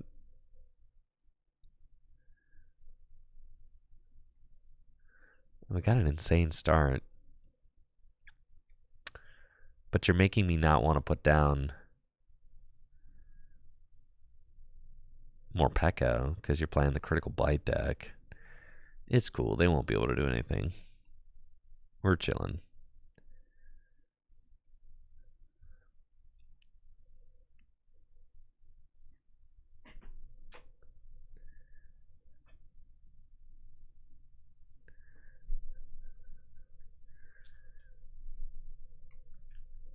I still don't even think that. I guess we play a Turo, so that helps. I do like the flexibility of Turo, being able to pick up a guy is good. We should probably play a Collapse too or something. If we played a Collapse, I probably would want 2 rods. But Collapse could be good. I got the Janine's Secret Art turn 1. Oh my gosh, you guys can tell I'm cooked. Oh, the Cleffa, you should have never done that. Yeah. All right. This is how we win. This is how we win, folks, right here. Yes, sirree. Yes, you fell into my trap.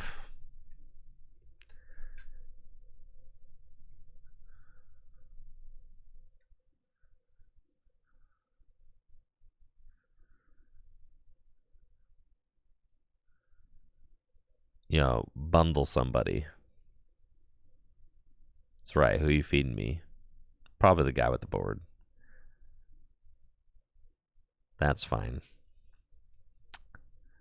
No?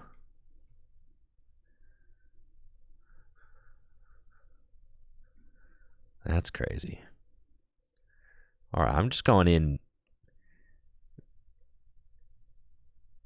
Big Daddy Palafin. Yep. No. Yes. I've already got BB out. Yes.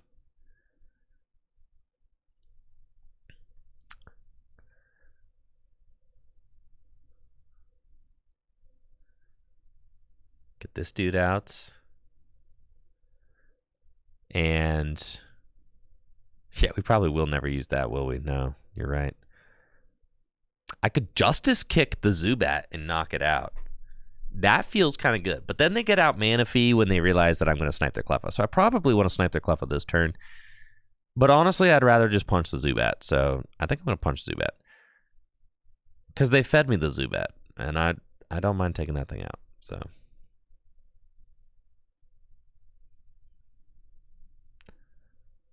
also, who doesn't feel like just using Justice Kick? 210. That Zubat's toast. Now, if we played the Vitality Band, all right, we could town store for the Vitality Band, and I could have Jet Punch for 40-30 and taken the double prize turn. Yeah, I'm just saying, all right? I'm just saying. The Vitality Band also could have won me last game against the Blood Moon. Now, there's extremely situational evidence there.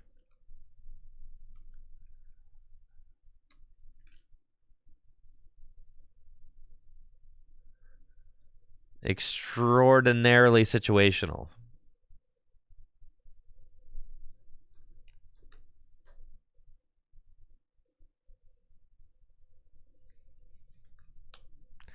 Dude, you're up against a raging Palafin. What are you going to do about this?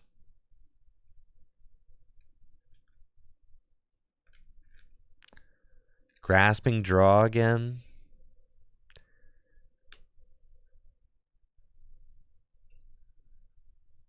Vitality also good against Goldengo. You're right about that. Okay. All right. Maybe the Vitality, and it lets Justice Kick hit 220.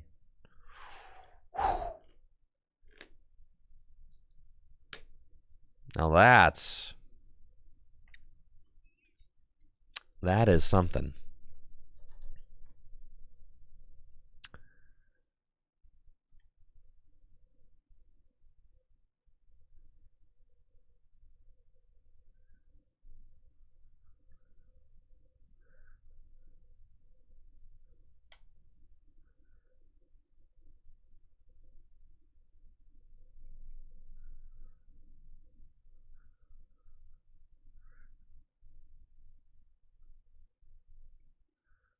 Sure.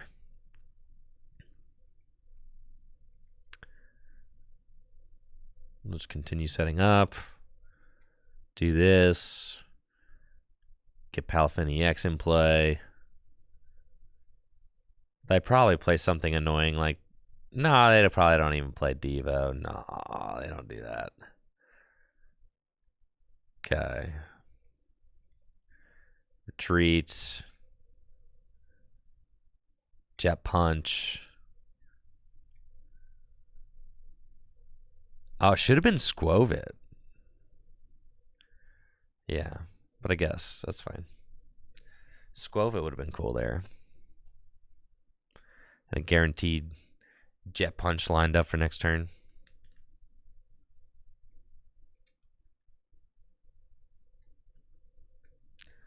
You think they play Devo? That's fine. That's why I've got Baby Palafin. Baby Palafin ain't scared of no Devo. Golbat's got 70 hit points. Where's my Vitality Band?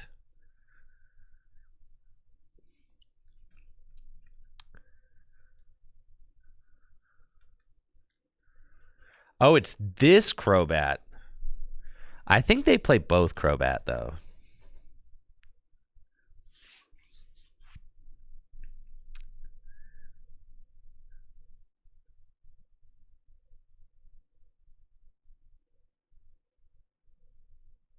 And then they can Shadowy Envoy. This is crazy. This is the first Shadowy Envoy I've seen.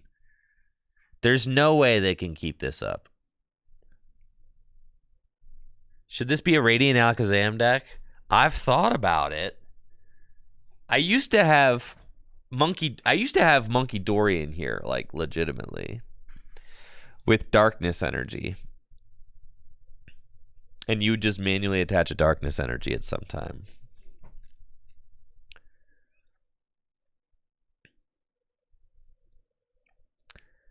Okay, I'm dealing with this Crobat here. Don't love that for us. They kind of have the whole shebang set up.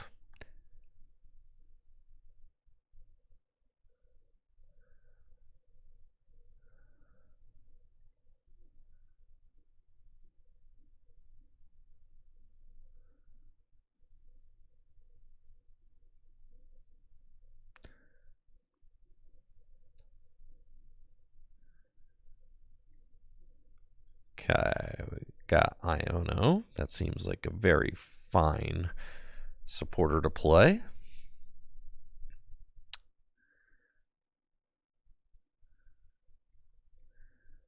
And Buddy, Finizen down. Industrious Incisors. Cool. Yeah, it seems to me like we just slam into these dudes and try to catch them slipping without like the possibility to accelerate and draw. Should be enough. They should eventually, you know, the train should go off the track here. There's no way that the Janine Crobat deck is going to be able to consistently operate, right? Like, they're going to miss something on attract customers. Eventually, they're going to fail to get a Crobat in play, and then all the dreams are ended, right? Is there a turn where we catch her the Sneasler? I probably am just going to save that for, like, a must-have switch out, is what I'm thinking. Because, I don't know, maybe I have to, like, maybe they go Devo, right? And I have to have, like, an extra switch. No, can Palafin EX evolve normally against Iron Hands? No, because Iron Thorns only turns off abilities in play, not in the hand. And Hero Spirit is active in your hand. Which is why in expanded format, they used to have ability lock that lacked abilities in hand, like Garbodor and Wobbuffet both do that.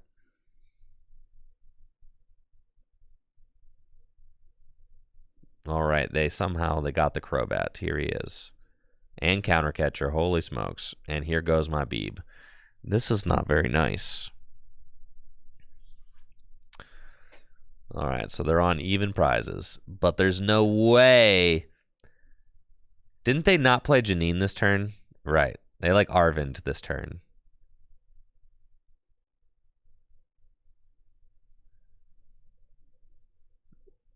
They're going to nest stash their one card. This is where things fall apart, right? Or did you Janine this turn? You didn't Janine this turn.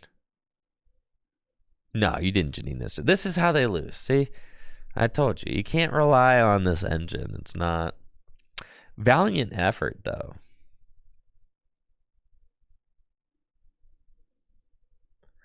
I probably should promote that Finn is in there. That's crazy.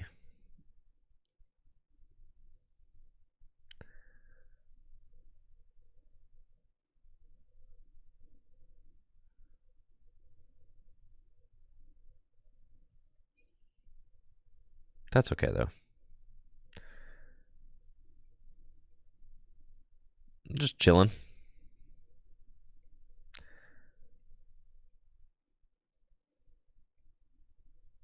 Just swing for 250. I almost don't want to, like, get this other Palafin out in case they play Devo. I almost don't want to get the other Palafin EX out because if they play Devo, then I'll just evolve it back and then do the 0 to hero combo.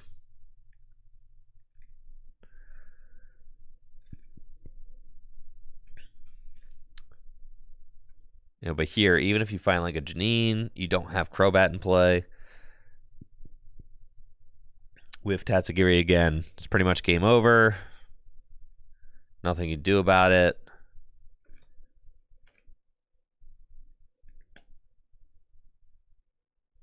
You've got the Janine, but you don't have the Crobat. Yeah. If they reprint Escape Rope, yeah, this deck would love Escape Rope for sure. And they're about to nest dash into the Crobat. Slam it. No way. Didn't think so. My turn.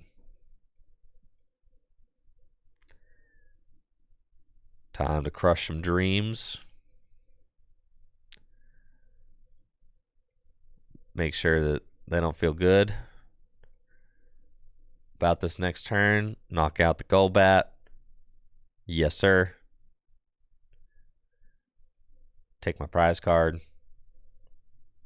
Game over. There's no way you're taking those 4 prizes. It's not happening. But they're going to try. All right.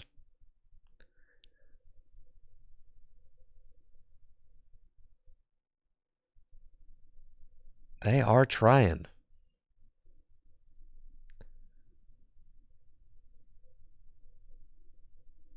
You gonna Arvin for Devo TM?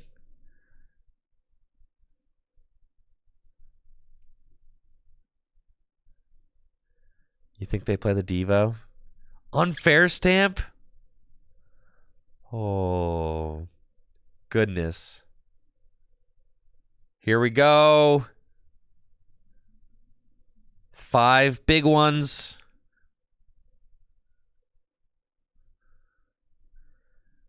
Poisonous Jungle. That is, that's a wrap. Yeah. Bite for 10. All right. Sorry, bud. Palafin too strong.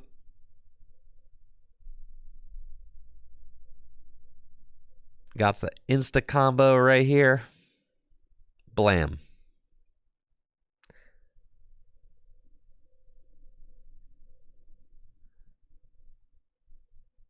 Booyah.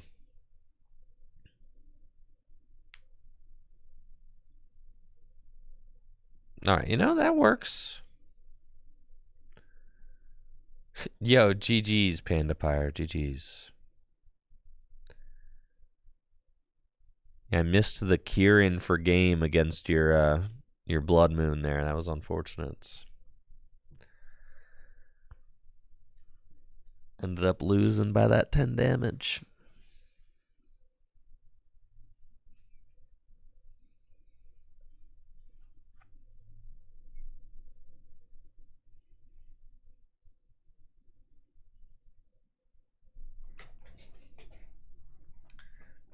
All right, y'all. This is going to be my last game of the stream. I got the article to write for gymleaderchallenge.com. Going to be putting 3 bans into effect. So, yeah, big news. Those bans are going to go into effect on September 1st. We got Marshadow, Raikou, and Let Loose Marshadow, Raikou, and the Duskull with the instant evolution are all saying bye-bye for the next year of Gym Leader Challenge. Yes, Let Loose Marshadow. Yep. Just creates... Yeah, it's the game design of the game is really headed that way. Let Loose Marshadow is already banned in expanded format. You shouldn't be able to limit your hand to you shouldn't be able to consistently limit your opponent's hand to 4 cards before they have an opportunity to play the game. And then, yeah, Amazing Raikou. I was already kind of thinking about it, but then with the new Magneton that's been revealed, like, yeah, it's just... the Raikou kind of had an inevitability to it, honestly.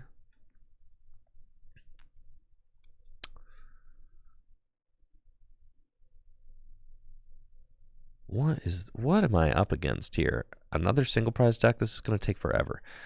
All right, fine.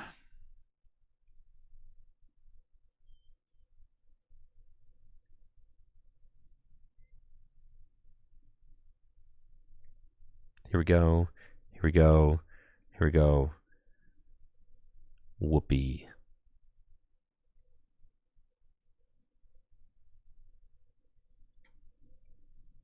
Okay. My single prize Palafin. Oh, there he is. Okay, cool. Neato.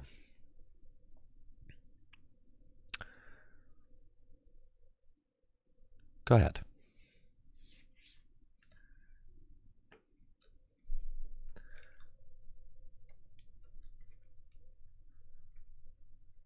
Yeah, it's just Let Loose has kind of run its course. I'm a huge Let Loose Marshadow fan, but then it just feels bad. If you open a hand in a game of Pokemon, you should get to keep the hand like for at least a turn, right? So it's just way too easy to search out the Marshadow and then let it rip on turn 1, and then the problem is that Psychic also has access to like Cleffa, so you can let loose turn 1 and then like draw your hand back up to 7 while your opponent just bricks. So it's the card's run its course, it's done its time, and now it can go. Yo, of course, Game Talk Live. Glad you enjoyed it.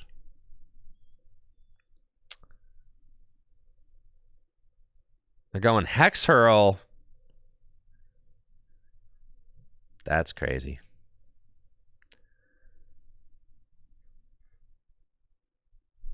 There's a whole Lipard over there. You guys realize that, right? There is a Lipard, and there is a Brute Bonnet. A lot of... yeah, there's some stuff.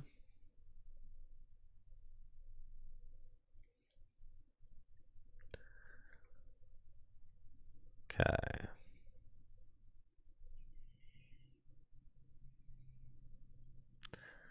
Bieberell.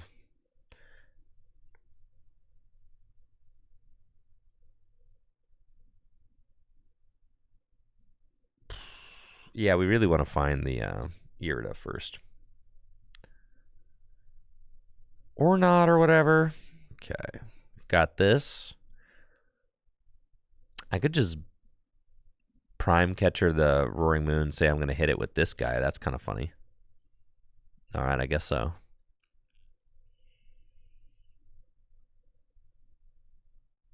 Sure, why not?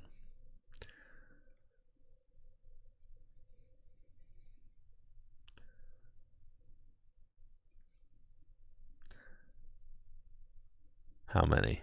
1, 2, 3, 4, 5, 6, 7. 7?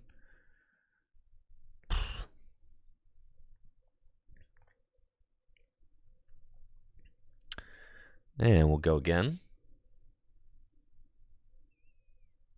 Okay, we got the Irida. So we can go get Vessel, Palafin,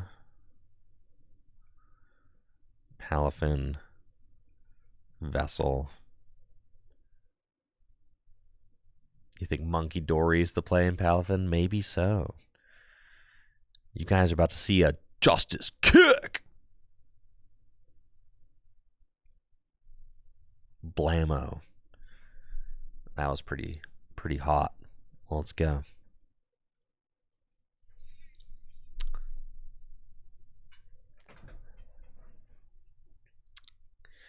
And then,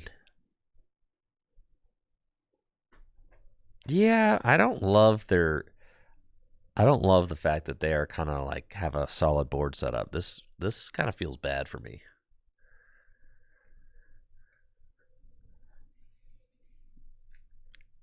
Having to take out single prize Pokemon with the Palafin deck is like a huge chore. This is not what we're built for. This is not what we want to do. This is pain. It's just pain.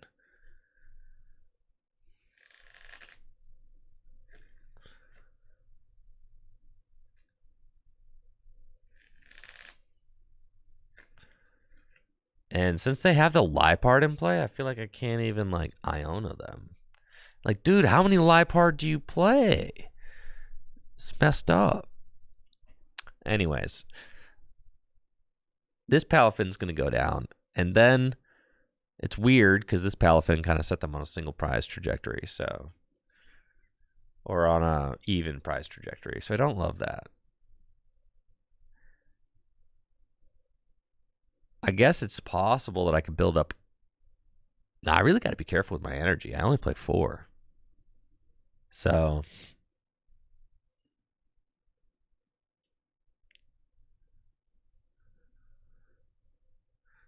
And they're doing 200 damage already? Oh yeah, I'm ruined for certain.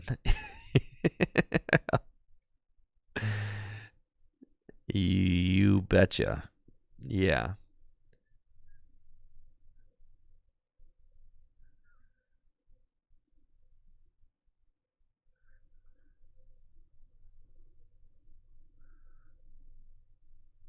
Get this Liepard out of here for sure.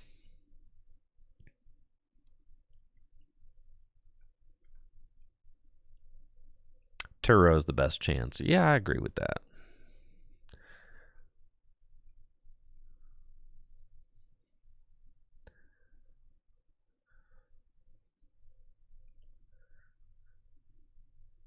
Don't want to put the Petron EX down, but I kind of feel like I have to.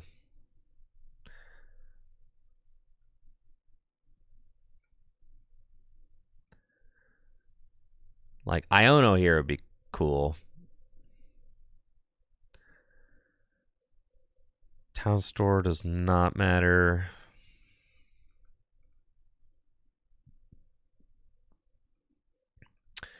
We can just set up both Palafin, so we'll do that. Switch. And then 0 to hero again. And then say, all right, digging for an Iono. There we go. Let it rip. And then knock out the trade guy, right? Okay, here we go. Here we go. Giga Impact, 250. Your guy's dead. We got a Vessel. That's the energy we need. And now we just promote big guy and say you can't deal with him, right? And that's what we're trying to deal with. That's what we're trying to do. They're going to be doing a decent chunk of damage, but yeah, it's a lot of ancient cards in the discard pile. They got the Liepard back. Like, what gives, man? Get these Liepard out of here. Hey, get these Liepard out of here, dude.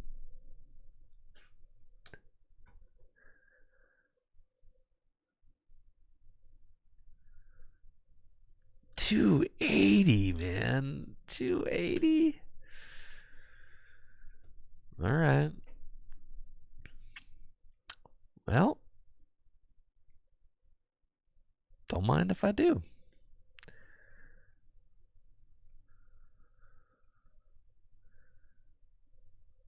It's the last water in the deck, so we got to find our rod.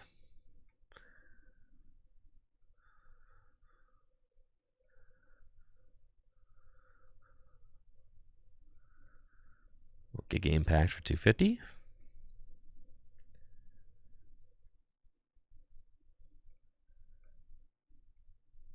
I think there's Prime Catcher in the deck still. Nope. I used that. And both switch. Nope. One switch left still. Okay, good. And there's a Kieran.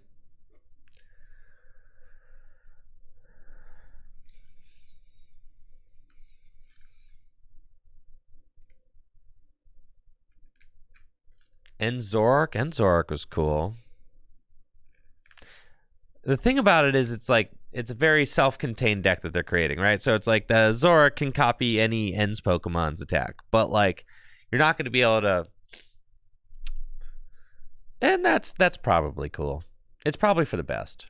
You don't want it to just be able to copy anything, right? It'd be way too broken.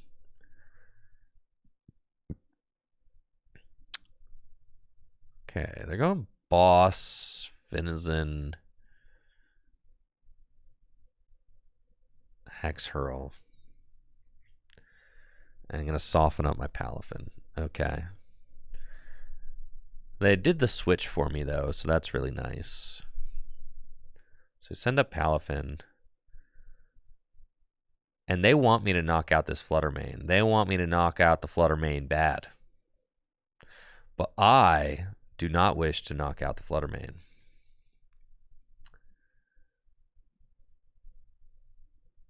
So I would want to bundle or boss. So I'm going to say it's bundling time. All right. And then we can find our rod too. And then we bundle.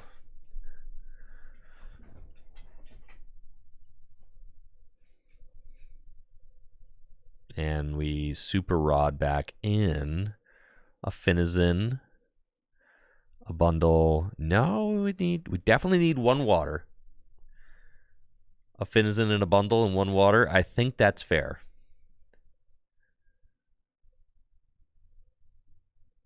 Yeah, it's fine.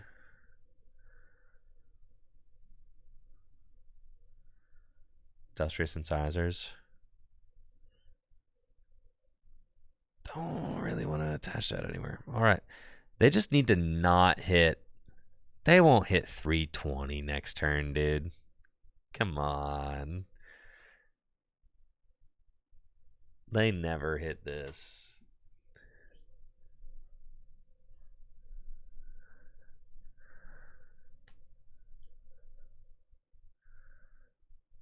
All right, they might hit it.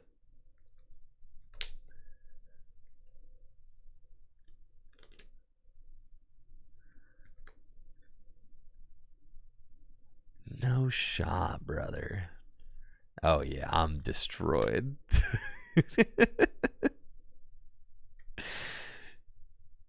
I know they're about to deck out. You have so many ancient cards still in play.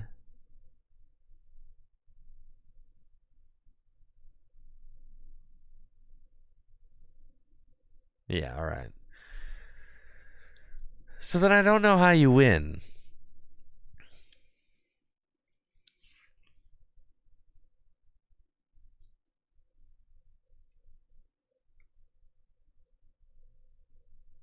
But I guess I can't. I'm going to run out of energy, actually. So I have to bundle again. So that I can do my little trick. Yeah. I have to bundle. Because it's the last water in my deck. Okay. So we have to do this. I have to bundle one more time. And then we do our little trick again. And then Iono. Yeah. And I need the last energy for my last, yeah, fella. Here we go. And I got Switch in deck too. Brilliant. Industrious Incisors. Brilliant. Retreats. And we had to bundle because Fluttermane... Actually, we lose. No, we don't lose because I have Switch in deck. So I have Switch and Energy in deck. So if they just keep Fluttermane active, I can go Switch, Water, win. And if they don't, and they knock out with this, then I go Palafin, and I have to just Iono and draw into the water without... Yeah, I just promote Finizen, Evolved Palafin, 0 to hero, and then research in for the water. And like dig the water out of my deck, and I win. So... Get it?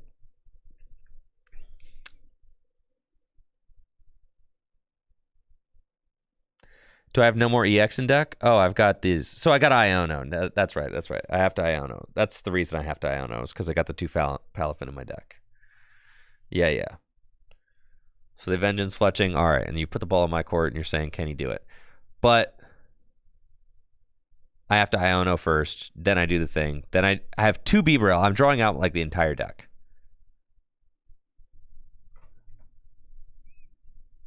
Yeah. So we go... Here, we don't trigger the ability yet. I've got 1 water, 1 switch in deck. And then we go Iono to 1. And then we go Subjugating Chains to get the Palafin. And we just have to be good and hit the water energy, right? So here we go. 10 cards left in deck. Don't be bad.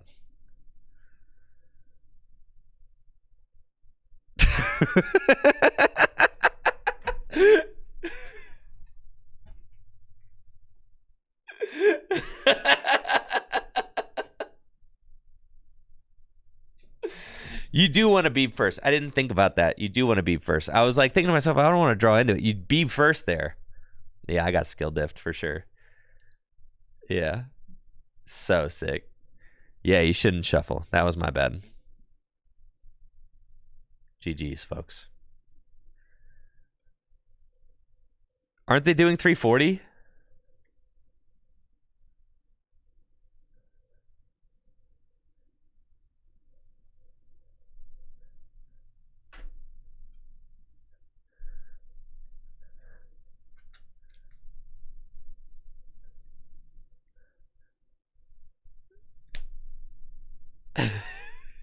Yeah, I think beep first guaranteed the energy, right?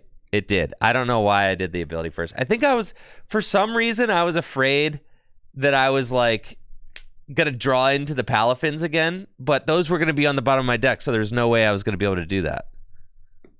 So yeah, I misplayed for the loss. Anyways, don't play like me. Play better than that. Yeah. Use your brain, you can win. That's it for today's stream, though. I'm getting out of here. But I'll put the list in the Tricky Gym Discord if you're interested in seeing it. I think it's pretty solid, but Palafin does have its weaknesses, unfortunately. But I like this list for a Palafin list. I'll be back on Monday at about 10 a.m. Eastern time for some more Pokemon TCG action coming right at you. Huge thanks to everybody who supported the channel this week with all the subs, the bits, all that. We had top weekly gifters this week. Daver with a 10-piece gift. Sky Knight Ryan 7 gifted subs. Victor Natty and Blunter Bargains and Salavian, all with 5 gifted subs. Mad Panda with 3 gifted subs. And a whole bunch of people who gifted individual subs. Thank you guys so much for the support. And bits, we had Swizzerton with 1,000 bits. Quentin Carlier with 500 bits. Brandon with 100 bits. So thank you guys all for the support this week. Make sure to check out my sponsors, FullGripGames.com and DragonShield.com for all the best Pokemon trading card game singles and Pokemon TCG accessories. I'll be back Monday. Y'all take it easy. Have a safe weekend, all right? Until next time, goodbye.